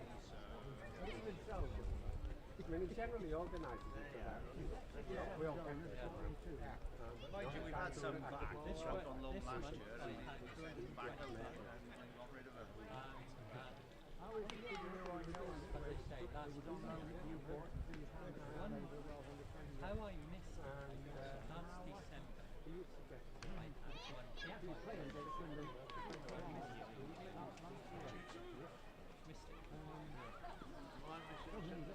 No one can. Was she ever had fly Yeah. 4 or 5 years. Yeah, Yeah. I mean, There we go. one player we're hoping we get back. Right, see you is again. Kenman. Okay, thanks a lot. Chelsea Lord. not going to be sick until the start of the season. No years gone. Usually some elaborate meet Yeah, I think they might get him on loan. to get everybody in. Get him. How many of those have you got at the moment? The means you've got over 5 there. With any. Back, you're right back. I thought he might have it, but I not reached too many errors. He's I think playing, I think playing He needs to play sort of wide midfield, that's the thing. He's not a full-back. Makes too many errors. Menzies on the centre back. He's not a full-back.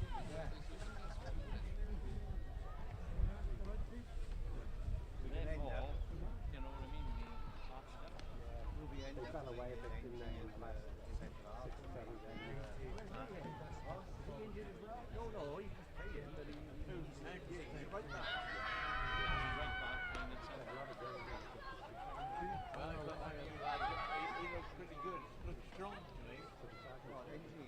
No, that new lad. Oh yeah, the new lad, yeah, he came on. He didn't seem as if he could get knocked around a bit, you know, he seemed to get stabbed there.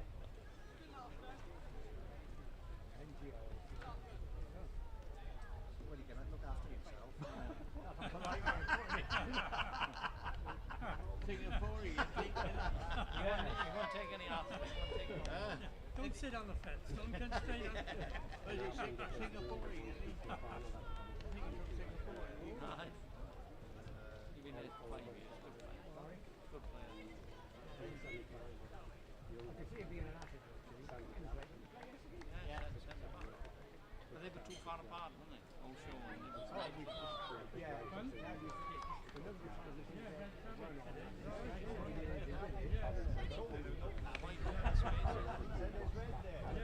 man of the match, that Jack. I've known this kid. Yeah. The last house at all, you only play 20 minutes. Yeah, we got that.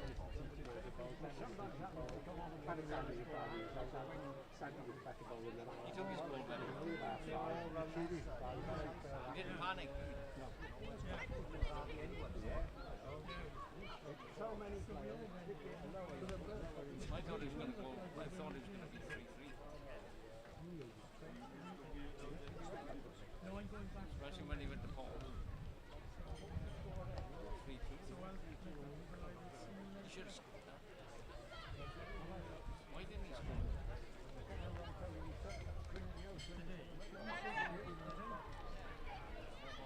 Only for Oh, somebody put it on the. Somebody said, oh, well, round one again. 12 years in a row. part of it is obviously going in 2 years in a row. Seems away to teams in higher division. The year before was Peterborough. We were in the at the time, one of the top teams in the league. Well, the train today, it's a home game. But the women, Oh no, it's a away game.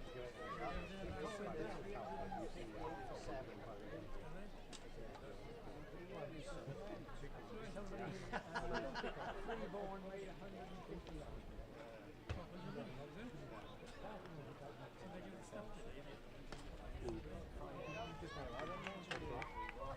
Oh, the fire, the Welsh fire really got started. How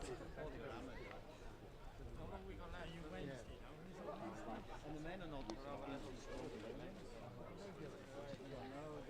Job all right? Done the job crew? Yeah, permanent. May the 11th. Makes me tired, you know. So they're looking, yeah, the back rate is always not taking away. You know you're going back. I'll see you later. See you later.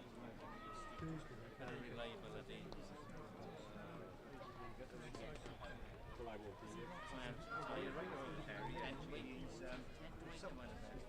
Right, see you later.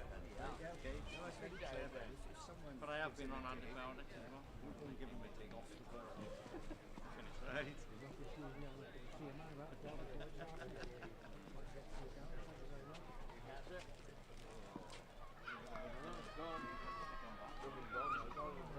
Yeah, that's fine.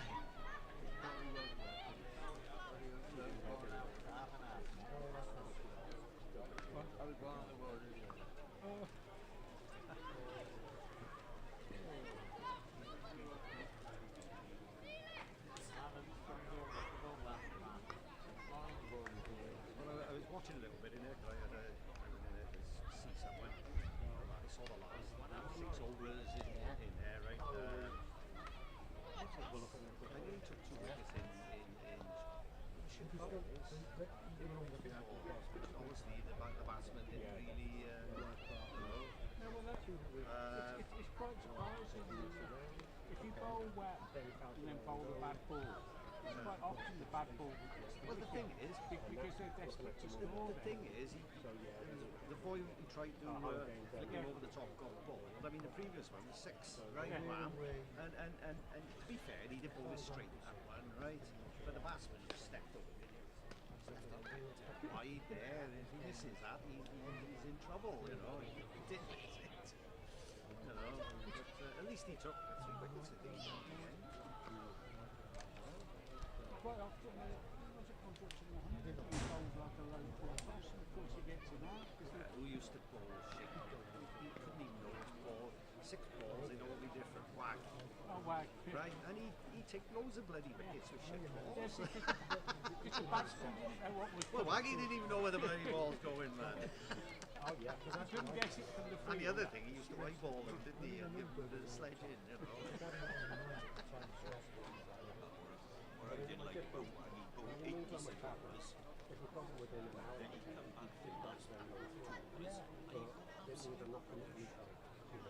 Did he take wickets all the time? He didn't. Well, he did when he was shit balls. He did. He took loads of wickets. Was he too cold? Yeah, something like that. That's it. Yes. Yeah, that's it. Locally known as.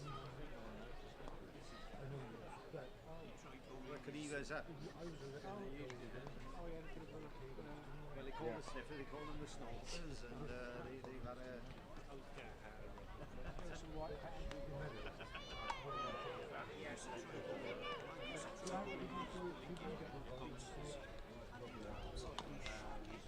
Right, no worries. Cheers.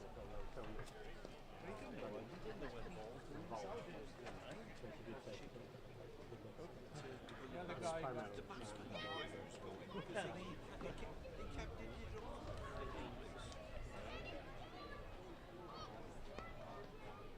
the guy that got 100 was his fourth one.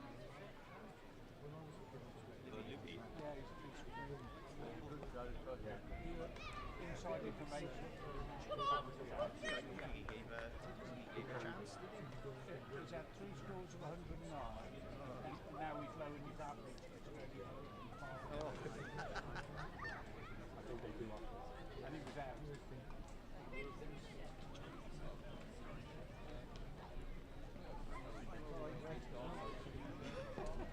Yeah, we can all shuffle down. Oh, cute, the ice cream van. Do you want to shuffle down? Sorry? I could shuffle you. Well, you want to give him 2 seats, have you?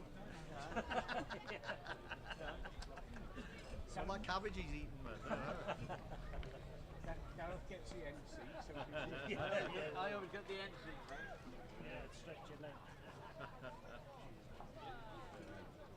Oh dear. Of course, it gets busier over here. No one wants to sit. Just to bring you up to date with events at Bromsgrove, where the Glamorgan women are meeting the Worcestershire Rapids women in the Metro Grand Quandé Cup League 2 game.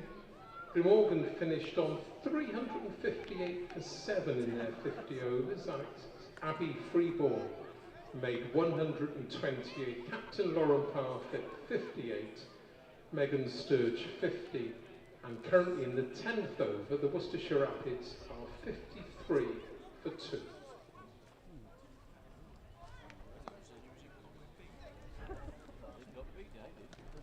No, here on the back of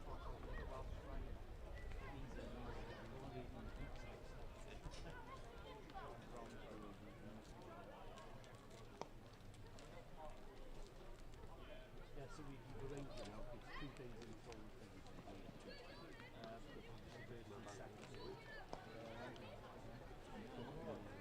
We hope you've enjoyed looking at the pitch and also playing softball cricket on the outfield, but now it's time for those spectators still on the outfield to return to your seats. Good man, thank you. Because the players and umpires will be returning very soon. Thank you very much.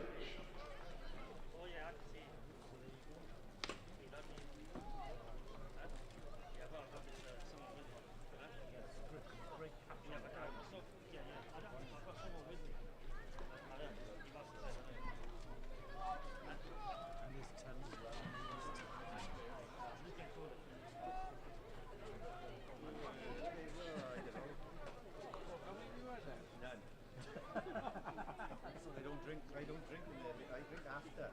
But he makes up for it afterwards. Too expensive. Yes, right. I never drink during the game, never have done. Apart from Neath, when I go out, Anyway, exceptions like exceptions in Neath, because I go out to the ground and go to the pub and have two beers at lunchtime. You feel that it's run by the round table or something? I know, but well, I find that frustrating. I remember of Neath and you're not allowed in the clubhouse. And you? Because you're The Morgan take it over. Nobody giving to charity. Yeah, no, I don't. You can remember it.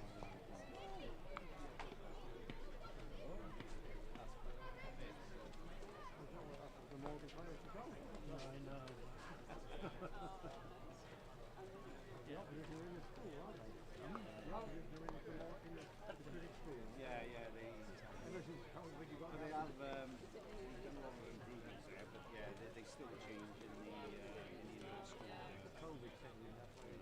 Although there are 2 changing rooms, they might do it in there because of some games, the umpires change in the indoor school. So there are 2 changing rooms there.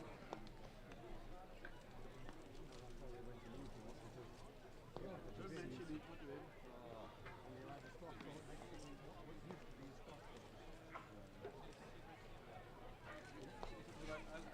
Oh, so it's ridiculous crowd to get to.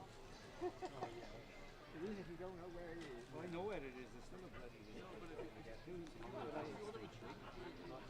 And there's nothing around it. And when we got when Lou took us, we went on the train and he picked us up on a car, drove us down there and see the game. It was Gloucester we played down there. Yeah, we drove the game. I was up on the before. Anyway, we went down there and they wanted £6 to park in the bloody car park. Oh yeah. Come on now. And the other thing is, we went in the clubhouse, right, and the beer, right, was something like £4 or something, right? And we said, "Do we get discount for Glamorgan member?" No, right?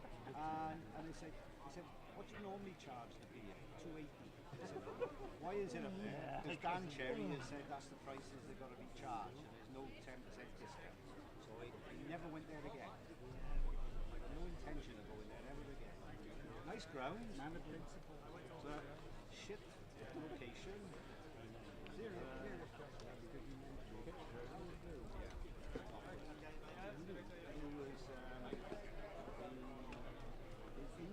didn't come to me. His wife came to me for the second game. He didn't want to bother. Yes, but he's lost it. He's lost his confidence. Just stays in the house now. Do you have a stroke? Yeah, and it's affected his speech pretty bad. I mean, he's always been a bit dodgy on his walking. His speech is affected and can't communicate as well. That's right.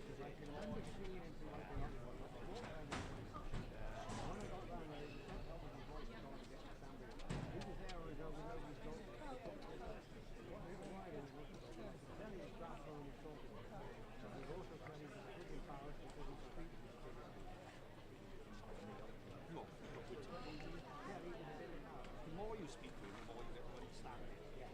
Like if you were not used to him, and I think he's aware of that. Could he talk kind of donkey,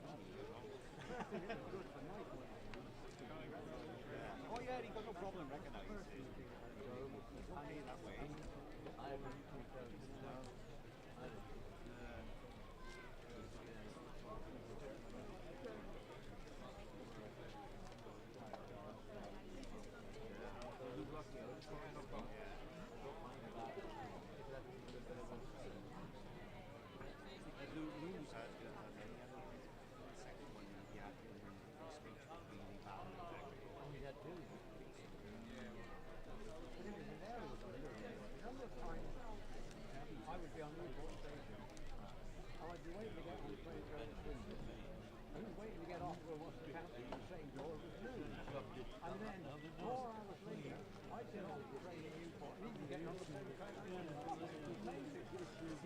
When he did pick us up at the railway station and take us down there, he's not a very good driver. He got in the wrong lane all the time. People were tooting him and he's just blasé to it. He just carries on driving. I mean, and he leaves mayhem behind him. Well, hello everyone, welcome back. I hope you've enjoyed a short break, as we have. Enjoying the hospitality of Morgan County Cricket Club, a lovely lunch here. And, well, we've got quite a good game on our hands here, I think. We were just reflecting, as we chatted in between the innings, about who would be most happy. And, well, Charlie, what do you think? Well, 279 is the target. And you've got to say, Glamorgan were the happier side all the way through. I don't think they'd have wanted Worcestershire to get as far as they did into this innings. clocking up almost 280. And so it's that awful in between where Glamorgan were happy and on top at the start, then feel like they let it go. Worcestershire are kind of slightly back in the game. There was a few late wickets which then tilted it back the way of Glamorgan. So it is quite in the balance, and 280 is going to be a tough chase, but it's also doable. So I'd say we're looking at about 50-50 here. Yeah, I feel similar. I think both sides have got reasons to be pleased. I think, you know, Worcestershire, having been 3 down for not very many, for 20 odd, will have been really pleased by the way they built and managed to put together some big partnerships in the middle there. And of course, Jake Libby getting another 100 as well. Fantastic achievement. But it's still less than a run a ball. And I think Glamorgan did feel, as you say, Charlie, that they were in control for a lot of that match. That there weren't many boundaries being scored. They had their fielders in the right places, and they, managed to kind of. The game never got away from them in that sense. It never felt like they didn't know what to do. They kind of felt like they had a plan, and they were largely. It was largely successful. So, yeah, it could be an interesting one. And I guess, you know, we'll be sort of judging this probably after the power play. And if Glamorgan can get through the first 10 overs without losing too many, maybe 1 or possibly 2. Might be okay, but if it's any more than that, then you think, Worcestershire will probably be the favourites at that point. But Glamorgan have proved, actually, as they did on Friday and other days, they have recovered quite effectively on a few occasions when they've lost a few wickets in the power play. And likes of Alex Horton backing at 6 has been their top batter this year. Tim van der Hoofden came in at 7 and got 100 on Friday. And so, yeah, it'll be very interesting to see which way it goes. We've got the Glamorgan opening pair of Zainul Hassan, who we saw take forfeit with the ball earlier. He's going to take the first one. Eddie Byram at the other end. Swanepoel to open up. Just run off the hip. Chance of a boundary, and it makes it. Just beats the despairing dive of George O'Connor. And nice way to get up and running. Well, it took considerably less time for Glamorgan to find their first boundary compared to Worcestershire, who clocked up their first 4 in the 8th over at 10 for 2. Well, they've got 2 slips in here, attacking, as you'd expect, and just a little suggestion of the way Zainul Hassan took his hand off the bat, but that one did spring off a length a little bit, maybe just possibly caught his bottom hand, jammed it against the bat handle. And that pitch didn't misbehave much, did it, when Worcestershire were batting? But there was the odd one that popped and the odd one that sort of skidded through a bit. So slightly variable bounce, but seemed to come onto the bat as well. In behind that one. Sign of a good pitch for me. It has a little bit in it. Yeah. It's a good cricket pitch when there is the odd one that scoots a little bit low, or there is the odd one that pops up a little bit. It just keeps in the batsman's mind, and it keeps that balance between bat and ball that we're always fighting for in the 50-over game. But you are absolutely right what you said earlier about these first 10 overs. Absolutely pivotal. Well, that was a good area. Running it across the left-handed Ul Hassan.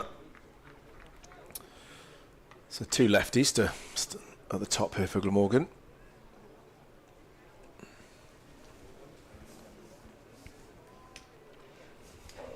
Eddie Byram, a relatively modest campaign by his standards.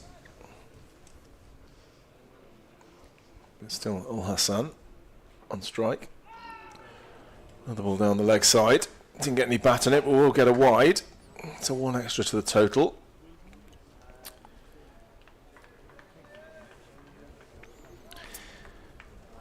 So we worked out halfway through the last innings that the average score was 279. Oh, there we go. And so the target, that's the average first innings score in this competition for both Group A and Group B, by the way. Okay. Well, 279 is exactly the number that's needed, so what are the chances? But it tells you, doesn't it, that is par. That is how 50-50 this game feels right now. And even if Worcestershire do take a couple of early wickets, you mentioned it earlier, Glamorgan are quite strong at building their way back out of a small mess. But if they can keep those wickets in hand, they'll go into the middle overs. Well, nice shot. Yeah, that one's through. Timed nicely. Straight down the ground between mid-off and the bowler. And so a couple of boundaries for Glamorgan in the first over. Nice start for them. All the runs to Zainul Hassan, and Glamorgan 9 without loss after the first over. Well, it already does look a heck of a lot easier than it did earlier. That's just because, though, of a couple of brilliant shots from Hassan. To open the bowling for the Worcestershire Rapids. Yeah, the Glamorgan opening pair bowlers were able just to get it on that length, weren't they, and got the ball shaping. And well, let's see how Ben Allison gets on. He's going to open up, I think, here at the Cathedral Road end. Yep, just on one knee, getting a bit of grip in the hands there, down with a bit of the sawdust, maybe. But yeah, you're absolutely right, Ash, about how often the Worcestershire bowlers will give a boundary ball away. We've already seen a couple. One, admittedly, a mighty fine shot down the ground from Hassan. But I think this game will be won or lost, and how Worcestershire are able to maintain line and length. Down the leg side to start. Not ideal from Ben Allison, who picked up a couple of wickets in that win at Hove. Sussex winning that game. No, sorry, Sussex losing that game by 4 wickets. There we go, got there in the end. Ben Allison played a big part of that with bat and ball.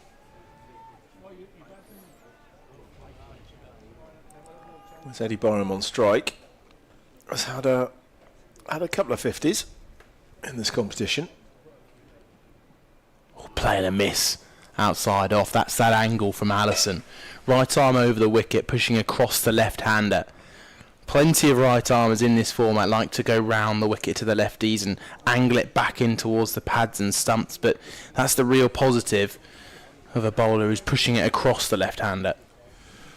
Well, if he goes too straight here, he's going to get picked off through the leg side. So I think that is the line to try and sort of take it across the two left-handers. That's about the right spot. So Worcestershire bowlers just looking to hone in now, take a couple of early wickets, but more importantly, they'll be looking just to give nothing away to the Glamorgan opening pair. Well, Eddie Byram, Zimbabwean by birth.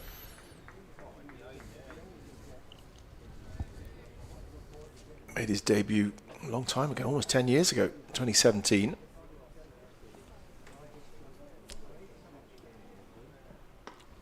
Again, a brilliant angle this from Allison, that time just angling in to the gloves and thigh pad of Byram, who looks to be having a little bit more of a challenge at this end so far. Still early on in the innings though. He was at Somerset, Eddie Byram was. That was where he made his sort of first-class debut, opening the batting with Marcus Trescothick. So that kind of places him a little bit in terms of maturity and experience. That guy was around forever. Still is around the cricket game, of course. On drive up to mid-on. Good diving stop by Libby. Marcus Trescothick standing in for Stephen Fleming as the temporary England Test head coach for the Pakistan series. Couple of slips in. Third man just past the left shoulder of second slip, and fine leg the other deep man out. Big gap open at square leg. If it races away through there, that'll be 4. And I guess that might be just a little bit of a ploy, a bit of a temptation for Byram. And if Allison continues to angle it across the left-hander, if Byram gets caught trying to whip his wrists through square leg, could bring about a leading edge or maybe even a fine feather through to that 2-man slip cordon. Well, yeah, just looking around the field, probably if he gets anything full, cover drive, so you can slot it between extra cover and mid-off. Goes on the onside, get it through, yeah. Another drive beating the field, this time from Byron. He'll get off the mark. Well, the angle's been better, hasn't it, from Allison? After the first ball down the leg side, he seemed to find his range in that over. Targeting sort of off stump and hoping that to maybe catch an edge of the ball going across the left-handed batsman. Sort of two left-handed batters here, so at least the bowlers can just sort of settle in on their lines and lengths against both bowlers. I think neither of these have a reputation of being sort of guys who strike it too early on. I think both good batters who'll try and get themselves in and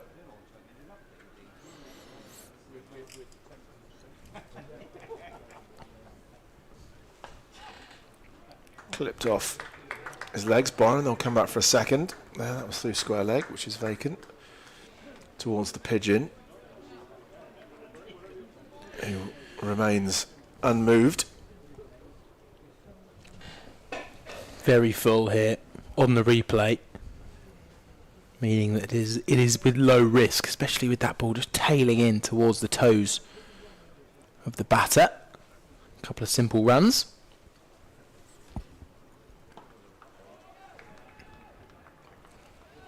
Sticks in the pitch a little bit there, and her hand sort of just blocks it. Be watchful here. If anything's going to happen, seems most likely it'll happen in the first 10 overs, and so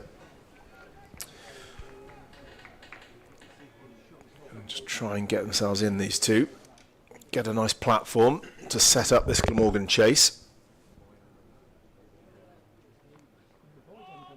Well, that's a good leave. That ball's in a nice area. It's going to take a lot of bowling to this field from Swanepoel. Just the three fielders on the leg side, and that offside behind square is packed out. There's a backward point just behind square. Third man. There's two slips you can see when the bowler runs in.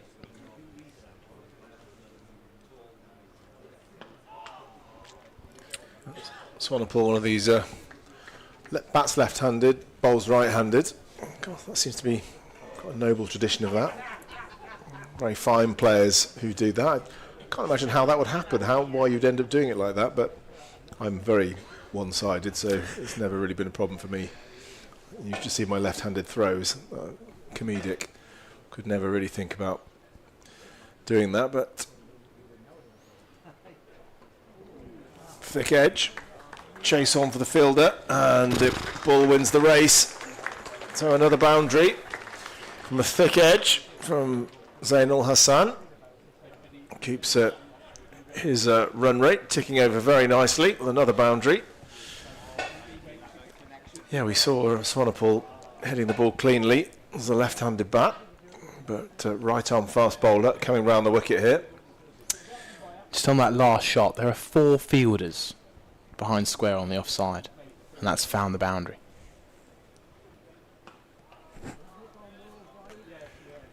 Getting in behind it.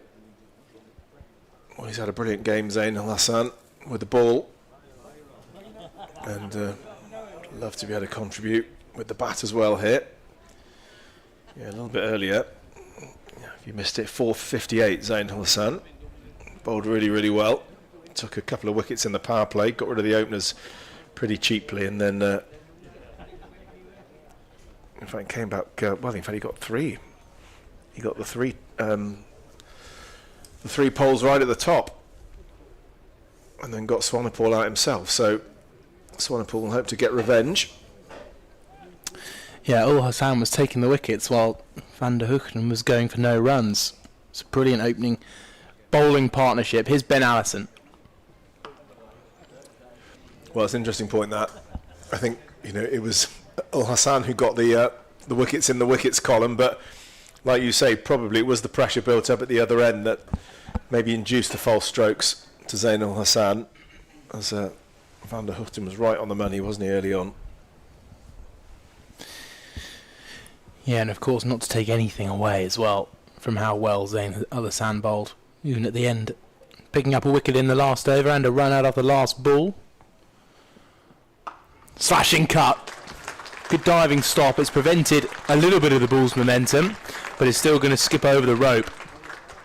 Great effort from the man diving at backward point. And it's a boundary to Eddie Byram.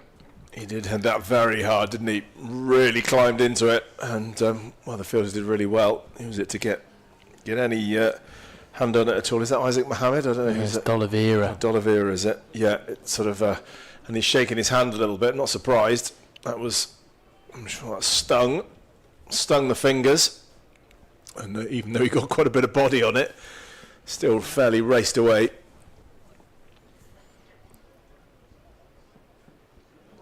And that's edged and gone. Eddie Byram trying to advance down the pitch. And Ben Allison takes the edge. And a good catch as well behind the stumps.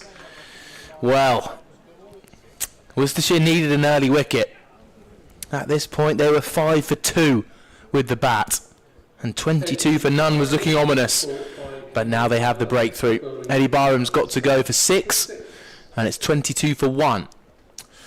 Well, Ben Allison, that one was in the right area, had pace and bounce, and Zayn Al-Hassan was trying to, Eddie Byram was trying to shuffle down to try and turn it into a half volley, and well, he was on the move, probably meant his eyes weren't still, and a little misjudgment, just caught the edge and straight through for a straightforward regulation catch to Henry Cullen behind the stumps. So that brings young Harry Wallace out to the middle. You see the wicket again. He was on the move, wasn't he? So, and yeah, nicely bowled. He's a tall man, Allison. Got good pace and bounce. And here he is, Harry Wallace, the 17-year-old who made his debut just last week, and batting at number 3 here. Son of Mark Wallace, the Glamorgan director of cricket, who was a very fine wicket keeper. Harry's also a keeper, but we'll have to sort of probably wait around a little bit before he gets handed the gloves at Glamorgan. Still a couple of wicket keepers ahead of him at the moment, but a real talent. Got into the England under-19s this year, and he got 100 in a warm-up match, I think, for an 11 when they were getting ready, and really caught the attention of the selectors. His dad occasionally used to open the batting, but most of his career probably batting more 6, 7, 8. But wow, what a vote of confidence the management have placed in him. 17 years old, right, mate? You bat first one down. Well, he's got an incredibly challenging task here. New balls. Ben Allison roaring in, fresh off the back of a wicket. He's got a real task ahead.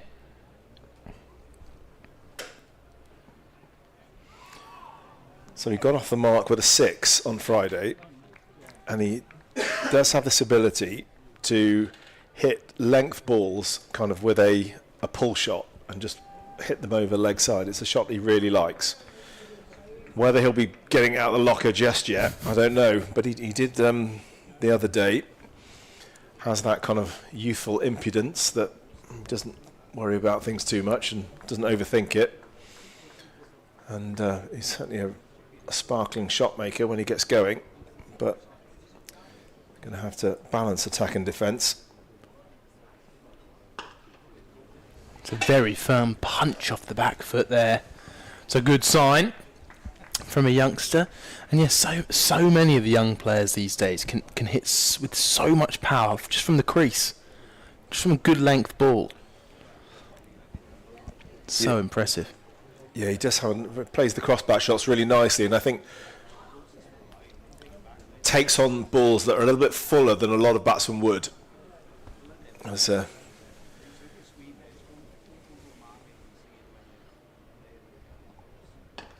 he's taken that on, and it's gone up over mid-on. It's not going to reach the boundary.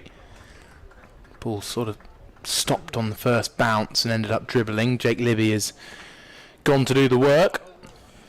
Well, that was the shot I was talking about there. and didn't quite get that one. That didn't come out the middle by any means, but he's looking for that shot all the time, and he'll take it from outside off stump as well. So it doesn't have to be too straight. He'll try and play that shot when it's sort of, fifth, sixth stump, and and maybe even attempt to play that ball's a little bit shorter than that one as well. So a little bit fuller than that one, so that barely stump height. It can, of course, come with danger. Yeah. With a slightly up and down surface, maybe those flat padded shots. But that ends the fourth over, and it's 24 for 1. So but lucky escape there. That ball could easily have just landed in the hands of a fielder. So, but gets away with it. Harry Wallace, Zainul Hassan though on strike now, 14 not out. Defends.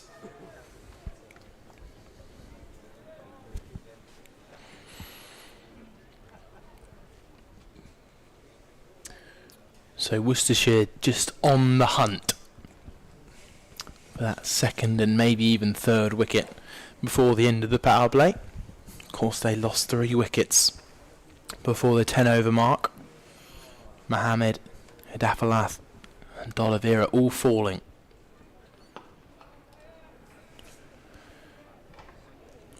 Glamorgan just losing the 1 so far, and as this game has had throughout this match, there's that air of balance and no team really reaching out and taking a hold of the game just yet. Yeah, that's right. It's for fine margins, isn't it? It's sort of you'd be hard pressed to say who was ahead.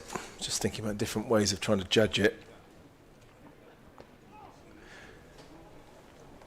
It's going to be a couple. Well run. These look shot quick between the wickets, these two.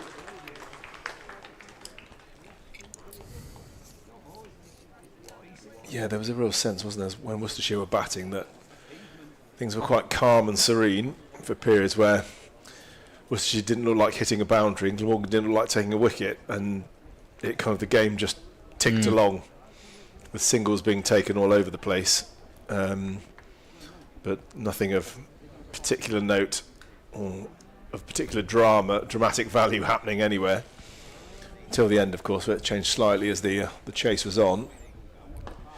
Well, a nice looking shot. That was deflected off the outside of Swanepoel's boot, I think, there. And he luckily deflected it straight to the fielder at mid-off.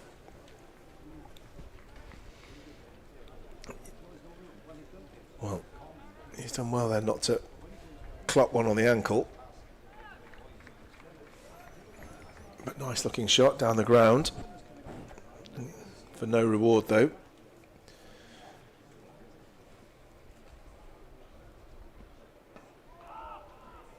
Yeah, he's finding his length now. His line Swanepoel is sort of pretty much on target now. Guess he did a couple of boundaries early on, which were a little bit streaky, but has pulled it back really well, actually. Glamorgan have a real chance here. A real chance to set a brilliant platform over the next 5 overs. That wickets column is so important. Well, he's having to battle, isn't he, Zainul Hassan there? So not much to go after. But he's still there, that's the important thing. Getting right in line, defending with the ball under his eyes. Smothering it with a defensive block. Yeah, it's funny. The only 3 players really to pull out one of those really solid defensive shots were Kashif Ali, Jake Libby and Henry Cullen for Worcestershire, all whom provided a really good impact with the bat for Worcestershire. It was a real trait that in defence they looked incredibly solid. Here's Wallace on 2, facing up to Ben Allison. Round the wicket to the left-hander.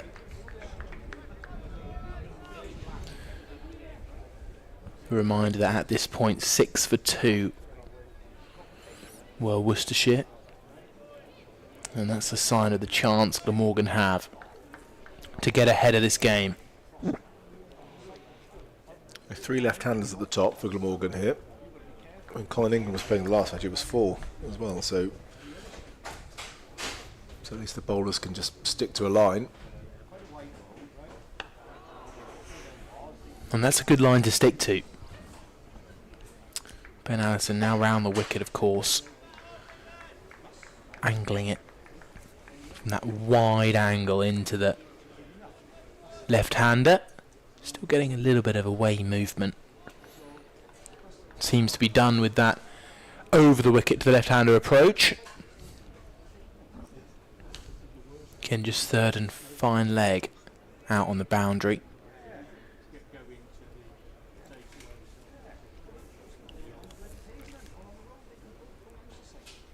Again, advancing is Wallace. A sign of his intent, wanting the bowler not to get too settled. Yeah, intriguing this. Just what's Wallace looking for?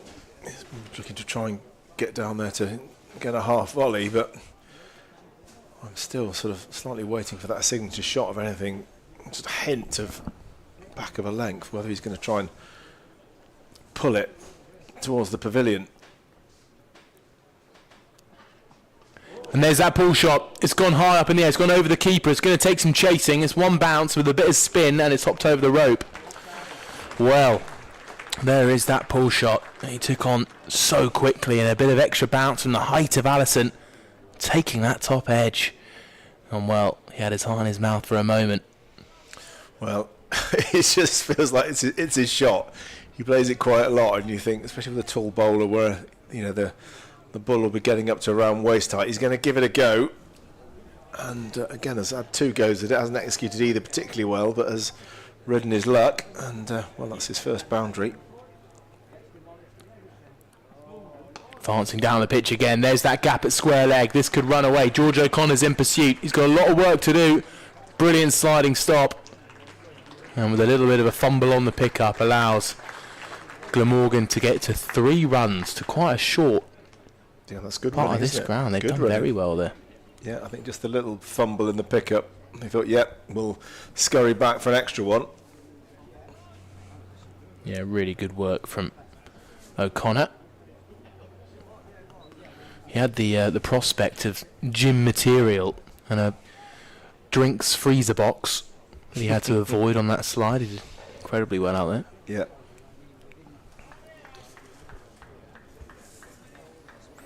One ball left in the 6th.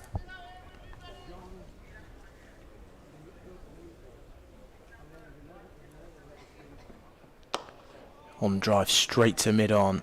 There's Jake Libby tumbling around. End of the over. 33 for 1.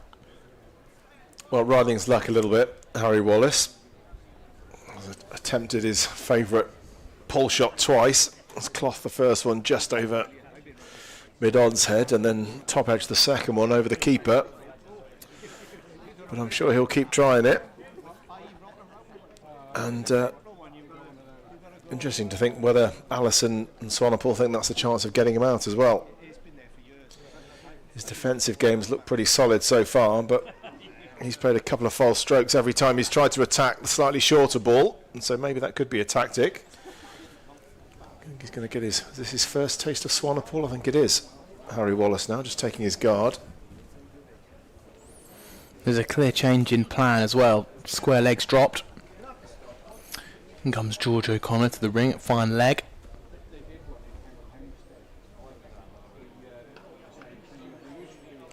Well, mid-wicket, totally vacant here.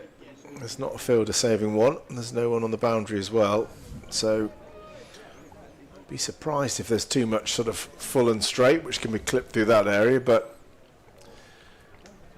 they've obviously spotted straight away the shot that he likes playing the most. They're almost inviting it, aren't they?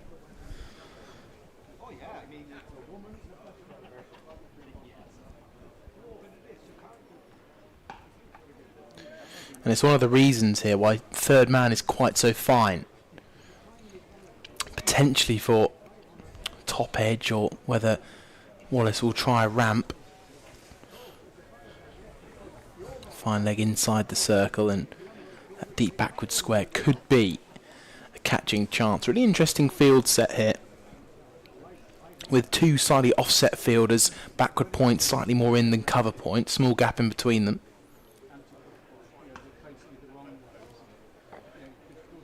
He's trying to hint of width there, trying to cut that away, but hasn't really timed it well yet. So Wallace has gone on to 9 really, but probably a couple of those shots have been false shots, haven't they? Really, just the 1-3 clipped. It's a deep square leg. You'd say is the one genuine shot that he's played. That one's through the ring. Again, they'll think about a second. Nice piece of fielding though, just keeps them to 1.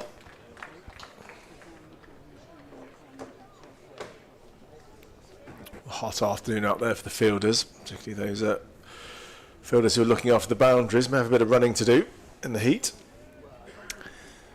Well, Sing down at that third man position is about a yard away from a lovely bit of shade. And he's just in the sunlight. It won't be long, I don't think, before he may just have a nice little corner to wrestle into down there. Hugh Morris Cricket Centre, newly renamed after the former Glamorgan captain and chief executive chairman, Hugh Morris, who sadly passed away earlier this year.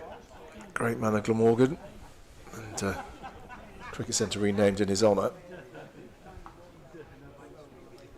Single to Zain Al Hassan, just runs it down to third man. 35 for 1 after 7. And I think Charlie's on his way now, just for a little break. And as Nicole comes back in. So roughly, Glamorgan are scoring exactly 5 and over. So they're kind of doing what they need to do pretty much, as far as runs are concerned. But it's, the wickets column feels like the one that will be really significant in this first 10 overs.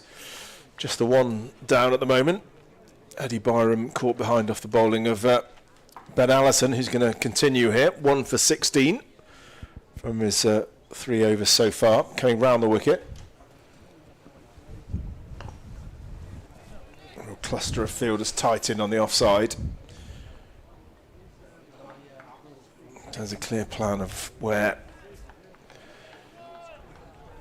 Jake Libby wants Allison to bowl. And it looks like it's trying to hit the top of off just outside. Well, there's 3 fielders, like a net, if you like. Try and catch everything going through there. What he won't want is anything too straight that can be clipped through square leg.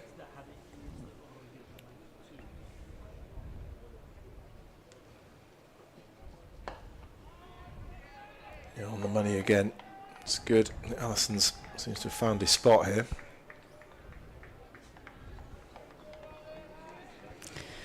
It's not a bad start from Glamorgan though, really. I mean, fairly steady. The 1 loss, but you compare that to Worcestershire's position, 20 for 3. This is true, yep. They were taking a spot of bother, but they recovered so well. Glamorgan hoping not to lose too many. Looking for that straight drive, but not quite timing it. No, and I think the key for them is to just keep ticking over. Don't let that run rate get too big. You know, yes, slightly behind at the minute by 1, but that's okay as long as they've got wickets in hand. But it's when you're starting getting up 7s, 8s, 9s, the pressure starts coming on, and that's when you're more likely to lose the wickets. So just keeping it ticking over. Well, they've had a few boundaries, haven't they, Glamorgan? That's really helped them. That's just kept them in touch. Yeah, they've played some nice shots. When I was out there, just a few that were miscued, mistimed, but actually some really nice shots.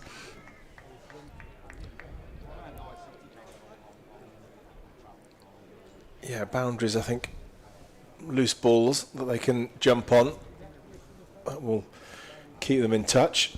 I think if they get a boundary most overs in the first 10, they'll pretty much be doing what they need to be doing as far as the runs are concerned.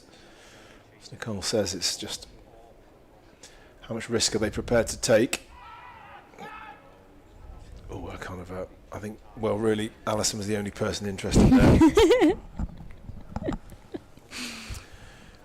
Yeah, and when he saw no one was joining him, sort of sheepishly on his own. Started walking back to his mark. So they have dropped a fielder down now onto the square leg boundary. Moved him from mid-wicket, and there's another one going to come across from covers, into slips by the looks of it. So still attacking. That's it. It's good. You've got to say good captaincy by Libby. Recognises the importance of the wickets here. Nice cut shot. Wallace down to that deep corner. They're going to get a couple. Some nice shots from Harry Wallace so far. Yeah, well, he's a real talent and definitely a shot maker as well. I think he does like to put bat to ball. He looks quite slight when you sort of see him from here. I think he's probably not as slight as he looks. I think because his shirt looks a bit too big for him. It looks huge. I was thinking that actually. He's got it not tucked in. No, I mean I was. Is that the trend with the young? I think the young players will have their shirts out. It's a bit like kind of They probably don't want to look like they're pulling their waistband up too high, which I think is supposed to be a middle-aged thing. I've got my shirt tucked in. You can pretty much guess how old I am then. But yeah, the young players will seem to have it out, and Harry Wallace, it seems to hang quite low, doesn't it? Almost the top of his shirt is almost brushing the top. The bottom of his shirt is almost brushing the top of his pads. It's that long. Swanee Paul coming there for his 5th over, dot ball to start with. Al Hassan. Solid defence there. 17 from 27 deliveries from him so far. You've got your shirt untucked. I always think as a batter, there's more things that the ball could catch and make the umpire think you might have nicked it. I feel like you just want to sort of tighten in all the loose edges of all your clothing and everything when you're batting. Good shot. Just driven there to mid-off. No run though. If you have a little strap hanging off your pads or something, yeah, it's just going to touch that on the way through and could persuade an umpire that you've edged it. And if you've got lots of flappy shirt hanging around as well, I always think you don't really want the ball to get tangled up in it or possibly to catch it on the way through. You never quite know.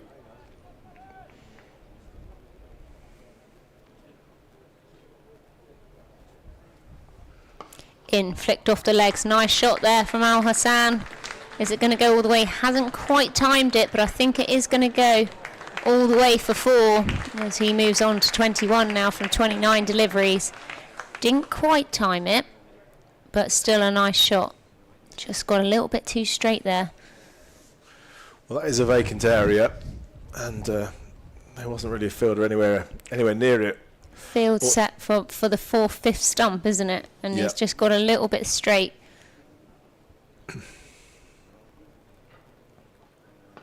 Just back of a length there.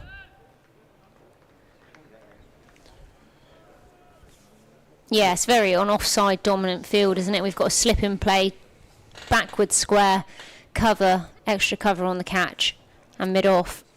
All packing it quite tight, trying to cut the different angles off there on the offside.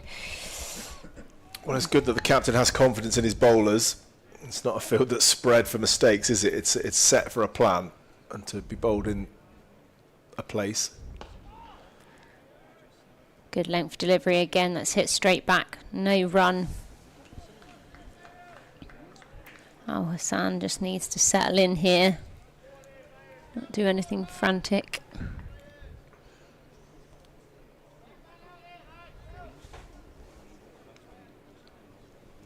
Can hear Worcestershire, just a little bit of encouragement. Hear that on the pitch, Mike.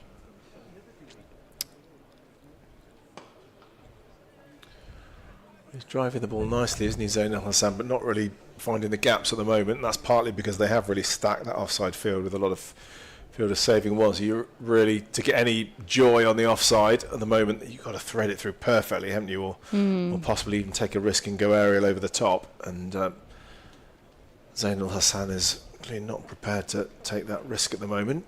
You can see a bit of a breeze blowing across the ground. The Welsh flag stretched out, fluttering above the pavilion here. Very pleasant afternoon. I'm sure the supporters in that stand will be grateful for the breeze. Actually, they're in a little bit of shade as well there, so probably quite a pleasant place where they're sitting. Across the other side of the ground in the main stand, that's where it'll be the warmest, I think, as the sun sets behind the pavilion. Well, so it makes its way down anyway. So Ben Allison continuing round the wicket into his 5th over.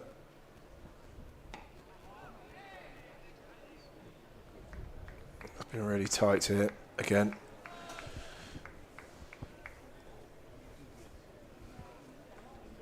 Just the one slip in now. This next phase between 10 and sort of 18 overs, if they can try and not lose a wicket, I think they're in a very good position, Glamorgan. Otherwise you've got to rebuild again. And Wallace on the shuffle. Just shuffling in or down almost even before the bowler had got to the crease. I'm just trying to kid him to do something different, to knock him off his line and length. Didn't fall for it that time, just sent down a ball right on the spot again. Ben Allison.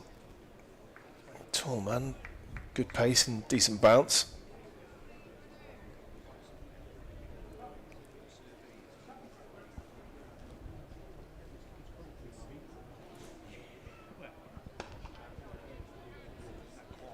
Tries to whip it, but can't quite get it past.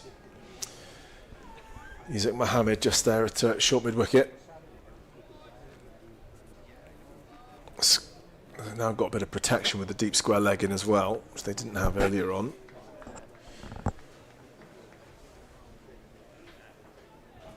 So keeping things pretty tight here. Not many singles on offer at the moment.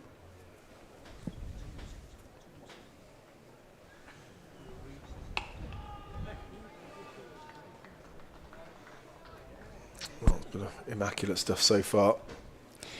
yes, it's hard to say which way it's going to go, isn't it, at the moment?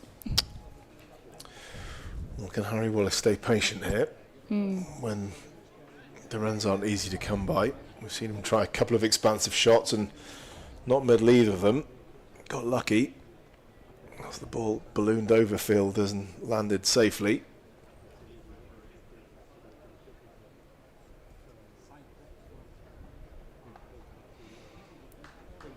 Well, down on one knee, cut shot.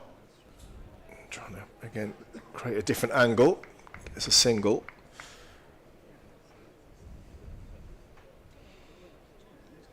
Yeah, he does like to play shots, as we're saying, so I'm sure he'd like to be getting on with it and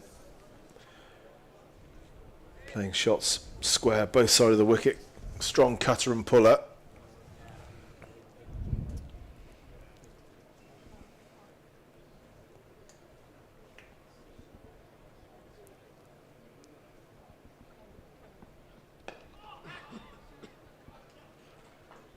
Defended again, and well, that's the end of the power play.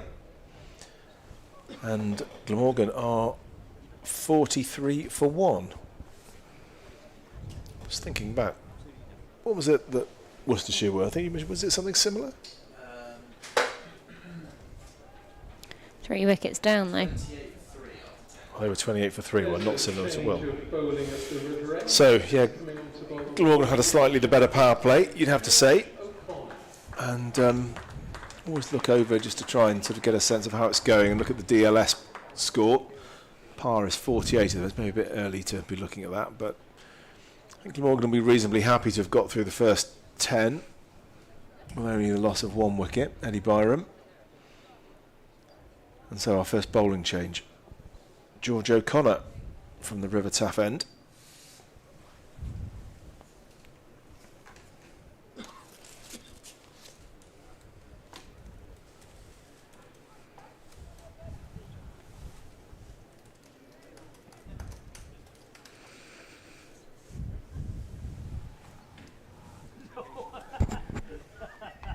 Short delivery just worked off the hip there by Wallace. Looking for a second, but only going to come through for 1 there.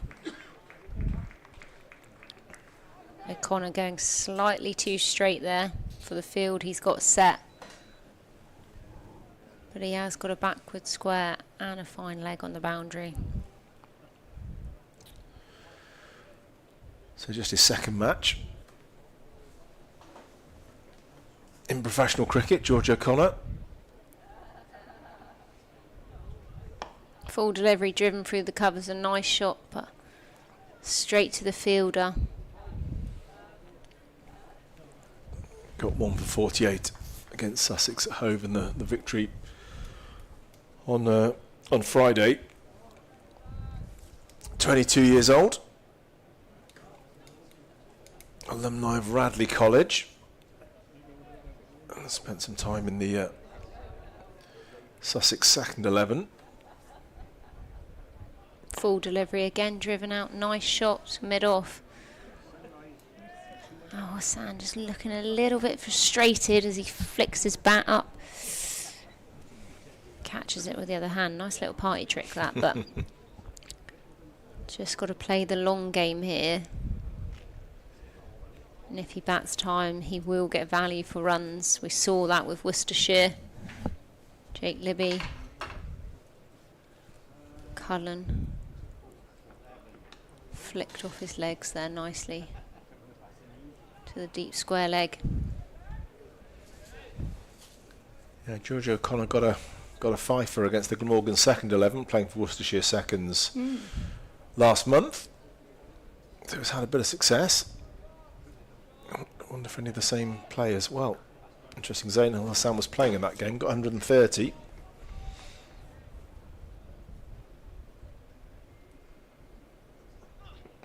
Oh, that's a top edge there from Wallace.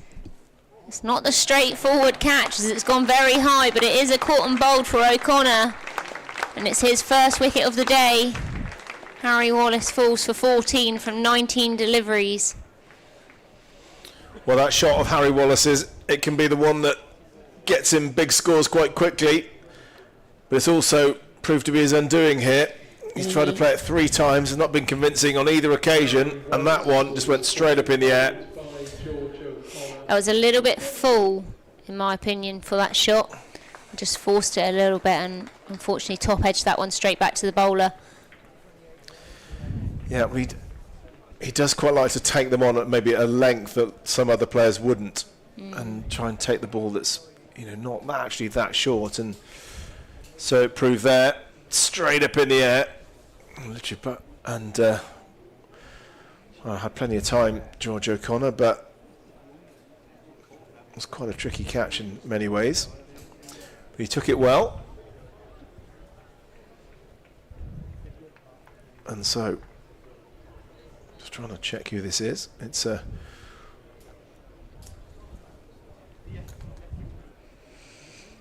it Jack Cope Bell? I think it probably is. Looking there under the helmet. The incoming batter for Glamorgan is Jack Cope Bell. Looking elsewhere in the Metro Bank One Day Cup, Middlesex 327 for 6. And in reply, Derbyshire are 67 for 1 from 13. Durham against Essex, 229 for 5. 38 overs. And Sussex are playing Hampshire. Hampshire 383 for 9. Sussex are currently 47 for 2. That's in Group B. But what can Jack Hope Bell do today? O'Connor's got 1 ball left in this over so far, 1 for 2. Allison's 1 for 19 off his 5 so far. Lots of people coming in here at Sophia Gardens, choosing to sit in the shade just below us as it's quite warm out there. O'Connor's in, full delivery just down the leg side, that is a wide, a little bit too straight.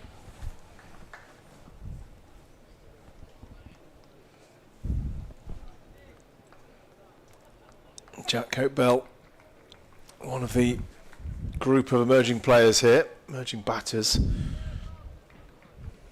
here at Glamorgan. He's got 100 on debut at the start of this competition. Brilliant knock it was too. Probably the highlight of the campaign from a Glamorgan perspective. Full delivery. Just defended. It's going to be a dot ball to finish the over. Glamorgan are 46 for 2. Jack Hope Bell's last innings against Essex, just 5. The innings before against Hampshire, 21. And the one before that, Derbyshire's 48. 19 years old. Well, he's a real talent. Gifted player from the Newport club. And high hopes. I think a player who's we're like to see around in Glamorgan colours for a lot of years to come. Local lad, and I'm sure will come through the pathway here. And I know a lot of Glamorgan supporters are absolutely delighted to see young Welsh players making their way through into the team. There seems to be a really good conveyor belt at the moment of players who are good enough and being given their chance in the first 11. And this competition is great to give them experience, give them a chance to show that they maybe deserve to have a go in the championship if a slot becomes available. So change of bowler, left-handed, immediately a wicket. What a catch. An absolutely incredible catch at backward point. And Zain Al-Hassan has gone, and it's Ben Gibbon strikes with his first ball. An amazing catch at backward point. And it's D'Oliveira, I think, who's grabbed it. Wow, what a grab. Looking forward to seeing this one again. Hit like an absolute bullet. Short and, well, it was pitched up and wide. Wow, it was almost going so hard he had to almost catch it behind himself. What a grab. Well, that's a brilliant catch, isn't it? Yeah, and you can see his reaction there. He's absolutely delighted. A great celebration. It's one of those, a good grab, and it just fires you up. And all the team knew it was a key catch. Al-Hassan falling for 22. Well, I think his eyes lit up as soon as he saw that width. Threw everything he had at it, but just couldn't keep it down. And unluckily for him, Brett D'Oliveira was at his sharpest. Managed to get 2 hands to it and took a brilliant catch. So that brings that into the middle. Callum Nichols. There was us saying that Glamorgan had only lost 1 wicket. And now we're 11.1 overs, 46 for 3. I often say that, don't you? Just add 2 wickets onto the score, and that kind of gives you a sense of where you're at. And yeah, it feels different, doesn't it? 46 for 3, but Worcestershire were 28 for 3. Yeah, that's it. Well, you hoping the ball is starting to get a bit softer now. If you're a batter, but it might do a little bit less, might become easier to bat. But what they do have now is 2 brand new batters, 2 young batters. And, well, a real test of their temperament here. Oh, what a start by Gibbon. Wow, fabulous. Wicket with his first ball. Bringing something a little bit different with the left arm over as well. Different angle. It looked like he generated a bit of decent pace as well with his first ball. Line a little bit off.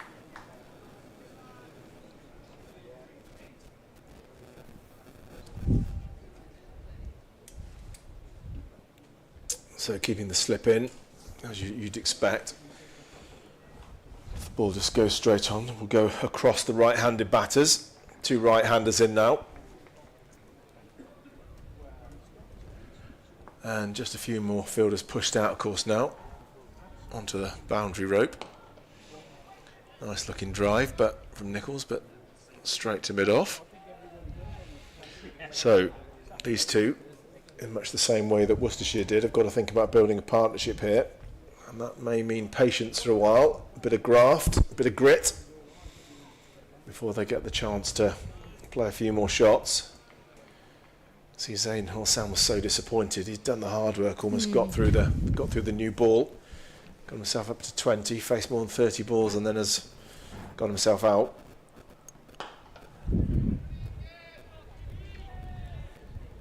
sounding nice off the bat, but again, can't get it past. Who's that? It's a Bayer Swanepoel there with the white sun hat on. Yeah, it's just tricky. They keep hitting fielders, playing good shots, not quite hitting the gap.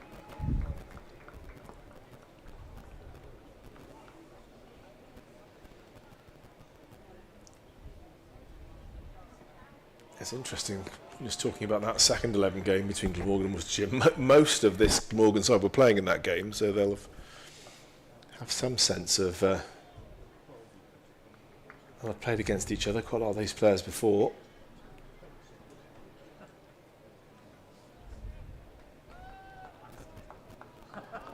Yeah, Ben Gibbon bowled in that match as well.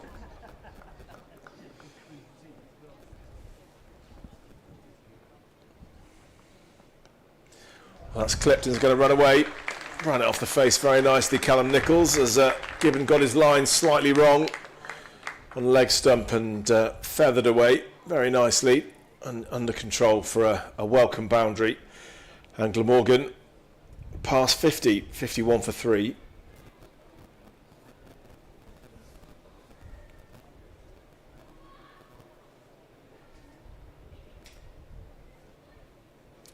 Gibbon was wicketless in both innings when they played in the second 11 match.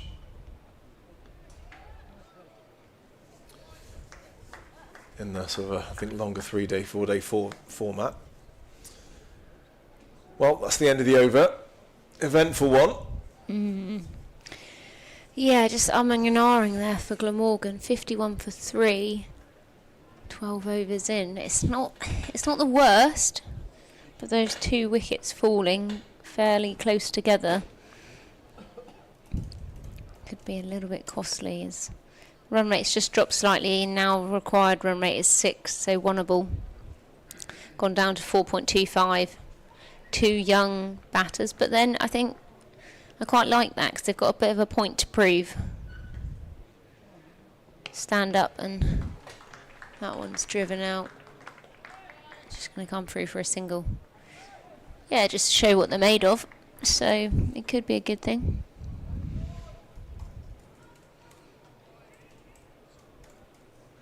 They want to put their hand up and say, I want to be batting at 5 every single week.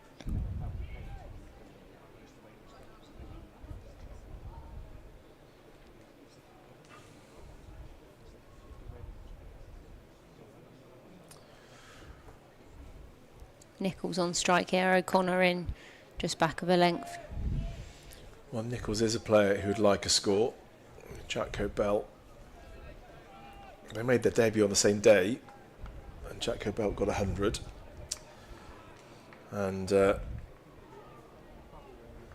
against Sussex, Callum Nichols only got 13. And so I suppose Hope Bell has kind of had his innings that's made everyone stand up and take notice. Callum Nichols would love to do the same. His highest score, 45, in the 6 matches he's played so far.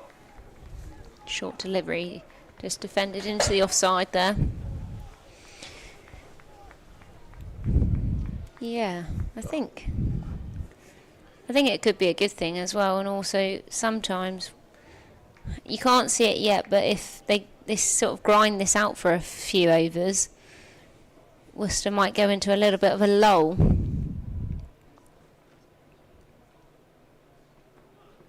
Full delivery, hit him on the pad, big appeal, but not given. Heart and mouth time a little bit there for Callum Nichols. O'Connor, 2 hands above his head, and then putting his head in his hands, asking the umpire. He seemed pretty convinced, didn't he?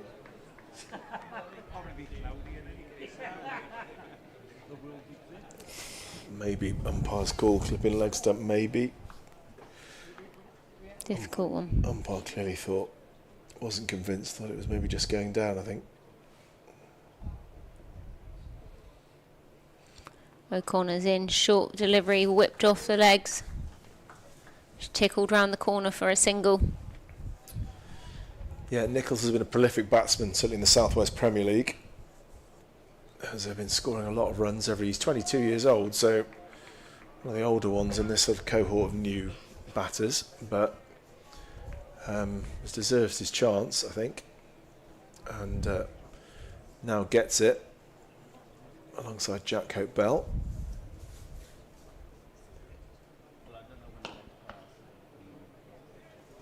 Driven nicely there to mid-on.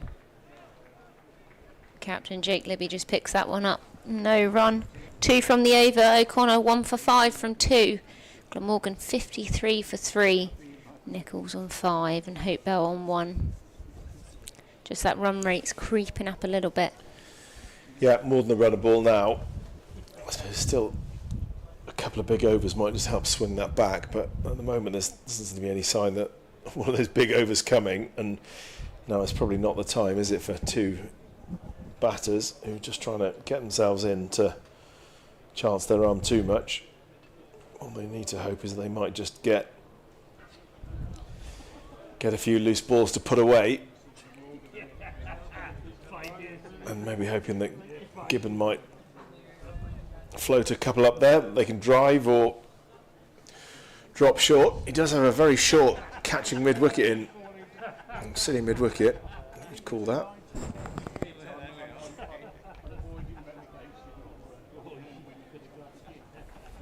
It's Ben Allison who's the tall figure, just about being the eye line of the batters, maybe just standing very close in there, only about 3 pitches away at mid-wicket. Having to snaffle anything that's sort of clipped through there or fended into the leg side.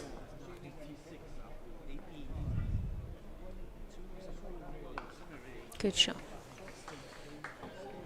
Yeah, nice looking shot.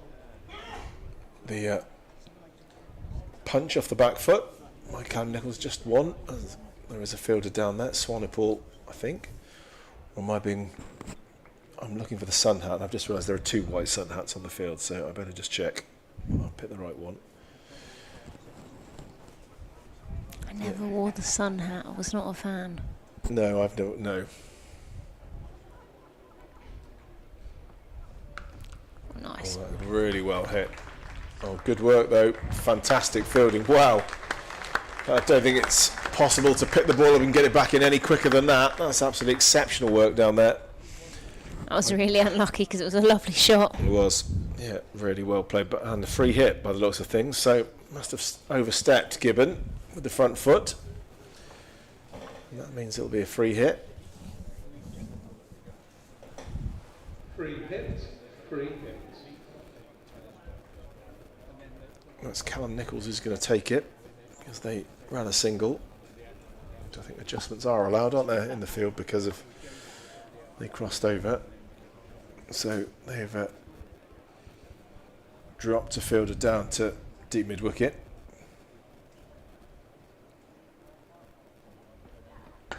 Well hit, and that's going to go all the way for 6. Great shot by Callum Nichols. Knew he could chance his arm because of the free hit, and hit a length delivery just outside off stump with a flat bat straight over extra cover for 6. Good hand speed there from Nichols. Nice little one actually early in your innings, just give you a little boost. Yeah, absolutely. It just shows can be costly if you keep overstepping. Get a bit of momentum going for these batters. Imagine these two will be pretty quick between the wickets as well, so they'll hope to run well, I think, and keep the singles rotating round if there are not many boundary options to be had.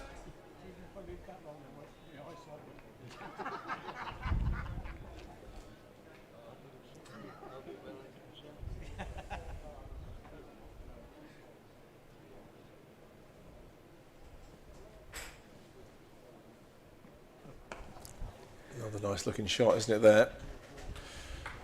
They've got the fielder in the right place, which we saw in the Worcestershire innings is kind of the key to a lot of this middle period. Can you get your fielders in the right places, those boundary fielders? And at the moment, for the most part, they are managing to do that. Nichols now on to 13. Jack Hope Bell just got a couple to his name.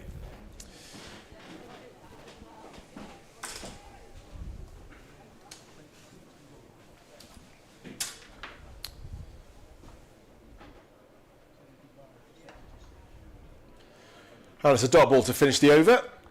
So at the end of the 14th over, Glamorgan 63 for 3. I'm going to make way, and Charlie Harden will join Nicole in the commentary box.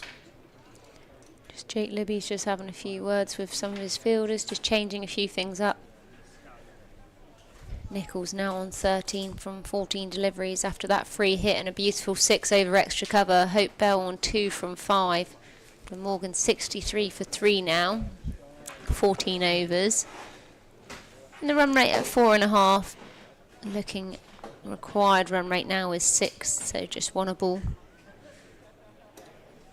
And Charlie's going to join me. O'Connor's coming in for his 3rd over here. 1 for 5 so far. He wasn't happy in the last over as he had a big appeal for LBW. Not given. As he comes in.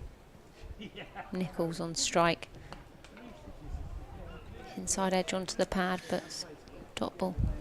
He is a bowler that thinks everything when he hits the pads down. And he won't stop talking to the umpire about what that was missing. He's a brilliant competitor, is O'Connor. His long flowy hair as he's bouncing as he's walking back to his mark.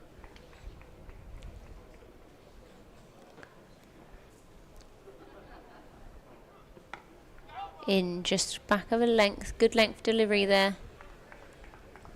Just like to see Glamorgan a little bit of more of rotating the strike, just finding a way to get down the other end, nothing crazy. But Worcestershire have set good fields and they're bowling very tight at the moment. Yeah, and despite 10 coming off the last over, you are right actually. Glamorgan weren't able to get too many runs in the 6 overs before that. The first 6 they were 33 for 1, and the second 6 they went 17 for 2 in those next 6 overs. And you're right, it does feel like there's what Worcestershire did do well is, despite not being able to put boundaries away, they did manufacture singles, didn't they? They found the deep fielders and they kept the scoreboard ticking. Glamorgan are just in danger of letting a good start just drift away.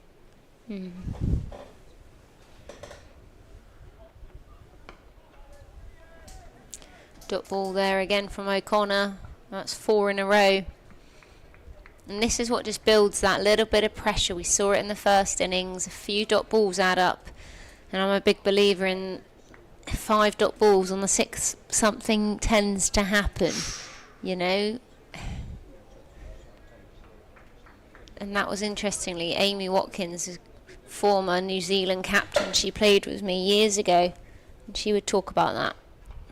Good delivery, driven out to a mid-off, no run, despite Nichols running halfway down the pitch and running straight back. So practically run a single anyway. She would always talk about the fact that if there were 5 dot balls in a row on the 6th ball, something would happen. The batter would either try and play, you know, a shot that's possibly out of character, might get away with it, might not, or there will be a wicket or a chance or something. She was a big believer in that. But that's not being seen there as a maiden for O'Connor. 3 overs for him, just 1 for 5.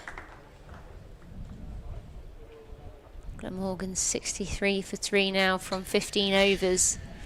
216 to win. For anyone joining us on the stream, thank you for tuning in. We've got a glorious day here at Sophia Gardens.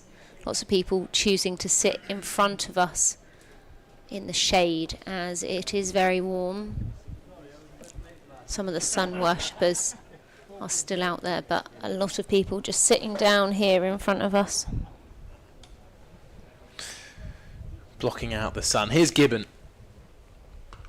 And a back foot cut. Nicely timed. Sonny Paul again doing some handy work, awkwardly bouncing in front of him. Yeah, and just to add, if you are just joining us, 3 wickets to have fallen so far. Eddie Byron was the first to go, 6 off 10. After a pretty decent start, 22 coming off the first 3 overs. Allison got that breakthrough, and then 2 wickets came in the space of about 3 legal deliveries. Wallace and Ul Hassan both falling, taking Glamorgan from 45 for 1, 46 for 3. Has a drive outside the off stump, almost gets them 4 down. Yeah, big swing and a miss there from Nichols. You can tell again he's one of those young batters. He doesn't want to let the bowler bowl at him. He wants to play his shots. I think similar with Harry Wallace. Good strikers of the ball. Saw that on the free hit. Absolutely smoked it over extra cover. Solid that time. Ben Gibbon, after his last over, going for 10. Just looking to bring back a little bit of pressure. A few dot balls to build. But yeah, a lot of these young players, aren't they? Nicole, they like to not let bowlers settle. Just noticed your cycle bottle, Charlie. Oh gosh. Do you like cycling? Or have you stolen somebody's bottle? Well, interesting you say that, because not long ago I had a Team Ineos bottle as well on the commentary, and I got asked the same question. And I'm really not that interested in cycling. You just like the bottle, or you stole the bottle? No, I didn't steal it. Well, you know, you throw any accusations my way I'm live on air.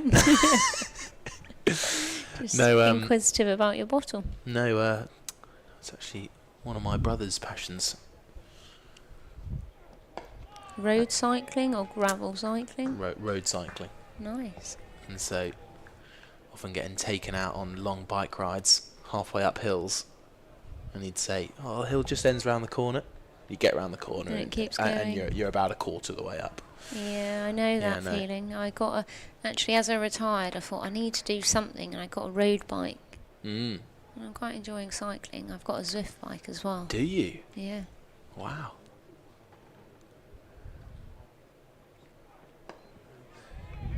Now, there's little better than a good road bike. An expensive road bike. They are expensive. That glides up hills. 64 for 3 at the end of the 16th. I think that is more to do with rider, though, Charlie, than the bike. Gliding up a hill is a struggle. You could be on a £10,000 bike, but if you can't ride up a hill, then the bike won't do it for you, unfortunately, unless it's an electric. It might help a little. Are you saying I don't look like someone who would glide up a hill? Not saying that at all. I'm not saying that at all. I'm saying I might not glide up a hill. Okay. No, I think an expensive bike in the hands of many people would help out a lot, more than you know. Yeah, I do. Yeah. What bike have you got, Charlie? O'Connor's in, and that one is just a little bit of an awkward shot from Hope Bell, but he gets it through the gap, which is the main thing, and they rotate the strike. I've got a cheap one, so I haven't actually spent the big bucks on getting one. So I thought you were talking it up like you had some crazy bike. No, George O'Connor looks like a man who could glide up a hill there. Yeah, he looks a bit like a cyclist with the hair. Like a velodrome helmet. Full delivery, just inside edge there. Going to be a single out to deep square leg.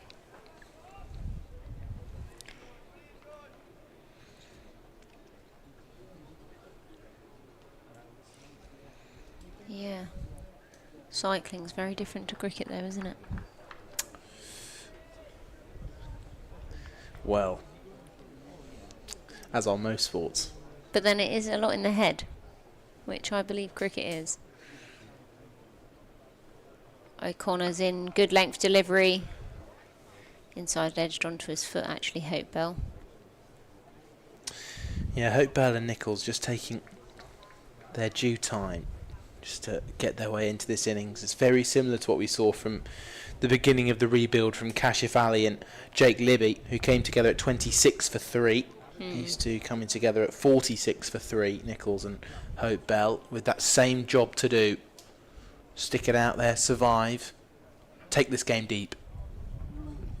Good shot, driven through extra cover. That one will race away for 4. A little bit too full from O'Connor, the first we've seen from him. Just going tad fraction full. And Hope Bell has been able to lean on that one. Good hand speed through extra cover. Nice full face of the bat there. Yeah, it's a beautiful shot. And O'Connor hasn't just missed by too far. Well, just a little bit of width Hope Bell tucks into. Beautiful. O'Connor in again, too full, but worked off the legs. Can get away with that. He's got his field set. Fine leg out on the boundary and square leg. Comes through for a single. So far from this over 7. He's a nippy style bowler, is O'Connor. Hits the deck hard, but one of those pace bowlers that almost gathers pace off the surface and slaps into the keeper's gloves when he does beat the bat.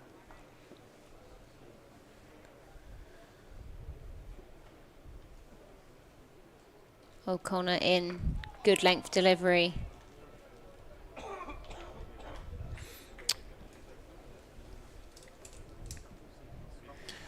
Glamorgan 71 for 3 now from 17 overs. And I think they want to get to 20, 25. If they don't lose a wicket, they'll be happy. See where they're at. Just take it in little stints, possibly 5 overs at a time. Well, what is quite incredible is there are points in this innings so far where Glamorgan were 20 runs ahead, 25 runs ahead. Well, I can tell you, at the end of the 17th over, both teams were 71 for 3. Identical. Really interesting. It's quite often in run chases, especially if we manage to see a worm at some point in the 50 over game. One team rises up, then plateaus. The other team plateaued were flat at the start, then rise up, then they figure of 8 all the way along. Like a plait.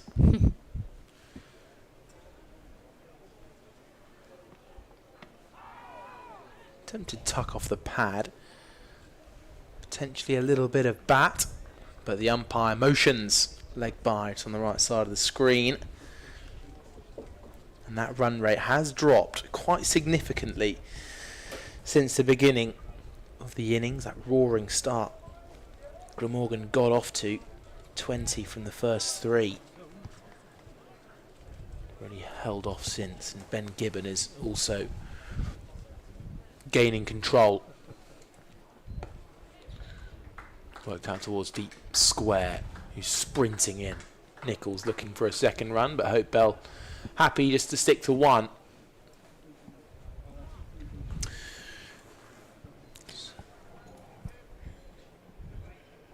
Looking here at some of the scores. Welsh Fire unfortunately lost to Sunrisers leads today, the women.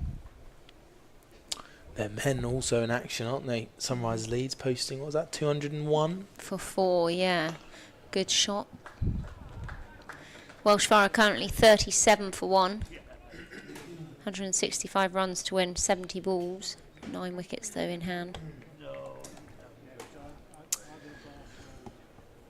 Yeah, it's a bit of a battle let out for qualification there between Sunrisers Leeds and Welsh Fire and the men.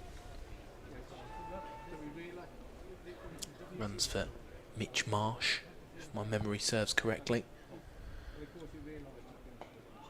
Just manages to get bat on that, does Nichols. Ben Gibbon tailing it back in towards the stumps. He looks dangerous.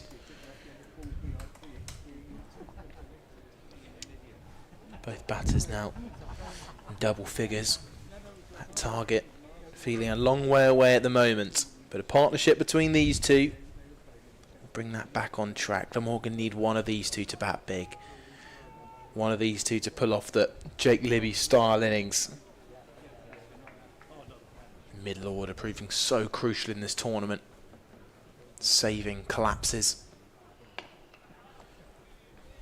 Ken Gibbon tailing it back in towards the stumps. End of the over. 75 for 3 from 18. And for the first time this innings, Worcestershire are ahead at over 18. Long way to go though. Yeah, just want to see a little bit more rotation. We talked about it a minute ago, but it just feels a little bit flat.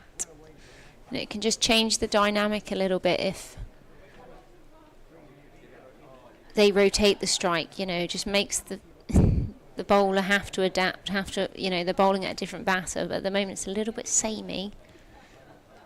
Just like to see Nichols just get up the other end, maybe after 1 or 2 deliveries. O'Connor in here for his 5th over. And there we go, 1 from 1, that's a good start. Just driven out to the cover boundary fielder. They can just hit those boundary fielders, even if that's placing it down to fine leg of 3rd man, dropping it in on the offside or the leg side. Just get a little bit of momentum going. Feels like it needs something, doesn't it? This Glamorgan chase. Nothing crazy, but just to keep on ticking over on that run rate. If it starts drifting too much, it starts getting further and further away from you. And you're asking a little bit too much of the lower order if you do lose wickets then. Yeah, and it takes us back, doesn't it? When Worcestershire were... Well, they had the bat in hand. They went through a spell of about 15 overs without getting a boundary, but plenty of rotation in there.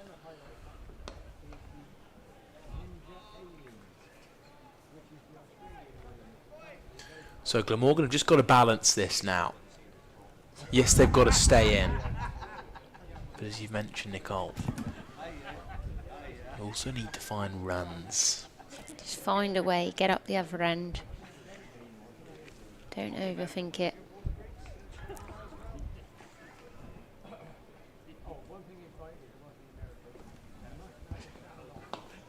Good shot, really unfortunate. That was a nice shot there from Hope Bell, straight back to the bowler and comes off the big boot of O'Connor. No run. Just looking here, Glamorgan 8th in the table in Group B, Sussex 9th, Derbyshire 7th, Hampshire 6th, Essex 5th, Worcester 4th currently. 16 points, the same as Durham, who are also on 16 points. Yorkshire and Middlesex at the top, just back of a length. Keen bit of fielding there from extra cover. I think it was a bit of camaraderie, thinking about shall he run him out, but he wasn't out of his crease. 4 dots from O'Connor, 1 from this over so far. Square leg and cover out. Can Hope Bell manipulate that? No, he can't. Hits that one straight back to the bowler as well. 1 from the over. 1 for 13 from 5 for O'Connor. Bowling really tight line and length, making it very difficult for Glamorgan here. 76 for 3. 19 overs gone so far. Well, O'Connor's been so impressive so far today. He's bowling those 5 overs now. There's a change of He's looked really, really accurate and hard to get away for the Glamorgan batters. 1 for 13, going at under 2.7 runs and over. And we're going to see a change of bowling. There's the spin of Singh. It's going to come left arm round. It's going to look to cause a few problems. Just the 1 wicket in their victory against Sussex. A bit expensive though, 1 for 59 from his 8. Now he's got a chance to make an impact with the ball. Nice bit of flight. What do you got to say about this action then? I was just going to have another little closer look if I can on the Here we go. camera. You had a few things to say about Franco's. Thought Franco bowled very nicely, but he could use... Oh, that's a lovely delivery. Could have used his height a little bit more front arm. His front arm was too short, as Mark O'Leary would say. Needs to be a little bit longer. Hold it for a little bit longer. And use his height. Nice up and down and a nice little bit of turn here. Bowling it actually quite slow. Almost sticking in the pitch. Now what happened here on the run out? For a lot of chuckles. They got through to a quick run. And the keeper getting in the way of the throw. That's why a few of the members and fans around had a little bit of a chuckle. Oh. Here's Singh again. He's looked really accurate so far with good variation of spin. Again, another sign of this left arm round the wicket to the right-hander. Balls that can grip, like we saw on the second ball, a peach of a delivery that beat the outside edge, and those that can slide on too. Short run up here, and Singh, I think he's going to just vary his pace. Naturally going to vary his flight, but in general he's bowling a little bit slower.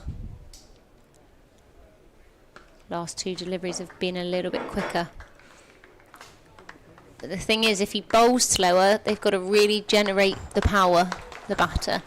So it makes it a little bit more difficult, particularly if you're bowling stump to stump very accurately. He's got a little bit of turn on a few of those deliveries, just turning away from the right-hander.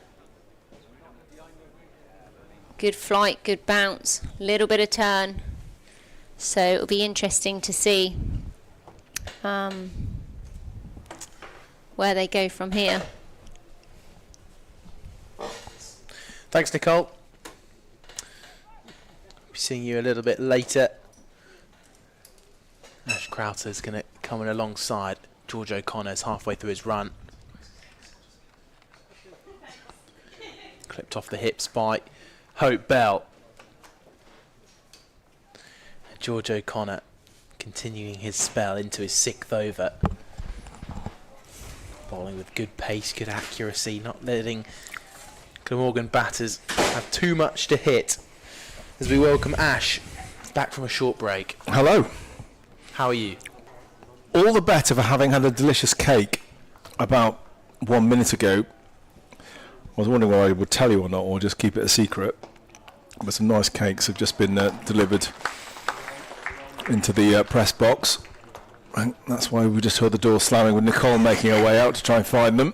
Gave her the tip off as well. So you may have to wait another 6 or 7 overs, Charlie, and hope there's something left. I'll have to live. There's a good diving stop there in mid-wicket. I do feel like I have to ask what flavour very shortly. Big flowing drive, well fielded by extra cover. The Worcestershire fielders are building up a bit of a buzz. Plenty more noise out there. There's some good fielding out there too. What flavour was it? Or is there's a mixture. There's an array of cakes. Is there? I went for what I considered to be the healthiest option, which was a kind of a tart tatin style sort of, apple pastry. Okay. But there's definitely chocolate cake in there. For those with a particularly sweet tooth. It's well nurdled down towards fine leg. Well, I look forward to that. It's coming up about that time as well. Oh no, we're probably past the afternoon tea period, I'd say. Not in 50 over cricket though, you have your lunch at 3. No, it does kind of knock your rhythm off a little bit, doesn't it? Yeah, you're kind of not quite sure what time of the day it is. And yeah, approaching 5 o'clock.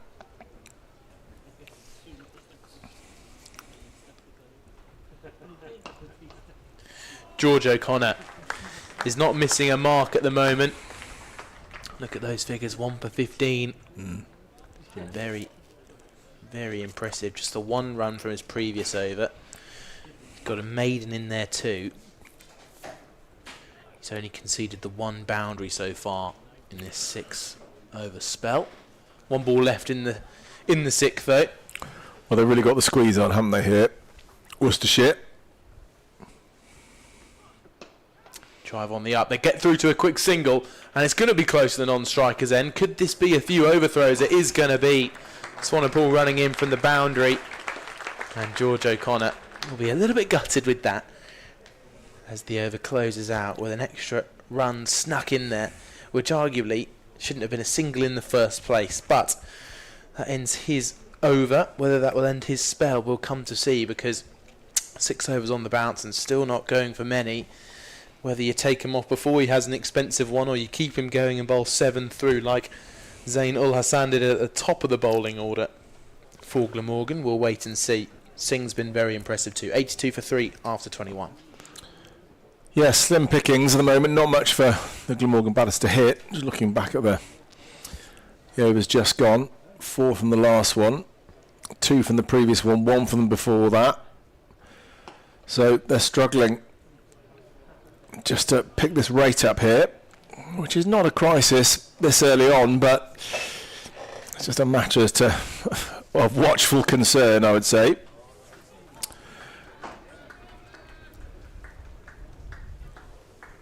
You don't want it to get too high. You kind of feel like a couple of good overs and can really bring that, get that rate to climb up. But hasn't really looked like any of those sort of overs coming where you get 2 or 3 boundaries away in 1 over. So I think we'll still be happy with the way things are going. But equally, these 2 young batters, well, they've both... Well, Nicholls has faced 38 balls. Hope Bella's faced 26. So, yes, taking most of the strike Nicholls has in this partnership. So they've got themselves in. They'll have a sense of the pace of the pitch. They'll be, feeling reasonably comfortable, you'd think, having been out there for a while. And the question is, can they get an acceleration going? Can they pick things up from here? Now they've got a platform and they're set. Can they just start adding a few boundaries, a few twos, just anything that's going to, get them 6+ and over?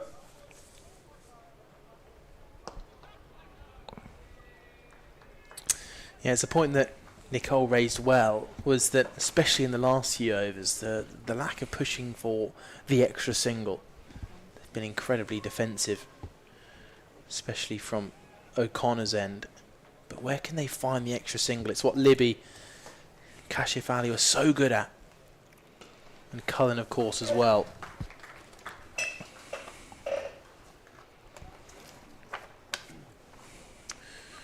The end of another very good over for Worcestershire, just a few singles coming from it.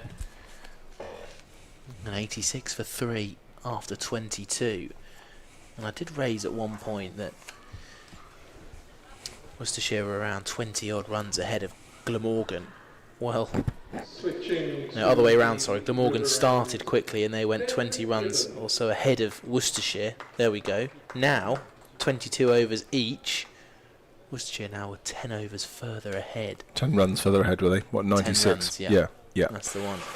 Yeah. So Gibbons going to take over from George O'Connor. See if he can cause any trouble from the River Taff end.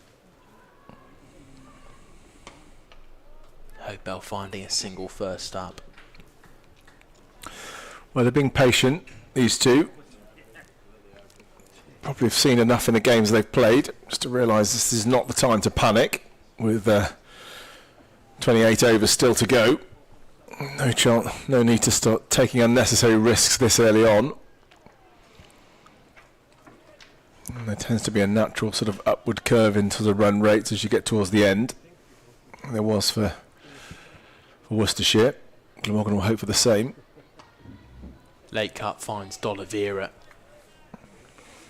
Of course, taking a brilliant catch earlier on of Ul Hassan, which felt like a big turning point.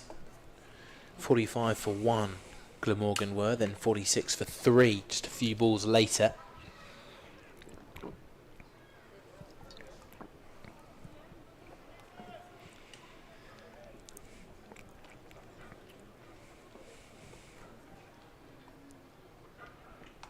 Back of a length and a glorious scything cut past the diving Brett D'Oliveira and well beyond reach of the man at third man. Kashif Ali has to go and collect it from the very far side of the ground.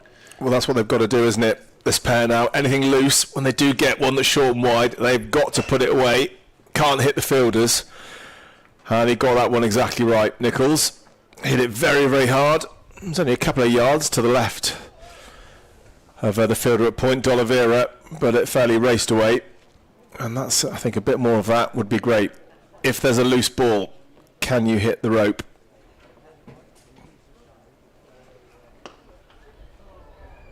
Finds the fielder this time. Yeah, you're right, Ash. How many more times can Glamorgan, find that boundary? Just looking at it, they've got their field set up nicely here. I think they'll again feel like they've got control here at Worcestershire, generally speaking.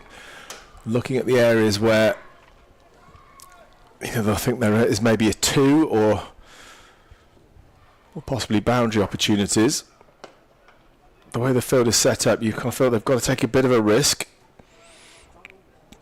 They might have to really thread it through these fielders close and on the offside, or go aerial and try and hit it over the very tall figure of Ben Allison at short cover. And I'm sure that's exactly why he's there, to get as a bigger object as possible for them to get the ball past. Big man. Again, maybe could clip it over mid-wicket in the air into a big vacant region out there, but does involve an element of risk of hitting the ball in the air. Flicked on its way down towards fine leg. Singh in the perfect position to do the work. But a very similar thing to the Glamorgan fielding innings, where they were able to dry up any boundary opportunity from Worcestershire. Actually, the field was set almost perfectly and required, as the situation is now, it requires those seriously good shots to actually beat the fielders and find 4. Little picture of the crowd there. I'm sure in deep discussion around how Glamorgan should go on and set up this chase, although the poor lad's just been left by his 2 mates, unfortunately. Well, it's Singh then from the Cathedral Road end. A little bit short, that one, and Nichols is able to rock back and get a single out to the boundary. Where's the pigeon gone? There's a few pigeons circling around, but that's a nice looking shot. Back cut, and it gets all the way. Well, beautifully timed. It's Jack Hope Bell this time, creating an angle, making a little bit of room for himself outside of off stump, and hitting that well. Yeah, nice shot. Timed that really well, all along the floor, and beat the fielder, chasing around the boundary. So we've had a couple of boundaries. Tries to go the other side. Again, this is going to run away. I think it's just going to be 1. Attempted sweep shot, I think. Didn't connect. Has that been given as leg byes? I think it probably has. It has.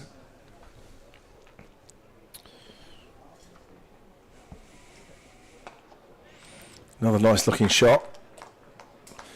It's just going to be for 1. A Swanepoel there, covering a few metres up and down that boundary rope in front of the pavilion. I think he could be a busy man. He's got an important role in the way this field has been set up. He's got to do a lot of the clearing up down there on the boundary. Ooh, that one always skids on. It's changing the pace here a little bit. Singh. That one a little bit quicker. Seemed to sort of slide on. And again, but this time that's been clipped really nicely. Nicely timed. Good piece of fielding in the deep, but they're going to come back for 2. Well, this is what they've got to do, isn't it? These batters, not just the boundaries, but 2s. A couple of those every over, and you're getting most of what you need. So just maybe feels there's just been a little change of gear here. They've possibly recognised that the rate was getting a bit high, and they had to be slightly more proactive in maybe creating different angles, moving slightly to open up spaces and angles for the shots. And they did that well in the last over there. Yeah, they've just gone past 3 figures. 101 for 3 now after 24. And yeah, you're right, Ash. It does feel like this is the right time, and they need to be able to go at that 6 runs and over sort of stage I think about now. Could put pressure on Worcestershire. Huge drive. It's going to be fielded well by Adafalath. Oh no, it's a little fumble. It allows the Glamorgan batters to get back for 2. And they're the kind of moments that can just start bringing the momentum back their way for the batters. Well, they look sharp, these two between the wickets as well. Little fumble, that's all they needed. Didn't need a second invitation to come back for a second run.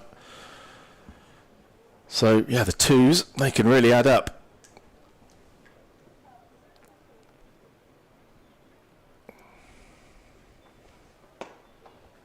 Finds the gap.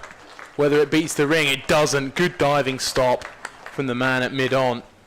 Does a very good piece of work.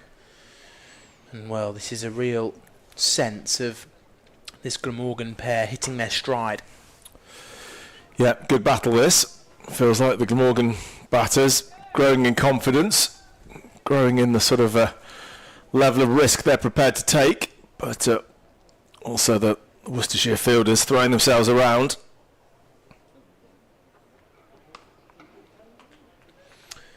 Adafalath in the game again at deep cover. And, well, Worcestershire, you can't help but feel, might just be beginning to get a little bit nervy. Yes, that run rate is still knocking on the door of 7 required, but it does just feel that Worcestershire will know they're beginning to leak a couple of runs, and it's exactly the right time, 3 balls before the drinks break. Well, I don't think Glamorgan will want the drinks break, to be honest. I think they feel like they're getting a little bit of momentum here, just a little bit. And often the momentum can change, can't it, when you have a break? We saw that at the Football World Cup with those dreaded refreshment breaks, whatever they were called, hydration breaks. And so often the feel of the match changed. I think in cricket it can sometimes be the same when you get a bit of momentum, and this pair feel like they're going nicely now, rotating the strike, hitting boundaries too whenever the loose ball is there. And it will give the chance just for Worcester to go and have a chat, work out how they regroup, kind of work out how they can try and choke off this sense of revival that there is growing here at the moment.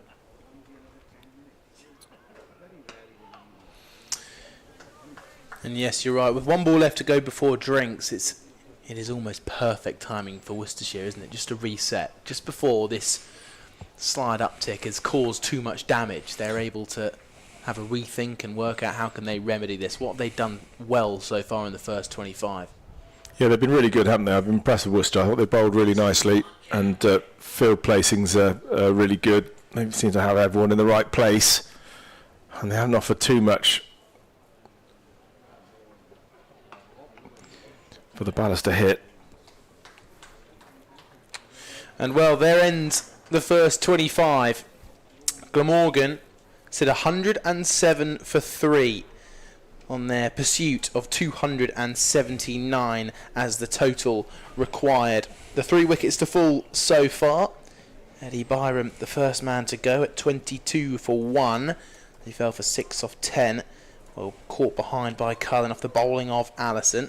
And then there was a little bit of a good stand between Wallace and Ul Hassan. But then they both fell in consecutive overs. 45 for 1 meets 46 for 3. But that partnership now between Nichols and Hope Bell is just going past 61. So Glamorgan earning their way back into a very good position. Worcestershire now just maybe feeling a little bit worried, Ash. Well, they can't take their foot off the pedal. Anyway, I think they can't relax, certainly. I don't know, I imagine they'll be pretty pleased. Again, they felt things are pretty in control. We can see they're kind of ahead of the rate. Glamorgan, for the last sort of 10 overs or so, have dropped behind on the worm. So, but what Glamorgan do have in their favour now is a partnership here. A really useful partnership between these two, Nichols and Hope Bell. And I'll be hoping these two can keep going on, keep building on the platform they've laid here. And the run rate may be slightly of concern, because they did have some sticky patches we can see there. There wasn't much on offer early on, and they kept it tight, Worcestershire, really well. But yeah, could go either way really. You had 2 wickets on, and 107 for 5 seems difficult. So we've got to bear that in mind. If these 2 went, it would mean someone has to start again. They do have Alex Horton, the kind of informed Glamorgan batter, coming in next. So he's come in much more difficult situations than this and performed really well and got his side out of a hole. So they've got the Centurion as well, Tim van der Hoogten, who got a brilliant 100 in the last game. So plenty of batting still to come. Dan Douthwaite as well, Andy Gorvin. So I think no need to panic from either side really. I think the game's all to play for, very much in the balance. But I think, Glamorgan will be feeling a bit better about life now these 2 have bedded in. And yeah, it'll be very interesting to see how it goes in the next 5 to 10 overs. I think if Glamorgan can avoid losing a wicket, and these 2 continue to score at the rate they have over the last sort of 5 overs or so, then they'll feel they're going to be somewhere pretty close, and they'll be able to take the game deep. That will be Glamorgan's aim, and so you can just see tiny figures out in the distance of the 2 Glamorgan batters having a chat with their drinks men, talking about just continuing exactly where they left off. How can they keep going at around 6 runs and over? The Worcestershire fielders are beginning to separate. Little look at the successful bowlers so far. Well, the 1 or 2 men yet to take a wicket. Bear Swanepoel, 5 overs, 0 for 23, and Singh, 0 for 14 from his 3. And then the wickets equally share between Ben Allison, 1 for 19 from his 5, 1 for 31 for Ben Gibbon.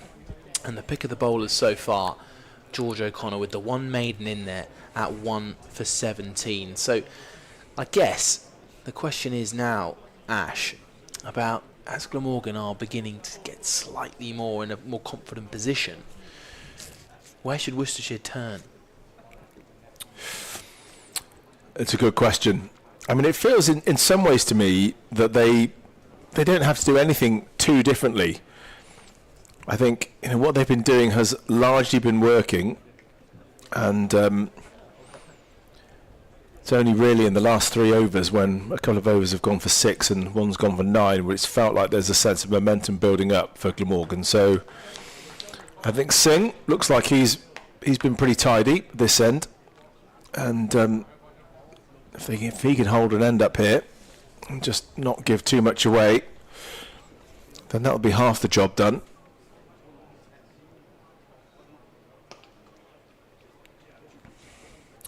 I was going to mention there is another interesting chase going on with a Welsh Fire in the 100, chasing 202 against Sunrisers Leeds at Headingley, and they've got a lot to do by the looks of it. They need more than 100.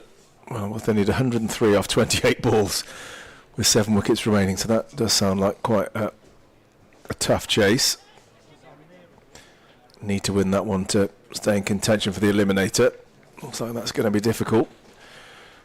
Big chase on here as well at Sophia Gardens. Glamorgan now need 170 to win.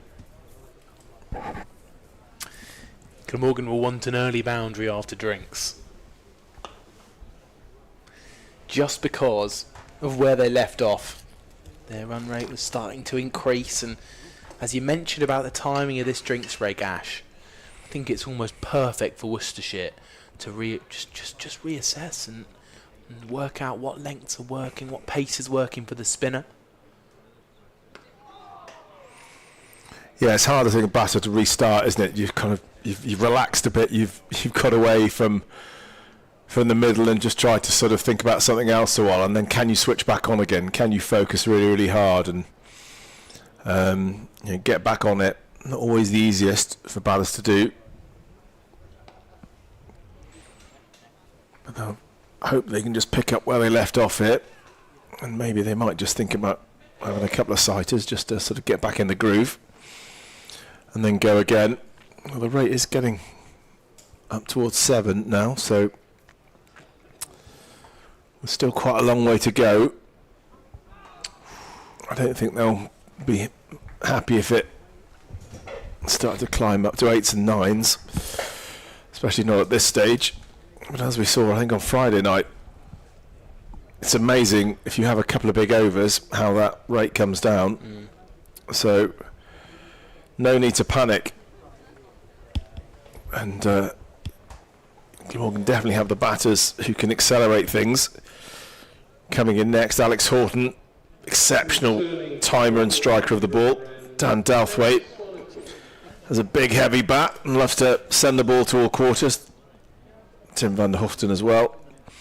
We're brimming with confidence with the bat as well. So players are coming in next who can really accelerate. As the first delivery from Swanepoel gets lifted up over backward point. It's going to run away through a boundary. And well, Ed Gibbon got taken off after a 2-over spell that went for 12. And Swanepoel straight back into the action with his bowling. Lifted up over backward point and runs away for 4. Yeah, nice shot. Deliberately played in the air, I think. Can be a bit careful because we've seen D'Oliveira.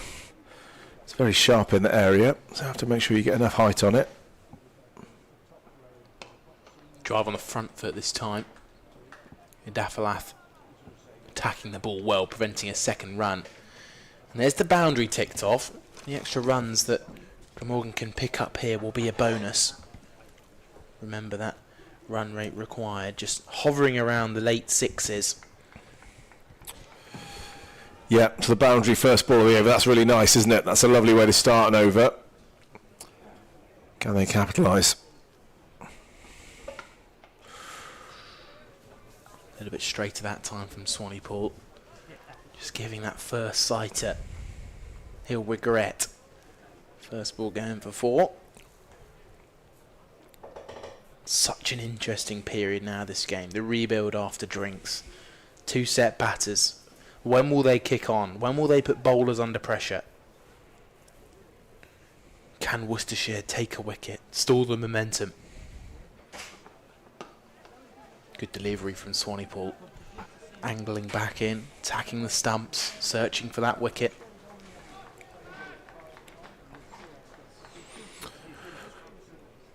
Well, I think Glamorgan fans will be seeing this happen a lot of times in the years to come. Nichols and Hope Bell out in the middle together. I think that's seems very likely to happen.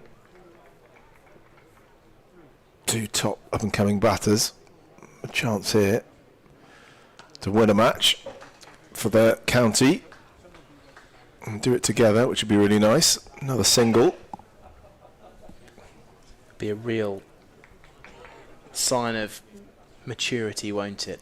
Batting through the tough overs of a 50-over match, building up that partnership and not looking to be too aggressive too early, and managing that increase in run rate still in a safe manner, which is what experienced batters are so good at doing.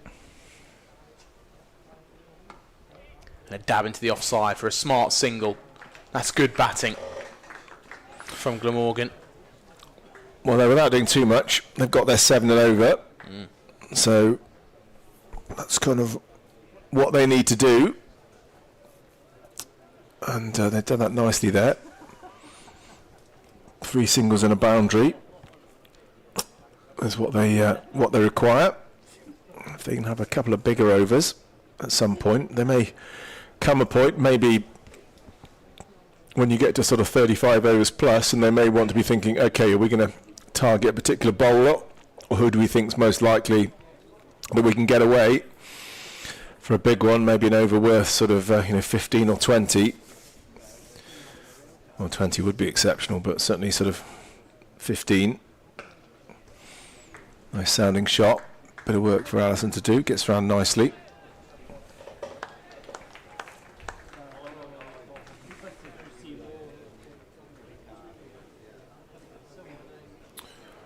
I don't think that was that Allison. Yeah, it is Allison. Yeah, it's been moved out.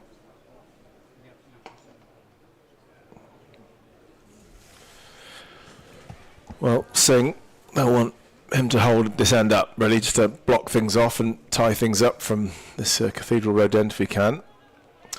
Think about a single there, but decided against it wisely, as Ben Gibbon looms.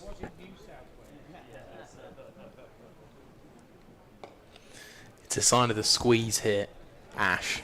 That extra fielder being brought in, just 3 men out on the rope, long off, deep cover, deep mid-wicket, and as I say that, the 4th man gets push out. It seems like they just they maybe want to sort of keep Nichols on strike. I don't know whether that is what they feel. That Hope Bell's more likely to damage them, and so they're dropping the fielder back.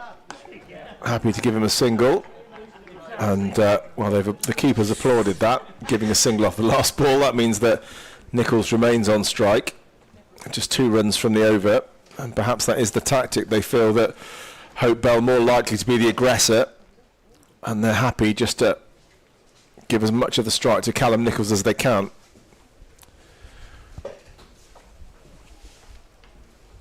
Lovely, pleasant evening sunshine being enjoyed by supporters here at Sophia Gardens. Nice breeze as well, rustling the trees over on the far side by the river. So yeah, very pleasant conditions. And I think we've got the makings of a tight finish here, of a good match. Yeah, sorry. 2 really sort of grafting innings so far here from Nichols and Hope Bell. Just really knuckling down, trying to get themselves in a base where they can take the game deep. Yeah, they've played well. Hope Bell has had less of the strike. Obviously, he actually came in before Nichols, but has faced sort of 18 fewer balls. Good fielding by D'Oliveira. So must have thought that one was through there, Hope Bell, but good diving tumble and throw. Yeah, I think if Jack Bell can hang around, I'm sure that he will scoring at sort of runner ball or better than the runner ball. If he can, get to 70, 80 odd, he'll pick it up, I'm sure. That may be the case for Nichols as well. He's been a little bit more circumspect. Oof. Gets on past the outside edge. We haven't seen much of that recently. Sonapul still showing that if he puts his back into it, he can fizz the ball past the outside edge. A nice ball that. It's held its line.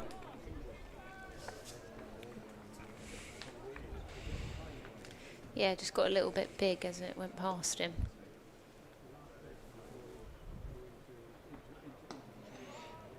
Clip square for another single. I Hope Bell. He moves on to 36. Same score as Nichols.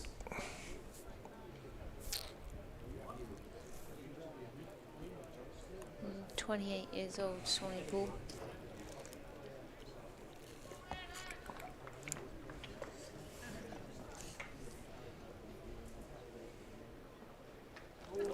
Edge and boundary. Well, a bit streaky, but the runs are welcome. Yeah, generally beaten by that one, but he flashed hard, and fortune favours the brave. Yeah, and I think Cullen had a couple early in his innings, admittedly, but he did have a couple early in his innings off Edwards, didn't he? That sort of went, just nibbled past the keeper. So Nichols into the 40s. More runs, just a single.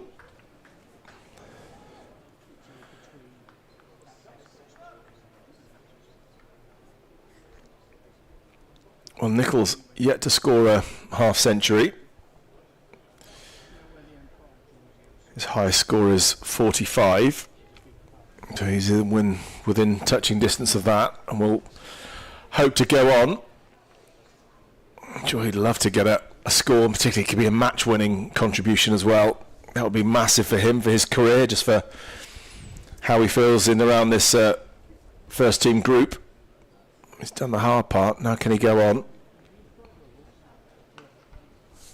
Nice shot there, just cutting that one to cover on the boundary. Seeing a little bit of a round arm there, flatter delivery.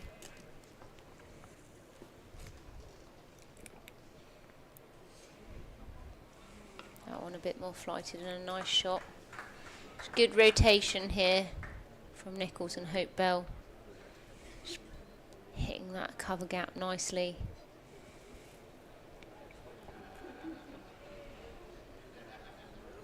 Yeah, feels a little bit like the calm before the storm here. Who's going to blink first? Libby's just having a little word with the bowler. What does he think? And he's saying put long on out.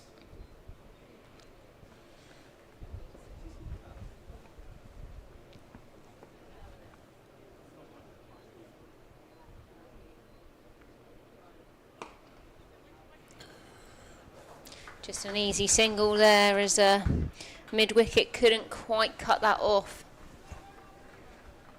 But interesting actually, putting mid-on back on the boundary. Good shot there, good manipulation from Hope Bell, and he's really hit that pocket well. It's not cut off in the end. It's a great shot. He's just rocked back onto the back foot and then just opened up his hips and whipped that one through mid-wicket. Beats the mid-wicket in short. Classy looking shot, wasn't it? Square leg can't get round, just waited, and it hasn't over hit that, just watched it underneath his eyes and just opened his hips to hit the pocket. Really nice shot there from Hope Bell as he moves on to 41 from 48 deliveries.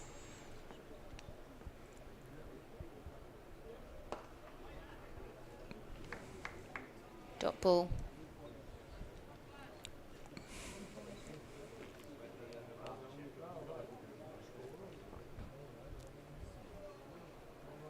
Oh, and another lovely shot there. Hope Bell down for a sweep. Paul gets that right round the corner, and that races away for 4.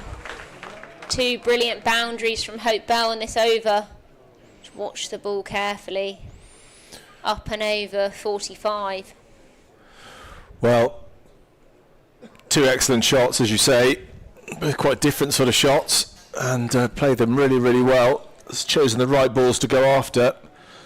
Well, the first one, I thought that sort of little clip through mid-wicket was gorgeous, not least because the way he didn't hit it, he just timed it, and the placement was perfect, threading it past the fielder close by and then directly bisecting the 2 fielders on the boundary as well. Outstanding. And then a slog sweep as well, very well executed. So it's Swanepoel to continue from the River Taff end. Nichols in behind it. Yeah, he's just picked the length up really well, nice and quick. That fuller delivery straight down for a sweep. Morgan 139 for 3 now. Run rate is 4.61. Required rate just over 7.06. Well, they're just about staying in touch. Definitely doing enough at the moment.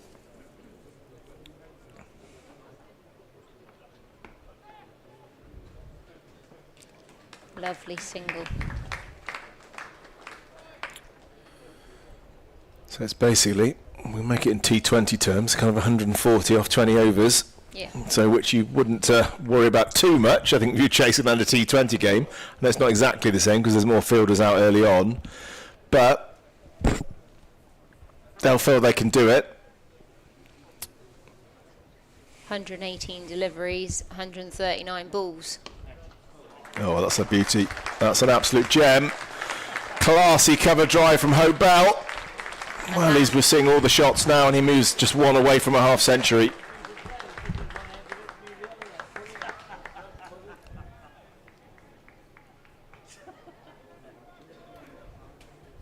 Well, we're seeing the best of Jack Hope Bell in the last few balls he's faced.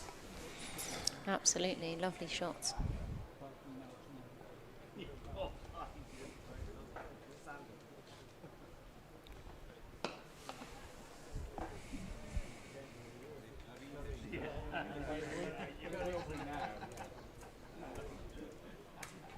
Nice bit of confidence as well. Showing good character from both youngsters here. They had quite the challenge on their hands and still have. So far, navigating it quite calm.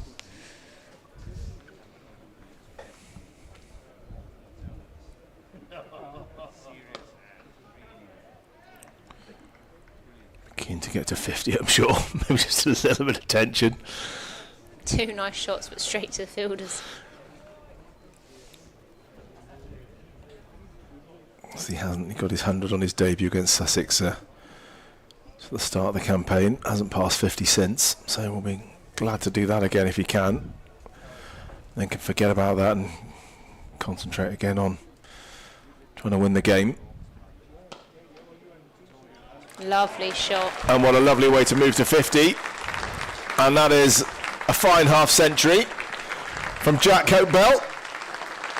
Raises his bat and gets a warm reception from all quarters of the ground. A little hug from his pal out in the middle as well. And well, he's batted really, really nicely. And just starting to accelerate now as well. 53 from 54 balls. And a chance now to accelerate, you'd think. He'll know there's a lot of work still to be done. It's only the beginning. It can only be the beginning if Glamorgan are going to win this game. But he's played really, really well. There's a change of bowling at the 7 fours in that 50. And that's brought about a change in the bowling as well.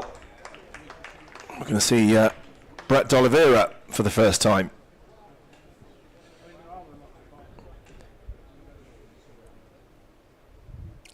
Leg spinner in. Just worked nicely into the leg side by Nichols. I bet you're pleased to see a leg spinner, Nicole. It is nice. It's nice to see. You don't see one, you know, he does like to rip the ball, D'Oliveira, and you'll see him as he's got a short run up. Cocked wrist, he wanted the ball. I kept seeing him go to Jake Libby. He went to Jake Libby in the last over at this end. Whether he was saying, give me a bowl. That one's a flighted delivery. Because you're a leg spinner too. I'll be picking your brains about. I think what I'd like to see here is lovely delivery, nice bit of flight inside edge there. Hope-Bell just a little bit early. I'd personally like to see him bring up the 45. Bowl straight, bowl middle and off stump. Make him play against the spin. Shorter delivery hit out to the covers there. Make him play against the spin. Bit of a high risk shot. Get him to go down for a sweep top edge. It's been pretty tidy so far, hasn't it? Just 2 singles on the first 5 balls. Maybe just Hope-Bell just wanting to have a look.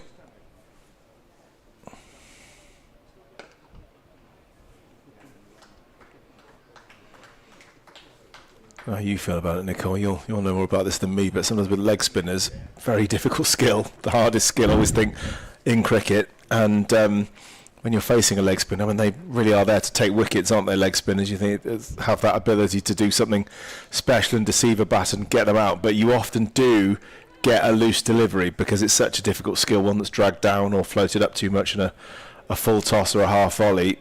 And so there's an element of risk in just bowling the leg spinner, unless he can bowl really, really tidily, because there probably will be the odd delivery that's dragged down or over pitch that could be put away. So yeah, it is a hard skill, and I think often you might be criticised, oh, you should have bowled them flatter, and then they'll say, well, we weren't turning them enough. But sometimes if you're on a flat wicket and it's not turning, no matter how well you're bowling, you're better off obviously knowing the wicket and watching it and saying, actually, I'm going to basically bowl stump to stump today. But if you know there's a little bit something in the pitch, you can tend to throw it up there a little bit more and try and really get it to go away from the right-hander. So Ben Allison back into the attack, and concedes a couple of runs straight away. I thought the ball was just going to creep through to the boundary there as the slide went in. But as you say, with that, if you're trying to turn it a lot, there is a chance, you might sort of over pitch it, or they come down, use their feet, make it into a full toss, or the occasional drag down. If anything, I probably over pitched at times, but I wasn't an enormous turner of the ball. very consistent. Oh, nice. That's beautifully threaded through. Big cheer around the ground. And Callum Nichols goes to 50. Well, that is a big moment for him. And he's waving the bat in the direction of maybe his family in the crowd and the supporters. Yeah, he's pointed over this way as well. I suspect he's got some supporters who are there. And that's a big milestone. The first time he's passed 50 in Glamorgan first team colours. 52 from 71 deliveries for Nichols. And 2 great innings so far from Hope Bell and Nichols. 2 youngsters from Glamorgan out there trying to make sure they have their place in the batting order for the rest of the season at least. And that one's a wider delivery from Allison. Well, 2 young batters in on 50 now. Plenty of time to go. Still another 17 and a half overs. And it won't be about personal milestones for them. I'm sure it'll be about trying to win the game. But they've given themselves a chance here. This is an excellent partnership between these two. Tick over for the next 5 overs. And then start opening up. Just back of a length, good delivery. Well, it's worth 114, this partnership now. Really good effort. We saw it with the Worcestershire innings. You know, it's actually quite a good pitch, and you get value for runs if you know. But I think Glamorgan early doors were a little bit unlucky. They hit the fielders quite a lot. They played nice shots and hit straight to a fielder. But what we've seen in the last few overs, particularly Hope Bell, has manipulated the field really well. And that one's short and pulled away, lovely, and beat square leg and fine leg. And that one goes for 4. Hope Bell watched that nicely onto the bat, played it late. See the replay here. Doesn't overhit it. Times the ball really well. Well, definitely signs these two are now going up the gears. They've both got their 50s safely tucked away under their belts, and now it's a chance to try and accelerate things, move the game forward.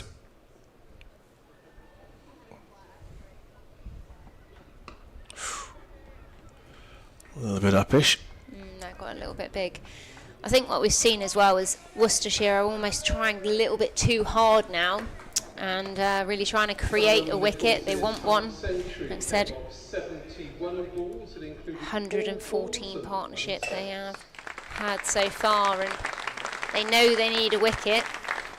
Changed the bowling, brought the leg spinner on.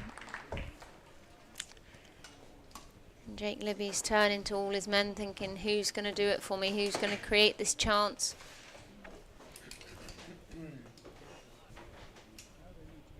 "17 overs remaining in the day." I'm joined by Charlie. Good to be back. Nicole alongside you. It's D'Oliveira looking to stunt this Glamorgan progression. And a paddle sweep is not the best way to start.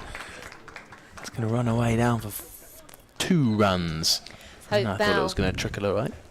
What I really like about his batting is how well he picks length. So quick. You watch him in his stance. When it's full, he's down straight away on the spinner, down for a sweep. When it's short, it's rocked straight back. He knows his options, but he picks length so well. Good piece of fielding there from Jake Libby in the covers.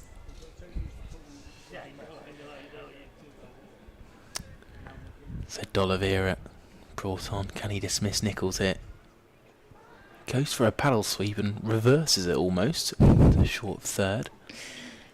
Yeah, that was well adjusted in the end. 114 to win from 99. Drive back to the bowler, gone! Oh no. Hope Bell falls for 58. D'Oliveira fired up there on his celebration. Just a little bit early on that slower delivery. He was bowling it slow from his first over. I said he wasn't really firing it in, just making the batter generate the pace. Jack Hope Bell was caught involved. Well, that ends a mammoth partnership of 119 as Hope Bell leaves the field for a very well made 50. Just got a little bit early on the drive, straight back to D'Oliveira. He's that man, isn't he? Just finds a wicket. He's got the main character energy, hasn't he? You can see that in his celebrations. Very much wants to be amongst it. And a real shame there for Hope Bell, who was looking in real good form. Just too early. Hard hands, straight back to the bowler. Well.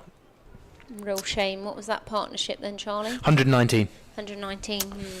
Yep, so big partnership comes to an end and Hope Bell has to go and Nichols looking for a new partner.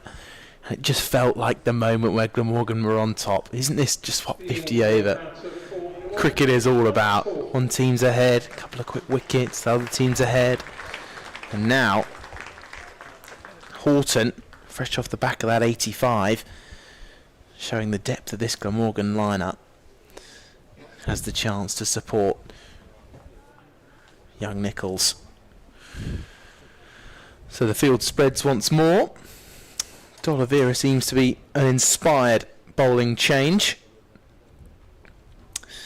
The 6 bowlers Worcestershire have got to work with now. 4 overs left from Allison, 4 overs for O'Connor, Gibbon, Singh. Feels like Worcestershire have got plenty in the tank. Real shame that was. Looking forward to watching him bat a little bit longer. Almost an identical dismissal there. Just bounced in front of D'Oliveira that time. He's got a bit of a smile on his face. He's looking forward to this next ball.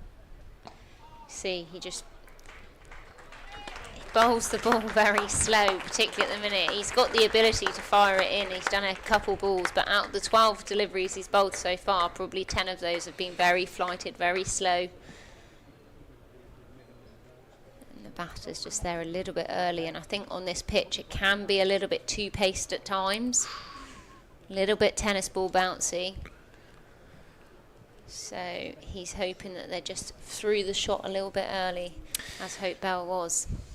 And when that is going to be a challenge, even more so, is when Glamorgan might be in a position where they have to up the rate fast.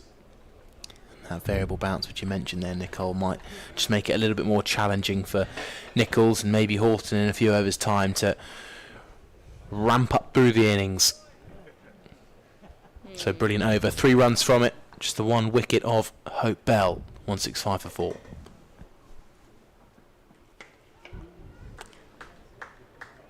Wider delivery there from Allison.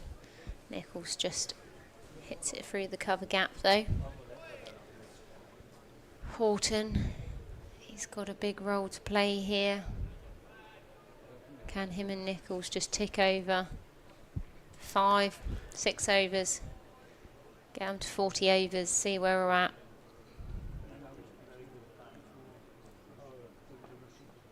Allison 1 wicket so far for 31.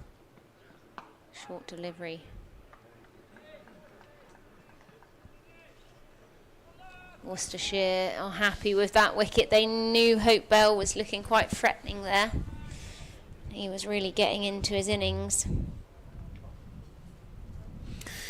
Well, of course, Worcestershire, defending champions, know how to qualify from the group stages, and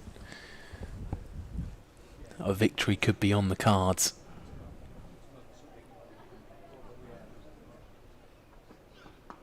Just worked into the leg side there to square leg on the boundary. Going to come through for a single. Glamorgan moving on to 167 for 4.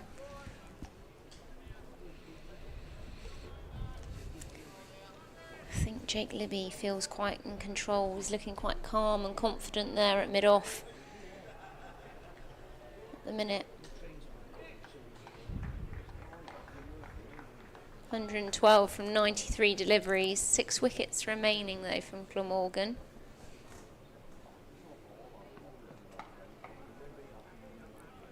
And that and just forced. Nichols just trying to over-hit that. Hits it straight to cover. What's your game plan if you're Glamorgan, the coach in the Glamorgan dugout or in the changing room? What are you saying, Charlie? So I'm the coach, Yeah. and I get to tell them what to do. Okay. Yeah. I'd say let's see where we are in 5 overs time. And what are they doing for 5 overs though? Batting how they want to. What would you say? You sound quite unimpressed with my It's a bit thoughts. too vague and a little bit evasive answer. I'm a hands-off coach. That's a very political answer. I'm hands-off. No, you can't. You've got to have some sense of direction. Okay, so you're. And a bit more passion, Charlie. Sorry, I struggled just to get my head in the role for a minute. What do you think then? Your head coach, are you telling Nichols to hit an exact run rate?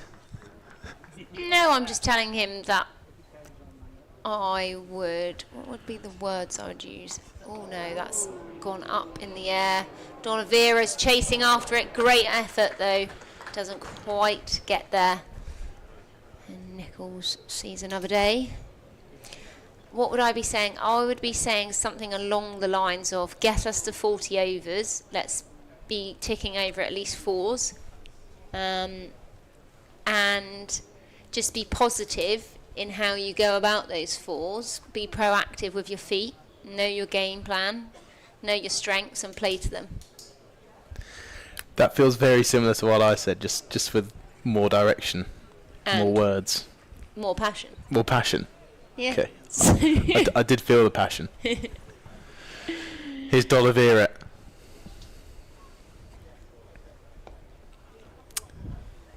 Or maybe Glamorgan, all they need is a bit of Nicole's passion to get themselves over the line. Well, I think Welsh people are quite passionate. Cornish Okay. people, they're quite passionate, you know.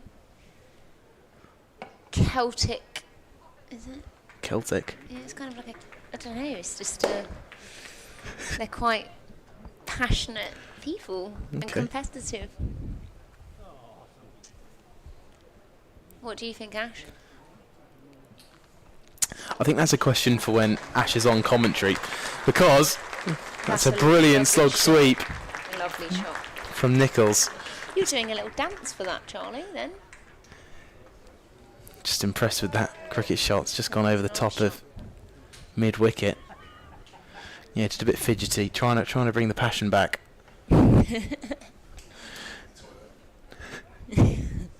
Thanks, Ash. Nichols. D'Oliveira, 3 balls left in his over. Can he make a breakthrough? Nichols looking a bit more comfortable at the crease now. 2 men out on the leg side, long on and square leg. Nice.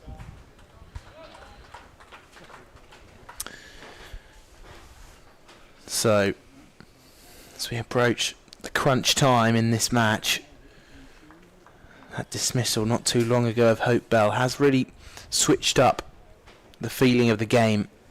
Not long ago, Glamorgan were all over this match. I don't really understand him putting his 45 on the boundary because he's not bowling the ball fast enough unless they're going to really hard sweep him. I'm not sure where they're going with that one. Well, this paddle sweep would have gone straight to the man in the ring.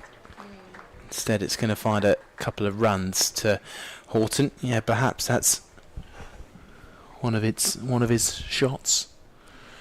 The hard sweep. Maybe they've done a little bit of research and know that this man, it's probably better to whack out a deep backward square early. That was straight to the man in the ring, that one. Yeah, I know. Well, you should be out there. You should be head coach, Nicole. Just saying. Even I felt enthused by your words. Thanks, Charlie. It's okay. End of the over then. 175 for 4 from 36.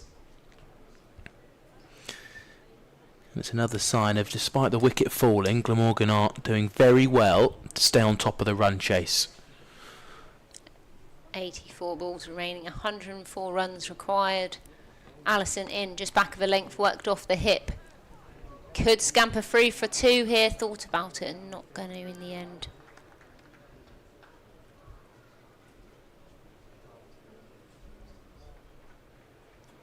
Good piece of fielding there. It's square leg.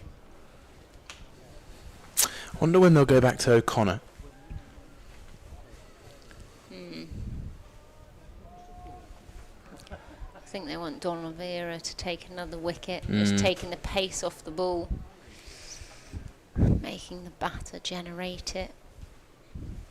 As Allison's in, short delivery bouncer. Square leg umpire just signalling 1 for the over.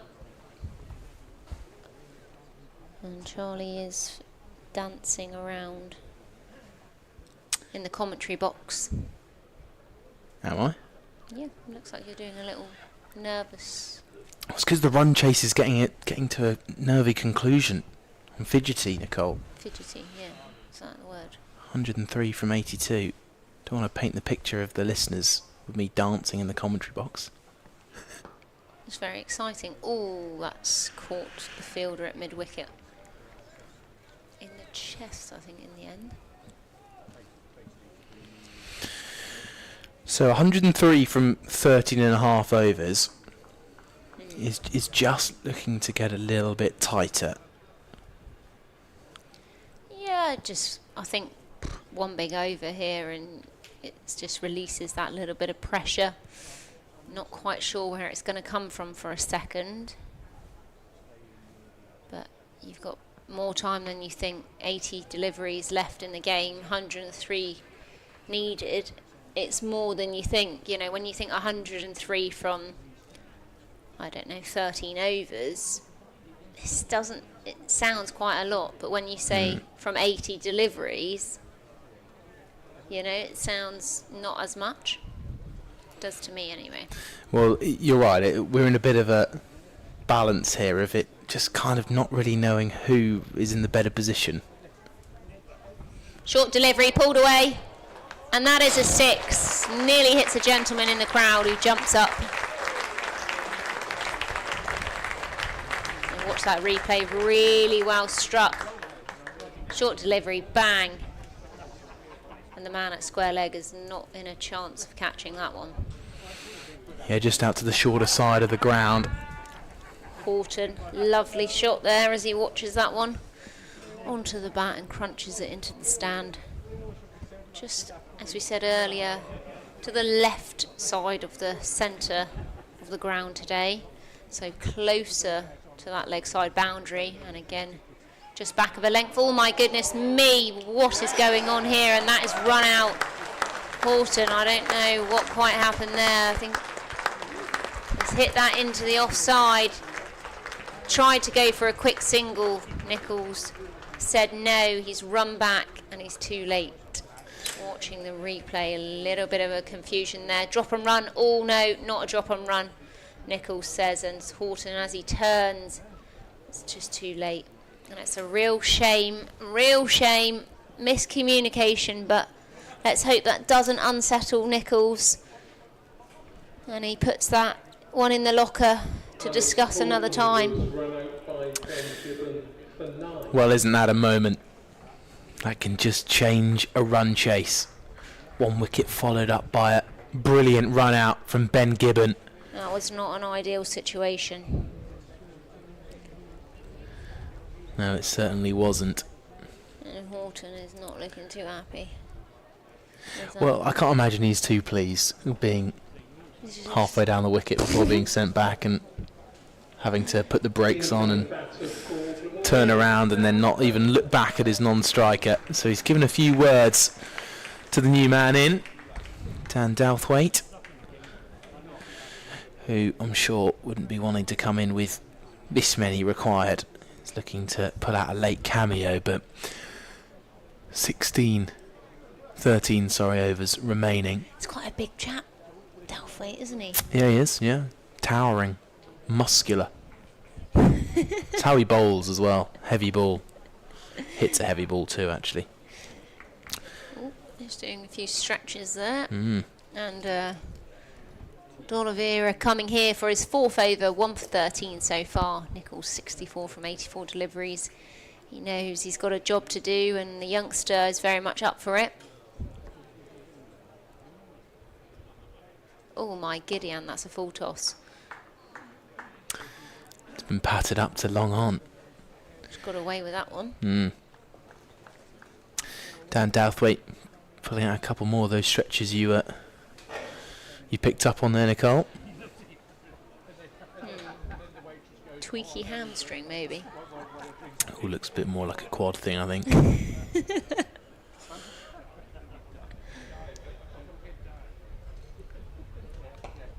Forward in defence, though, yet to unleash his power after one delivery. Do you know what I think he's going to do?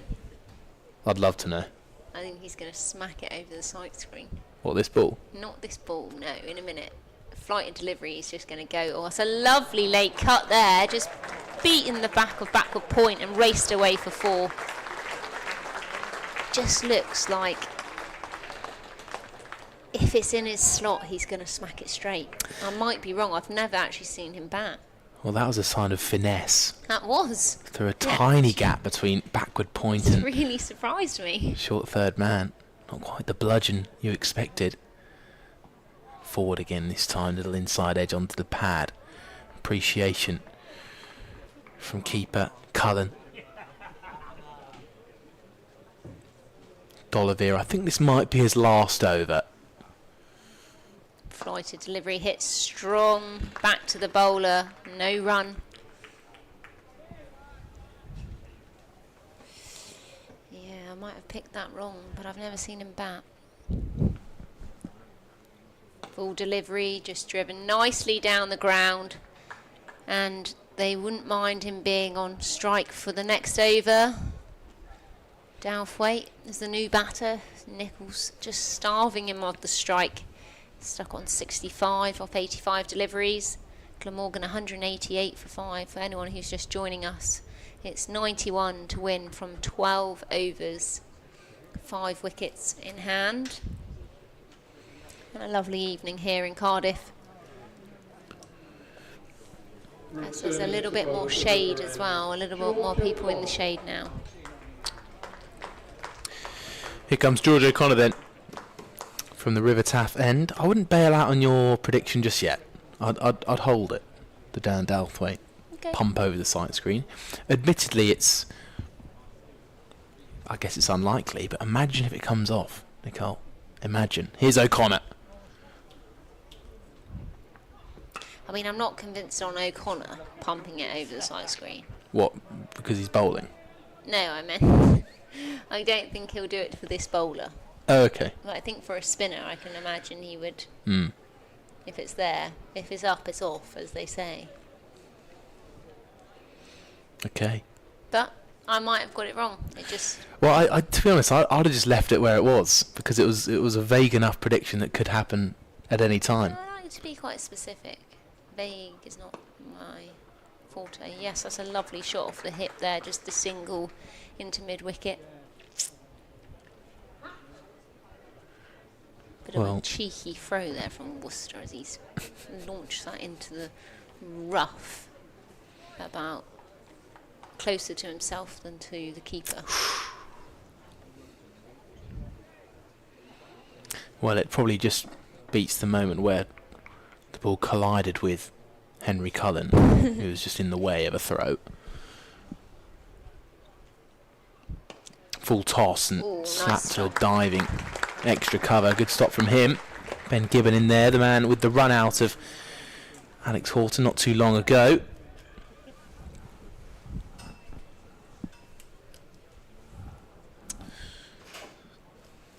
Well, a few moments in this run chase where Worcestershire are just swinging the needle back in their direction.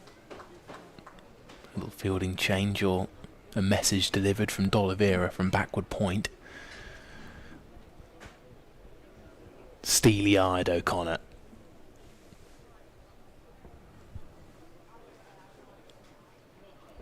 Oh. Late cut.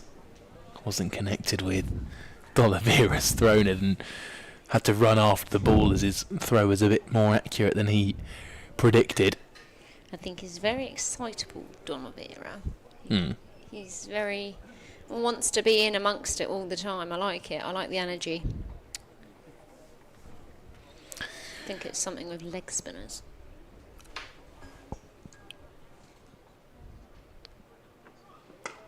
Full delivery. I think it's something to do with a family bloodline that's been at this club for about over 100 years. Maybe. The D'Oliveras. I reckon that passion mixed with a bit of your passion, Nicole, it could be an incredible remedy.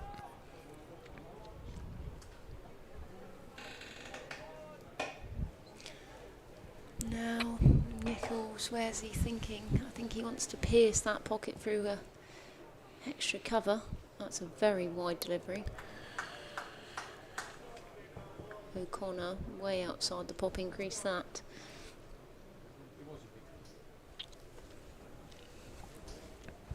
$89 to win. 67 deliveries. Those two numbers getting slightly closer together, aren't they? Exciting.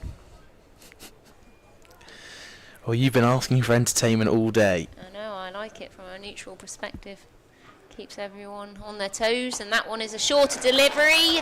Pulled away, over mid-on. Lovely shot from Nichols. 4 more to his total as he moves on to 69 from 89 deliveries. A gutting way to end the over for George O'Connor. Just back of a length, and he's built up such brilliant pressure running up to that moment and just let it go at the end. Just hearing the crowd applauding Nichols for a lovely shot up and over the top. Change of bowling time then. And comes for Tay Singh. To Dan Douthwaite, and still sticking with your prediction of Douthwaite thumping it over the sight screen? I think it's a matter of time, but I'm not sure when. But yeah, I haven't seen him bat before, but that's what he looks like he might do if it's up there. Was it right? Just looks like it in his stance. It looks like he wants it to go up and above the eye line, and if it's up there, he's going straight. Ash tells me that is fair. A fair assumption, so that's good to hear. Oh, that's a very short delivery, and that's cut away. Is it going to beat the cover fielder? Not quite, but they will scamper back for 2. Just didn't quite get his length there. I think he knows if he flights it up a little bit too much, there is a chance he's going to bang it straight over his head, but long on and long off are there. Of course, we know the straight hits not too long for the players. Nice delivery there, just outside the off stump, just got him reaching forward. Well, Singh was pretty strong earlier in the innings. From this angle of left arm round, was able to get some pretty decent grip out of the surface. Also getting a couple to slide on in towards the pads. Douthwaite just eyeing up the gap over mid-wicket, where the shadow of a floodlight is filling the perfect landing spot. Thought that was going to be the moment there.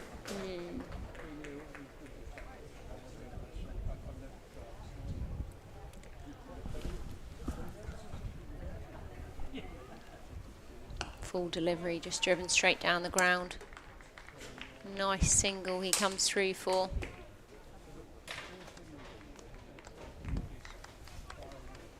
Douthwaite now on 9 from 13 deliveries. Nichols 69 from 89. Glamorgan 197 for 5 here. 82 to win from the last 60 deliveries. 10 overs remaining here as Nichols just having a change of gloves. A little bit of a drink.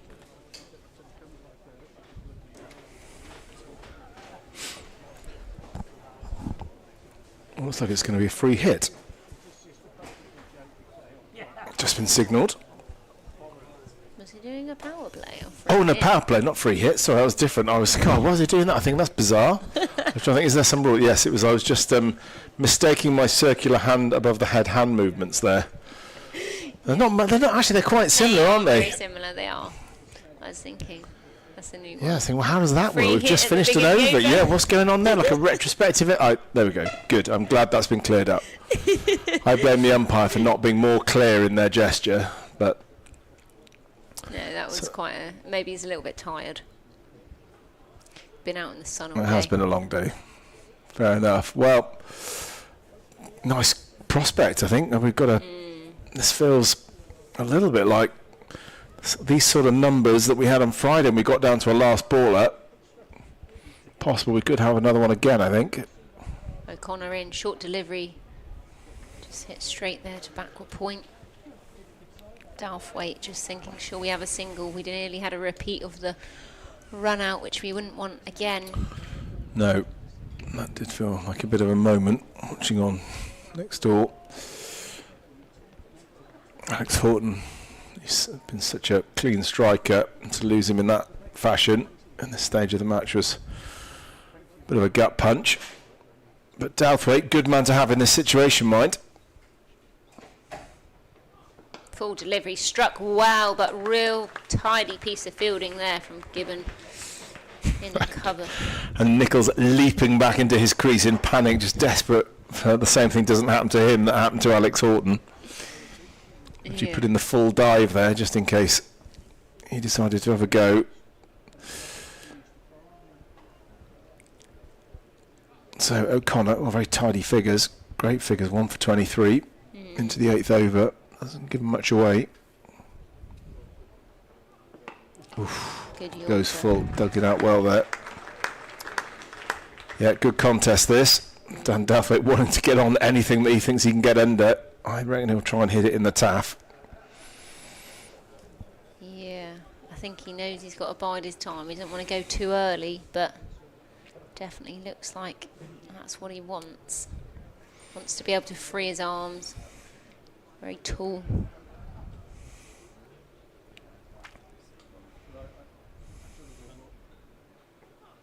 O'Connor's really bowling up in that block hole though. He's not giving him anything. 2 Yorkers in a row.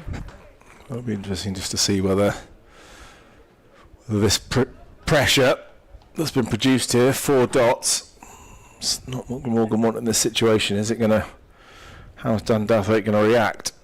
Is he going to try and manufacture something himself, or just try and stay patient and hope that he gets something that he can hit?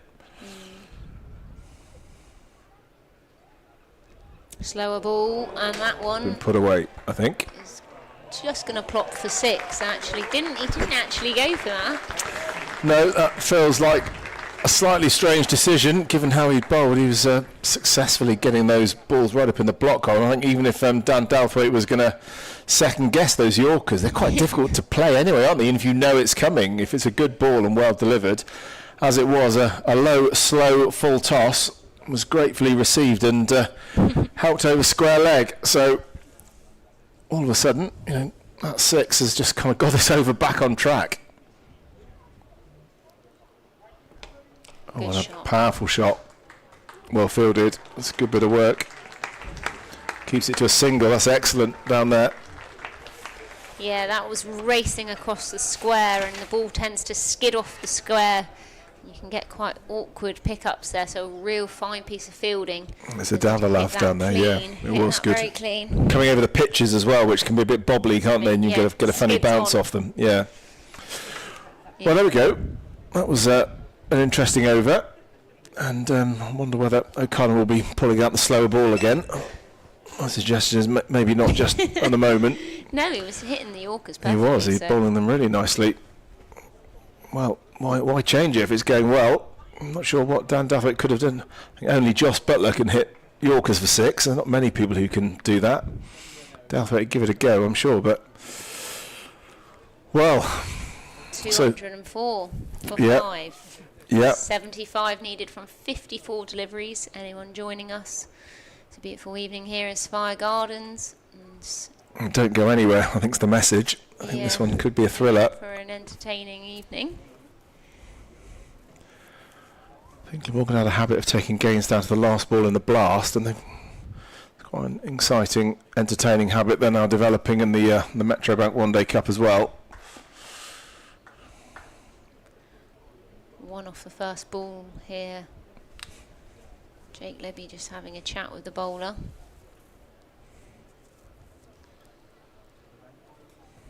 Moving the field around.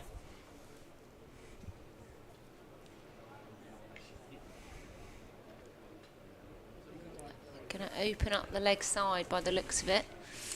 Let that be completely open, but they've got long on, mid wicket, square leg, all on the boundary, 45 in the ring. Mid off on the boundary and cover, so it's a big gap on the leg side. Soft hands in there, could be an easy 2.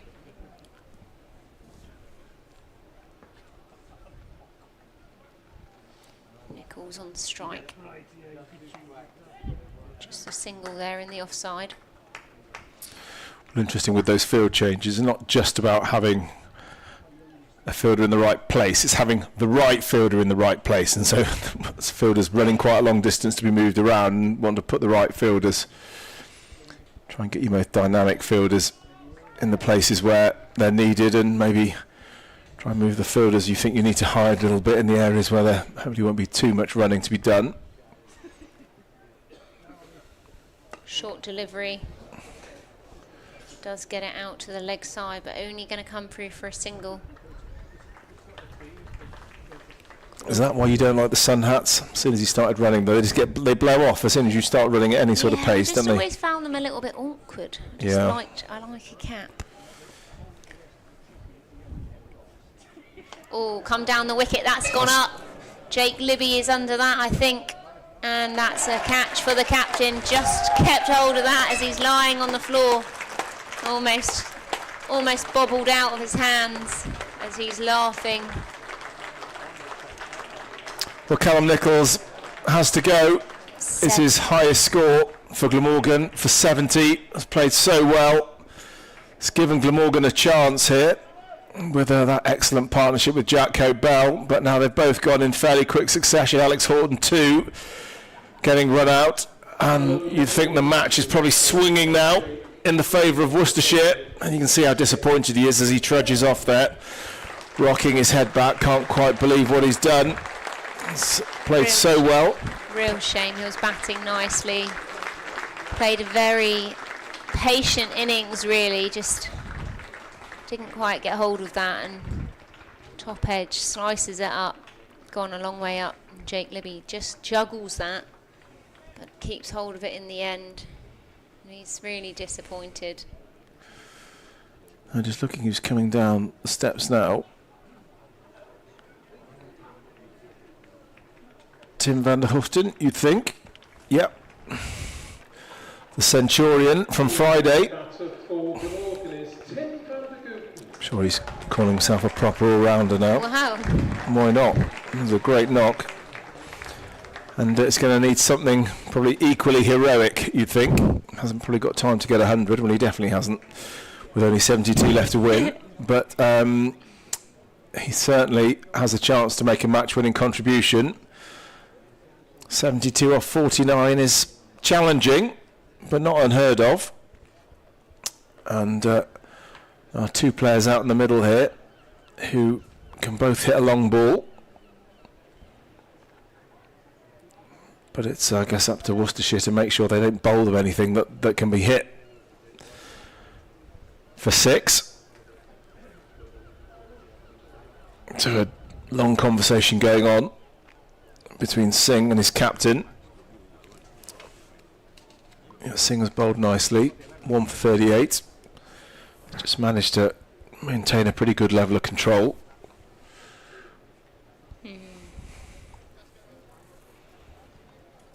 And so Van der Hoofden, can he pick up where he left off? Of course, he was not out as well in his 100 on Friday, so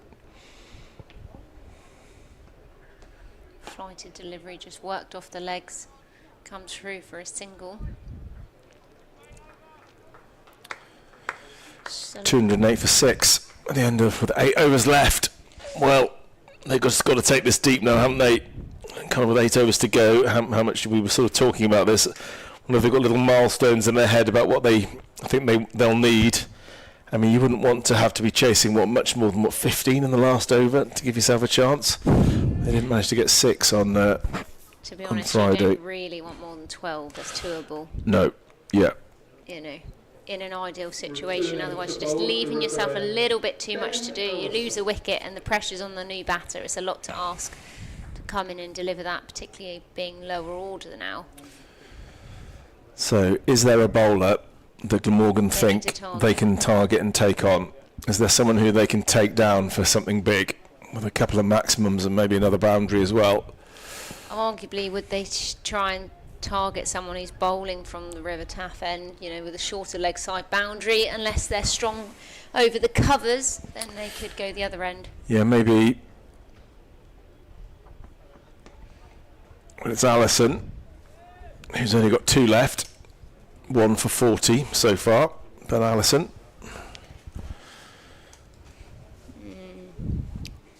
It's going to have to get to a point where they pick an over. Going into the 43rd now. I'd say by 46 they need to have taken 1 over. So the options they've got left, well, Allison could have 1 more after this. Swanepoel's got 2. O'Connor's got a couple. And Gibbons could bowl 4. And Fatih Singh has also got 2 more. And D'Oliveira if they need them. But I would probably be surprised if they went back to the leg spinner at this point. Although did a decent job. Good shot. Cut in front of square. But it's just going to be a single. So where are the areas that they can score? Looks like, well, mid-wicket. If you can get it up and over, the fielder saving 1. There's boundary options there. Straight down the ground would be another one. Really straight, but looks like yeah, Libby's going to drop himself back all the way here. I think he knows that Dalthwaite is probably more likely to hit it straight down the ground than possibly go for a scoop. I think that's fair. Yeah, I think Dalthwaite likes to field bat on ball. I think that's his natural game.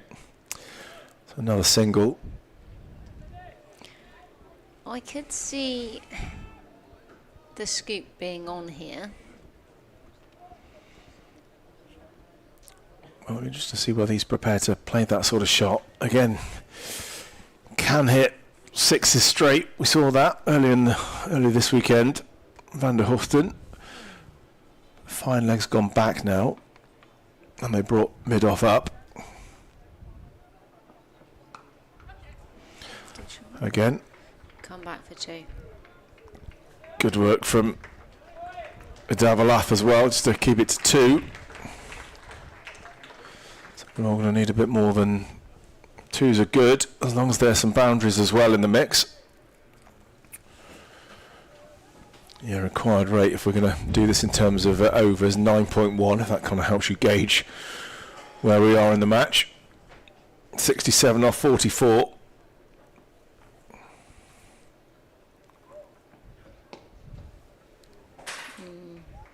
Can't really afford dot balls at this point in the match, so just need to find a way. It's easier said than done, particularly as a new batter coming in at 8. Just find a way. Leg sides completely open up again, so a little nibble in there, you could get a quick 2 if you don't hit the ball too hard. It's going to have to be very delicate, isn't it, I think, and run very quick. I don't know if Van der Hoosten, compared to some of the young pups who were batting fairly recently, whether he's quite as quick between the wickets. So I think maybe they're banking on the fact that they think Van der Hoosten, probably if he does hit it into the leg side from that end, was probably only likely to take 1. Yeah, I think so. Whereas, if it was Hope, Bell and Nichols, you think, well, they, if they really set off and in a determined way, having dabbed it down, they might make it. I suspect with these two, probably think it's less likely. So it looks like it is going to be Fatih Singh to continue. Might well bowl out at this Cathedral Road end. This could be the over. This could be the over they choose. Yeah. It's Either not a bad shout. It's either this one, 44 or 46 for me. Yeah. because O'Connor bowled nicely. Well, I think if you're the umpire, watch out. This ball could come flying back this direction. I think even if it doesn't get proper elevation on it, it's not far. They've just chosen to go for one. Van der Hoften.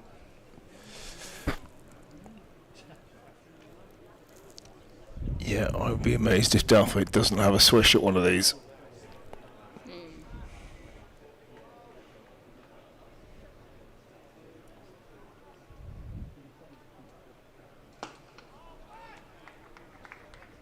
Hit straight down the ground. Struck well, but only a single.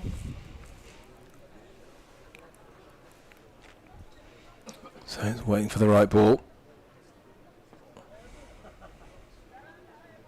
Flighted delivery. Oh no, going down leg by miles.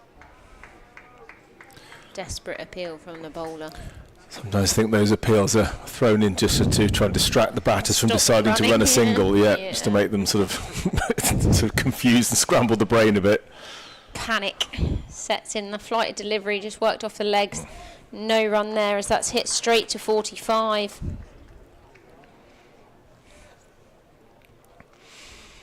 Well, I think if this over, it needs to go for more than 4. Well, that's not a bad place to hit it. There are no fielders down there. Could race away, and it does. Well, they'll take them at this point. It's 4 on the scorecard, and Glamorgan moved to 219 for 6. Yeah, probably more by luck than design, that boundary, but still they all count. Nice to have. And yeah, a welcome edge. Couldn't quite get there. Singing here, just back of a length there, worked into the offside, comes through for a single. 220, Glamorgan for 6. Well, not a bad over, but again, they're going to need more than that. The rate climbing up towards 10 now, and where's this big over going to come? That's the question I've got. I think they've got to have any chance. They've got to get it in fairly soon with only 6 overs to go. 59 from 36 deliveries. Allison, nope, Gibbon. Yeah, Ben Gibbon, I think. Returning to bowl at the river end, Ben Gibbon. Well, it's a good test for anyone who's involved here. No one will want to be the bowler who does concede a big over. No one will want that. I would assume his bowling game plan is going to be to go wide of off stump.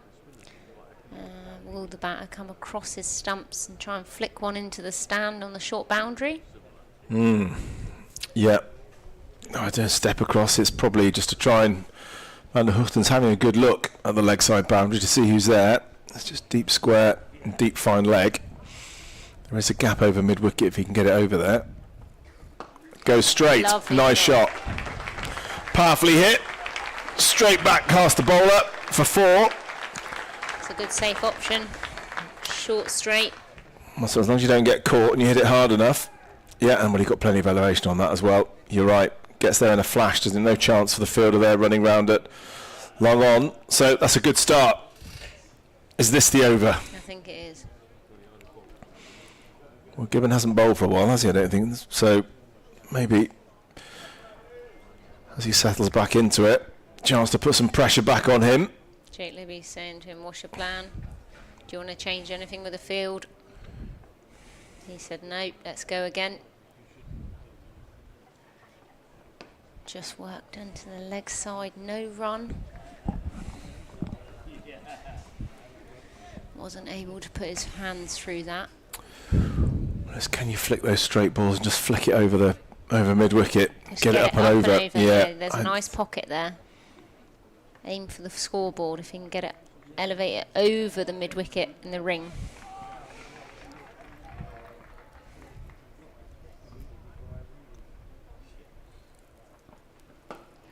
It's just going to be a single, I think. Down to long on. Well, I'm sure Dan Dalthwaite will now be eyeing up the boundary. I'd like to see a nice 6 now. Yeah, I think I'm sure you speak for the neutrals and for the Glamorgan supporters. I'm sure you don't speak for Worcestershire fans. Just to make it a little bit more entertaining and a little bit closer. 54 from 33 deliveries. Captain's having a chat with the bowler, just discussing, shall we put that mid-wicket out? It looks like they are going to. No. Well, it's just a moment where on the ring. it's a moment when it's like back-to-back sixes suddenly would make a massive difference. Something like that. If that happened, Glamorgan would need 38 to win off 31, and it suddenly just feels very different, doesn't it? But it is going to need something like that. Yeah, mid-wicket's going out, and third man's coming up. So no one is on the boundary behind the keeper. It's short third and 45. But I can't, as we said earlier, I can't picture him getting down on one knee doing a scoop paddle. I don't think that's him, and I think they know that. I think if he goes leg side, he's going to be back himself to hit it over their heads, I think. And if there's anything short and wide, I think he's going to have to try and carve it aerially over the sort of backward point region. There it is, but in the air. Goes to the straight out. Cover, and that's out. He's picked the man out. Only one person out on the boundary, and he's hit it straight to him quite clean. Real unfortunate. Almost looked like he was trying to place it over backward point, but instead he's actually placed it straight to cover. See that on the replay there. He's got it a bit too thick, didn't he? He just needed to kind of run it off the face slightly and get it up and over backward point. As it is, as you say, went straight to the man. Adafalath on the cover boundary, and that feels like a big wicket for Worcestershire. Dan Douthwaite, 20 off 25, a player who does have boundary hitting power, and now he's gone, and that will mean Andy Gorvin comes out to the middle, reuniting the pair who were together at the end of the match on Friday. It's a shame, because I think he was trying to be a little bit conservative, but I actually quite liked him just throwing the kitchen sink at it. Yeah, if he leant back on that and almost played a less good shot, one that's sort of sliced off the bat of it, probably would have landed in a safer area, but gosh, it's easier said than done. It was short and wide, and his eyes lit up, and he just threw the kitchen sink at it and almost hit it too well, almost hit it too firmly. So it's Andy Gorvin, the captain. Yeah, these two came together at the end on Friday night. If you were watching that thriller, I'm sure a lot of Glamorgan fans were. They kind of were together when they came together in a pretty situation that looked fairly hopeless again, with a lot to do. And Gorvin did play his part in taking it down to the last over. Got, I think, 20 off 20 balls. Run a ball, playing the supporting role to Tim van der Hoogten. And, well, something similar would be good here. How he would love redemption. I think there was you could tell they were both really upset after what happened on Friday night. I think really disappointed just to not to have got themselves right in a match-winning situation, not being able to do it. I think so. Andy Gorvin now, chance for redemption to play a captain's innings to finish this campaign for Glamorgan on a winning note.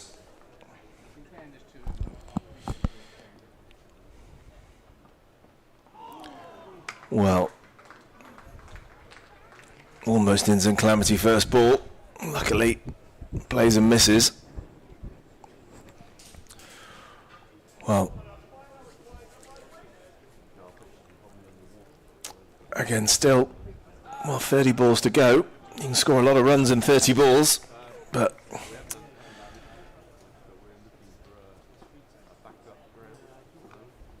it's properly game on here now. Oh, well bowled. Well bowled. Lovely delivery. Well, not easy coming in. Just having to start your innings when you haven't got time to really have a couple of sighters, have you? There's pressure on to get on with it. And no, we spoke about that earlier, didn't we? We spoke about it just getting a little bit too far away from you, and then you come in as a new batter, particularly if you're in the lower order. And it's a big ask to say, you need to go in and go at sevens when the top order were going at fours. So yeah, exactly. Yeah, exactly that. Not easy, very difficult. Well, actually, you need to go at tens now. Yeah, no, it has, exactly. It's gone right up. So, yeah, 10.8 in fact. So, and every over they don't make, that goes up and up and up, doesn't it? Very rapidly at this stage of the game. Can come down quite rapidly as well, mind, if you can have a big over, but we haven't really seen that yet. So again, the last over of spin from Fateh Singh. Kind of feel like they can't leave it too long before having a go. Maybe they've got to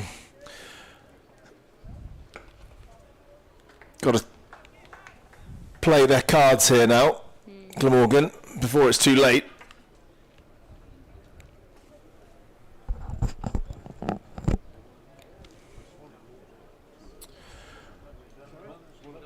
So fielders trotting back. I think they're very happy to let him have a single.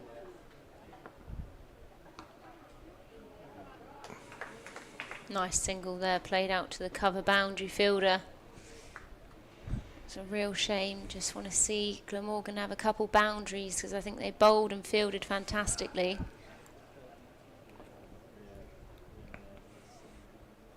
A little Almost, bit aerial. it was. For a minute, I thought that was just going to land back in the hands of Fateh Singh. Drop short.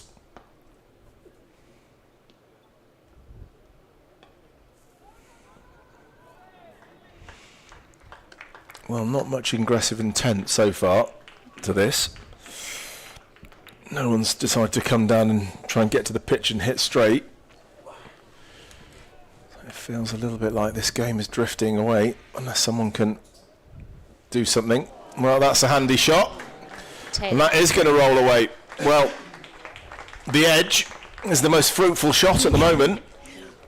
Yeah, I think it's very hard. Worcestershire now also setting good fields and bowling well. Similar to Glamorgan in a sense, they had a plan and they sort of worked out the pockets of this pitch. You know, it's got a little bit of funny dimensions, but it's very hard to stop that, you know, a fine edge. Straight down the ground, hit hard, but the fielder will swoop round and stop that. Yeah, it wasn't quite straight enough there. No, and Singh finishes his 10 overs, 1 for 53. Glamorgan now 232 for 7, and 47 required from 24 deliveries. I'm going to leave you with Ash and Charlie. Well, thanks, Nicole. It's been brilliant to chat with you about this exciting match, and great to get your insights as well about leg spin bowling. And so we're now into the business end of the game, and well, here's the maths that you need to know. Glamorgan need 47 from 24 balls, so we're pretty much talking 2 a ball now, and that means boundaries have got to happen quickly, else this game is going to be beyond them. They can't really afford to just to take a run of ball from here on in for any length of time, else the game will be gone. And they probably haven't got the they haven't really got the firepower, I think, probably when these two are out. If Van der Huften goes, probably might not expect to have the firepower to do it. So this probably looks like the pairing that's going to have to step up, and particularly this man Van der Huften. He's playing well again. He's got himself to 20 in pretty good time. A club away through extra cover. So wide open gaps that will just be a couple of runs as these two try and take their learnings after getting so close against Essex here not long ago. Can they learn from the 3-run loss and somehow turn this around late in this game? Well, they did it brilliantly up until the last over. I mean, that was it. Van der Huften struck the ball fantastically well. Obviously, he was at the back end of 100. Andy Gorvin also, played his role, just getting Van der Huften back on strike, rotating the strike. Huge swing. But it was just on the last over went a bit wrong. And you'd say, I mean, on a bit wrong from a Glamorgan perspective, it was also excellent bowling.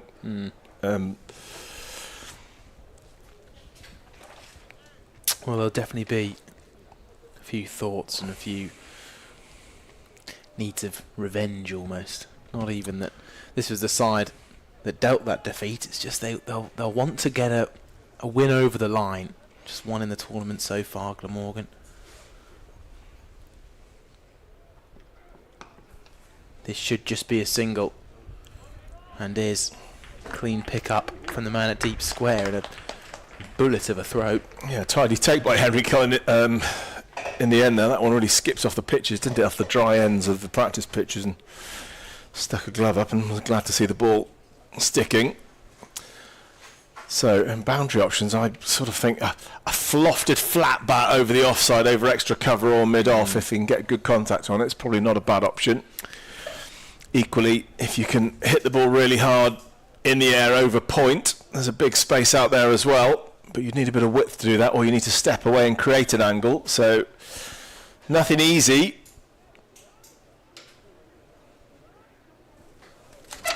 Well, the whole point of these discussions going on with Gibbon and the skipper, the whole point of these fields is to make those boundaries as hard as possible. Mid-on is in the circle though. Down the track, and it's lofted up over point. This is not going to go away for 4.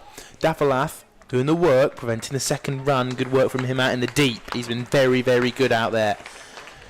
Took a good catch not long ago of Douthwaite, of course. Well, I think that was what Gorvin was trying, the flat bat over extra cover. He got it a bit too thin and sort of sliced off his bat there, and got it squarer than he wanted.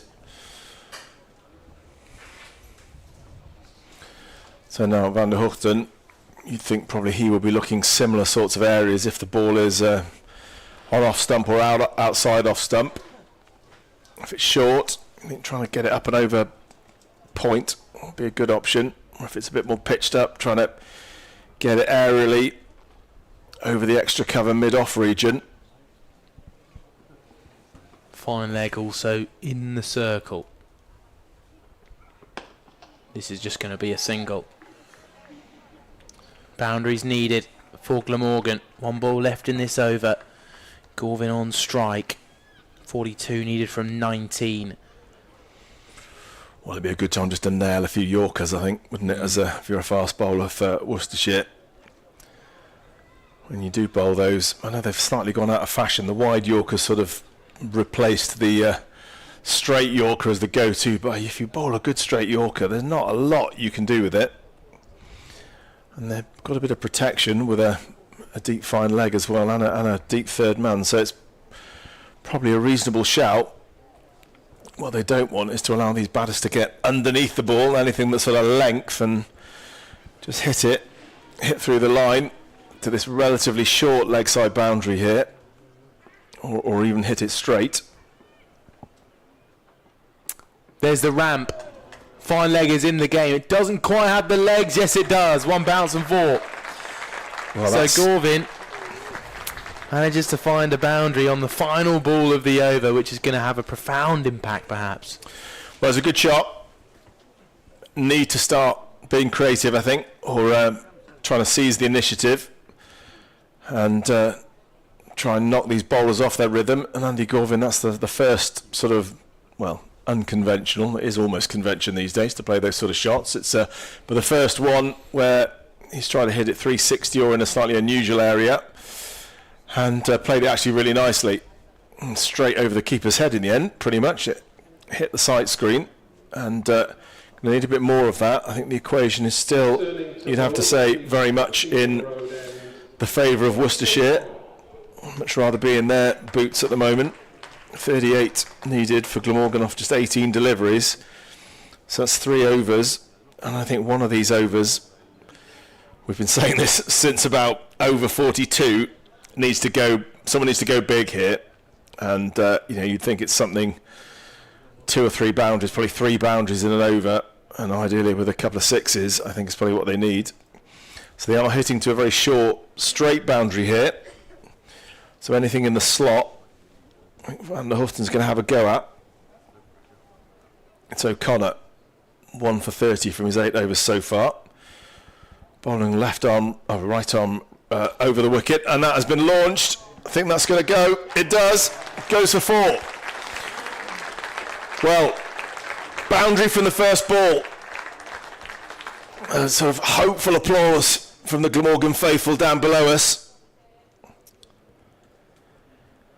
And it's going to be one of those, I think, where we're already standing up in the commentary box.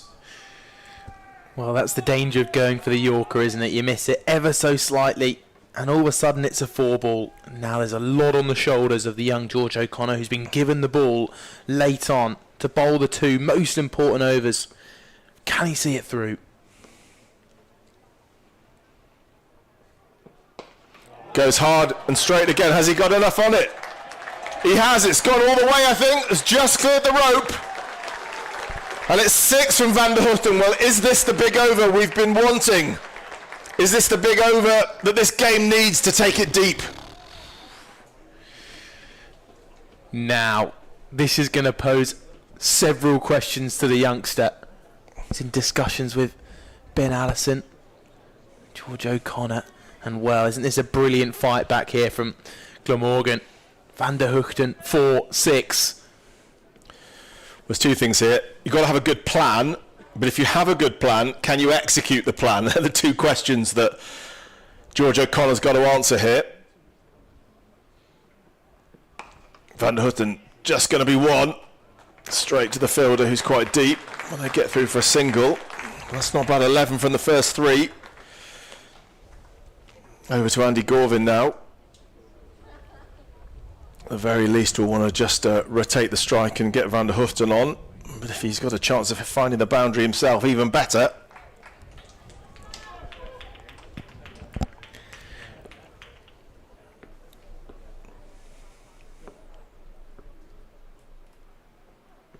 Gorvin comes down the wicket. Can't get it through. He's trying to beat Ben Gibbon, who's there at short cover. If he gets it past him, it's an almost certain boundary. So that was a good piece of fielding. Fine legs, been asked to go slightly finer.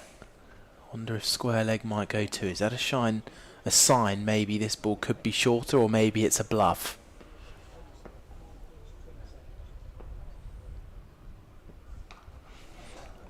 Cuts it, it's just going to be 1. So Gorvin sort of getting to a stance where he's clearing the front leg out of the way and just trying to hit whatever comes his way. And open up all the angles by just removing that front leg so he can swing it almost in all directions with his feet planted. And then just hit it straight to the fielder on the boundary. So 12 from the over. Can Van der Houten finish this over in style? It's a length ball, and that's drilled for 4, straight down the ground. Well, hope remains. Glamorgan now need, I think, 22 from the final 2 overs, and all of a sudden, could still be on. Well, it's almost perfect timing, isn't it? Just before the penultimate over, 22 from 2. And also, Worcestershire are going to have a decision to make. That over going for 16. Looks as if they're going to... Well, they might hand the ball to Ben Allison here. He's walking towards the bowling end with the ball in hand. And then, well Worcestershire stick with O'Connor. Will they shift to Ben Gibbon if he's still got overs? Well, Ben Gibbon's got 7. O'Connor's got a couple left. Swanee Pool as well. Could he come on? It's Ben Allison from the River Taff end. Well, time for calm heads. Top 2 inches. Got to get that right. And Andy Gorvin, 7 from 7. We'll be hoping for a redemptive moment after Friday's narrow defeat. Who would have thought the same pair would be out there again, almost in an almost identical situation? They've been given a second chance to show that they can do it. And, well, how many can they get? Nicole's already told us she thinks you don't want to have more than 12. So that would mean getting at least 10 from this over. Can they get more than 10? Can they have another big one?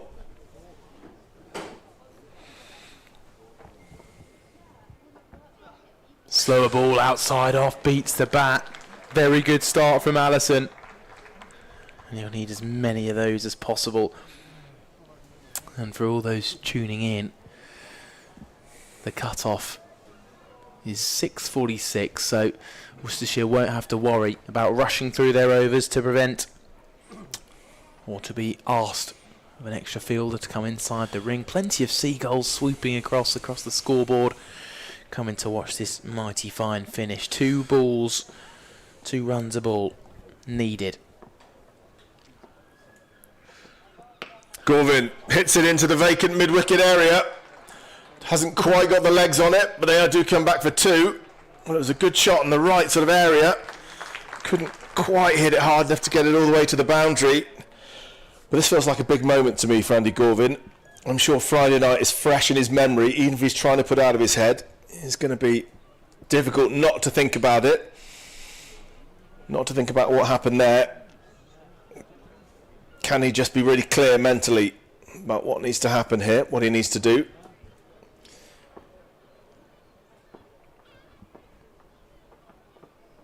That must be a wide, surely. Yeah, it's been signalled a wide. That was no chance of reaching that. Pretty much a tennis serve. Might have struggled to lay anything on that one.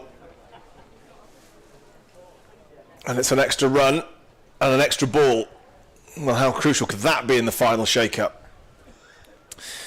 Very. 10 balls left. Just 19 runs away now, Glamorgan. So Allison, full delivery. Gorvin's hit it in the air. It's going to get over the fielder. Don't think it's going to reach the boundary again, but they're back for another 2. So 17 runs, 9 remaining, 3 more this over. Oh, what they would give for a couple of boundaries here. Get that final over figure down into single figures again. Well, this is kind of history repeating itself. It's strange. It feels like deja vu, like we've been here before. Well, we have. On Friday night, the same pair, pretty much the same equation.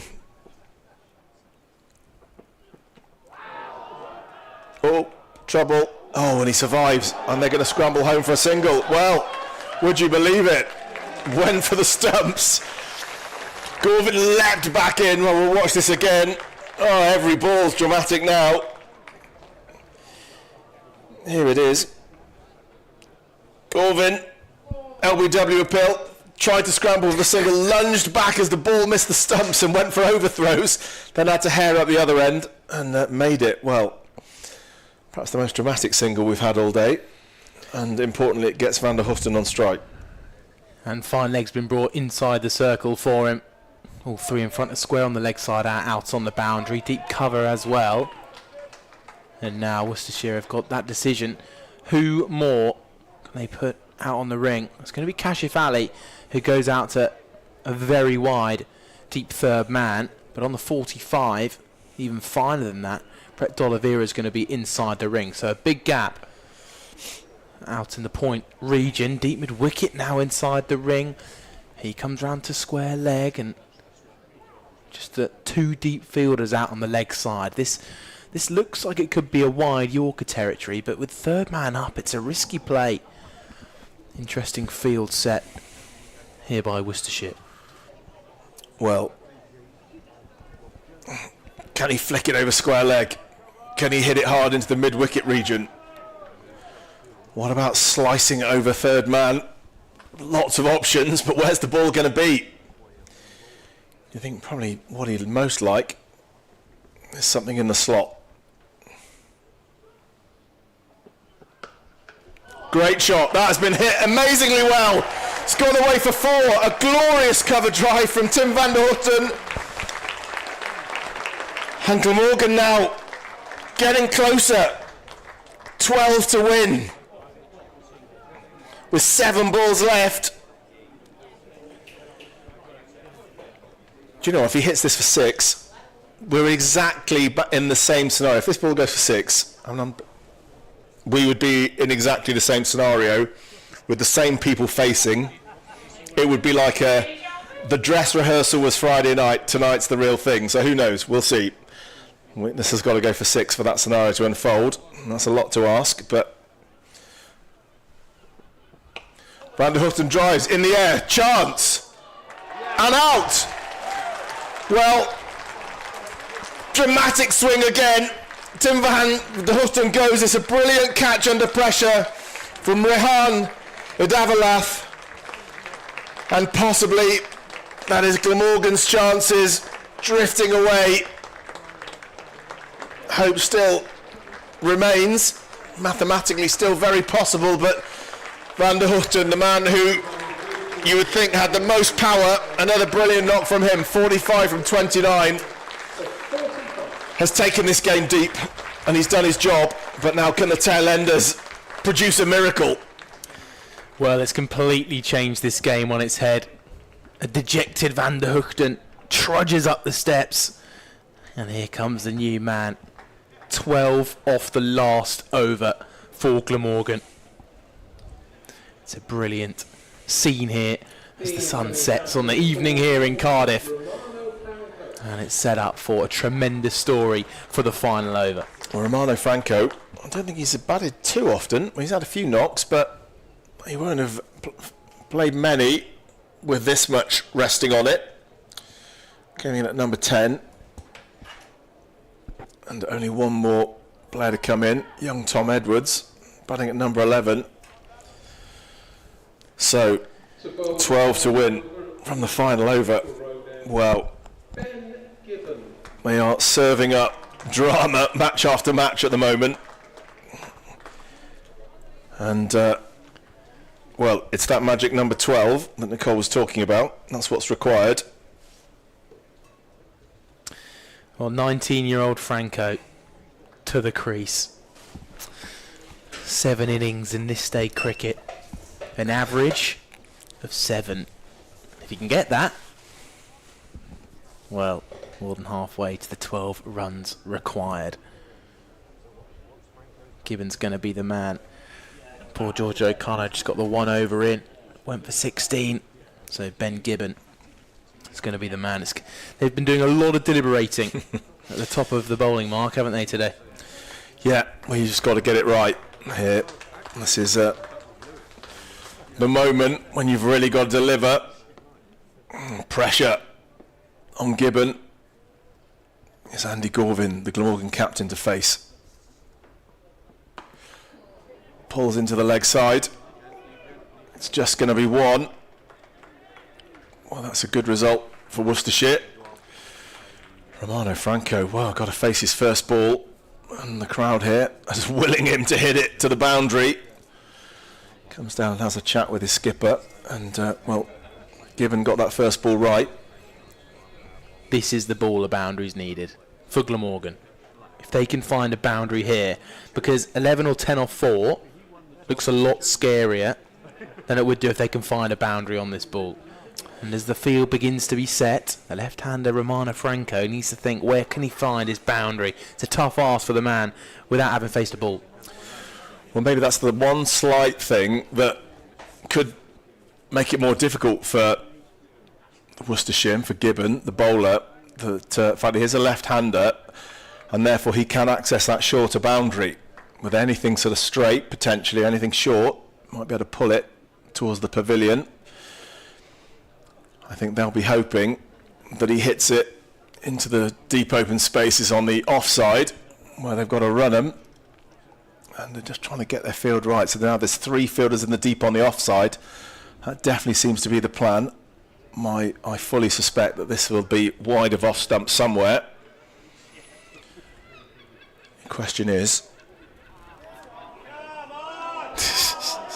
well, the Glamorgan crowd just telling Gibbon and Jake Libby to get on with it, trying to play their part in piling the pressure on the young bowler.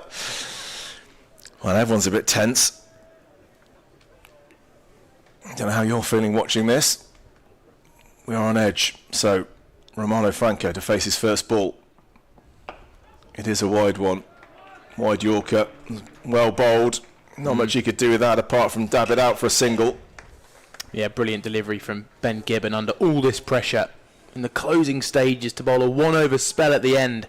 And check out that execution of the wide Yorker. But now he's up against the man who's been in there a little bit longer with a point to prove, skipper Andy Gorvin. Well, this is the time to shine.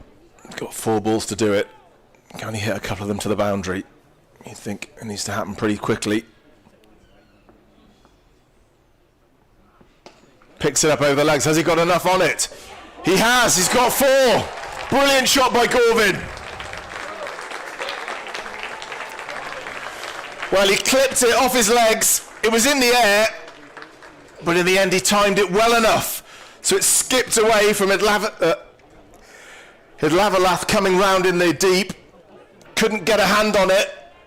And now Glamorgan needs 6 from 3. Well, chance of redemption for the Glamorgan captain. Can he do it? Well, he's a man on a mission, isn't he, Andy Gorvin? And he's 1 shot away now. 6 runs, all he needs. And he'll be in the zone. Won't need a discussion with his teammate. He knows exactly what he needs to do. Spread field on the leg side, just deep cover out. Can he find it? Can he find the winning runs?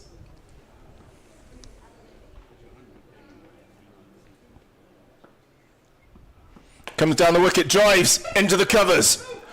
They think about 2. They're coming back for 2. Is he going to make it? The throw's wide and they're back for 2.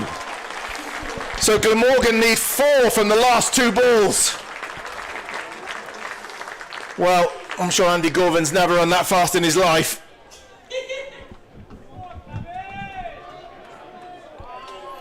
He managed to get back down there and stayed on strike. Romano Franco as well responded to the captain's call. So, here's the equation. 4 runs needed from 2 balls. A couple of 2s would do it, or 1 lusty blow to the boundary.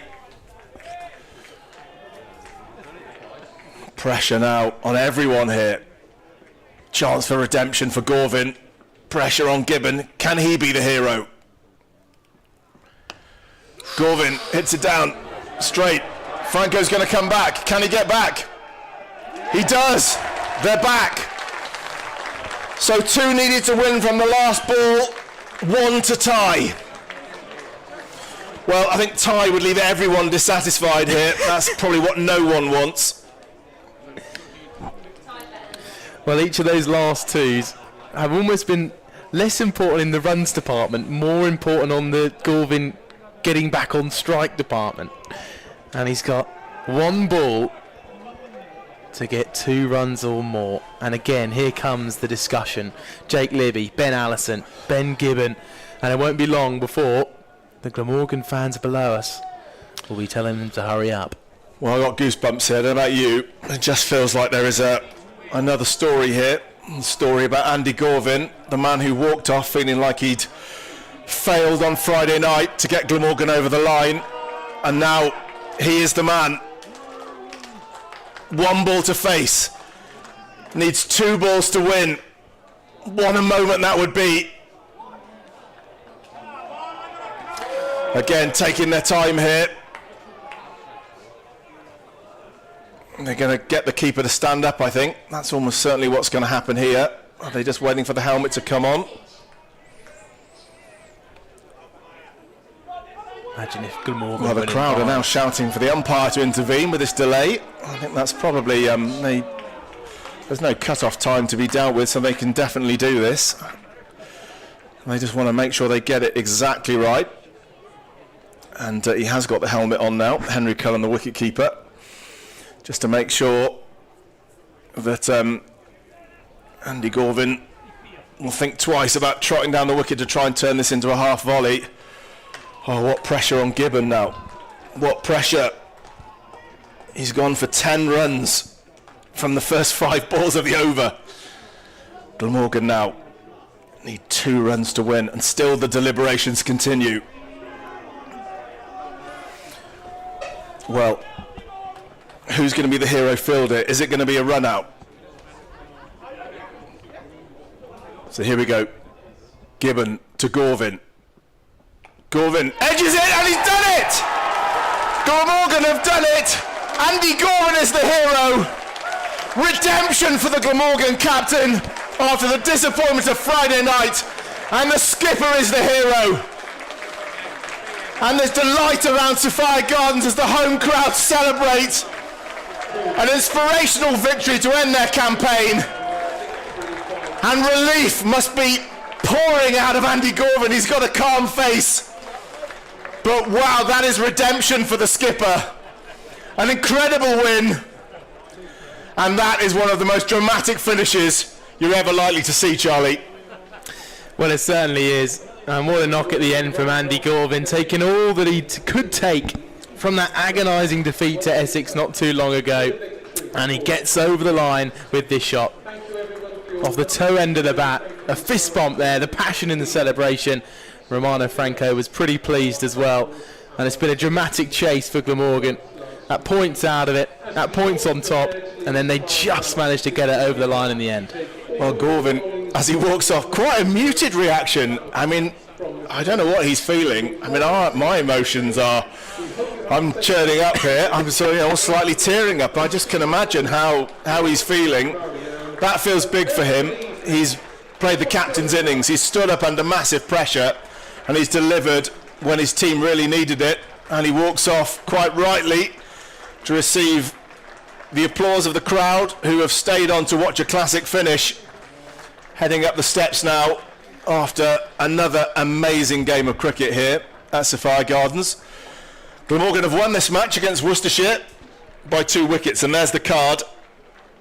Gorman the hero, 25 from 16, coming at the end when I think we'd probably written Glamorgan off, probably not once but twice, when Horton and Douthwaite and Van der Houten all went.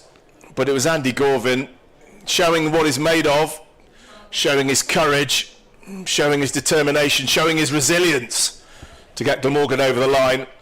And earlier in the card, it was that partnership really between Jack Hope-Belland and Callum Nichols who made sure that Glamorgan were still in touch in the final overs.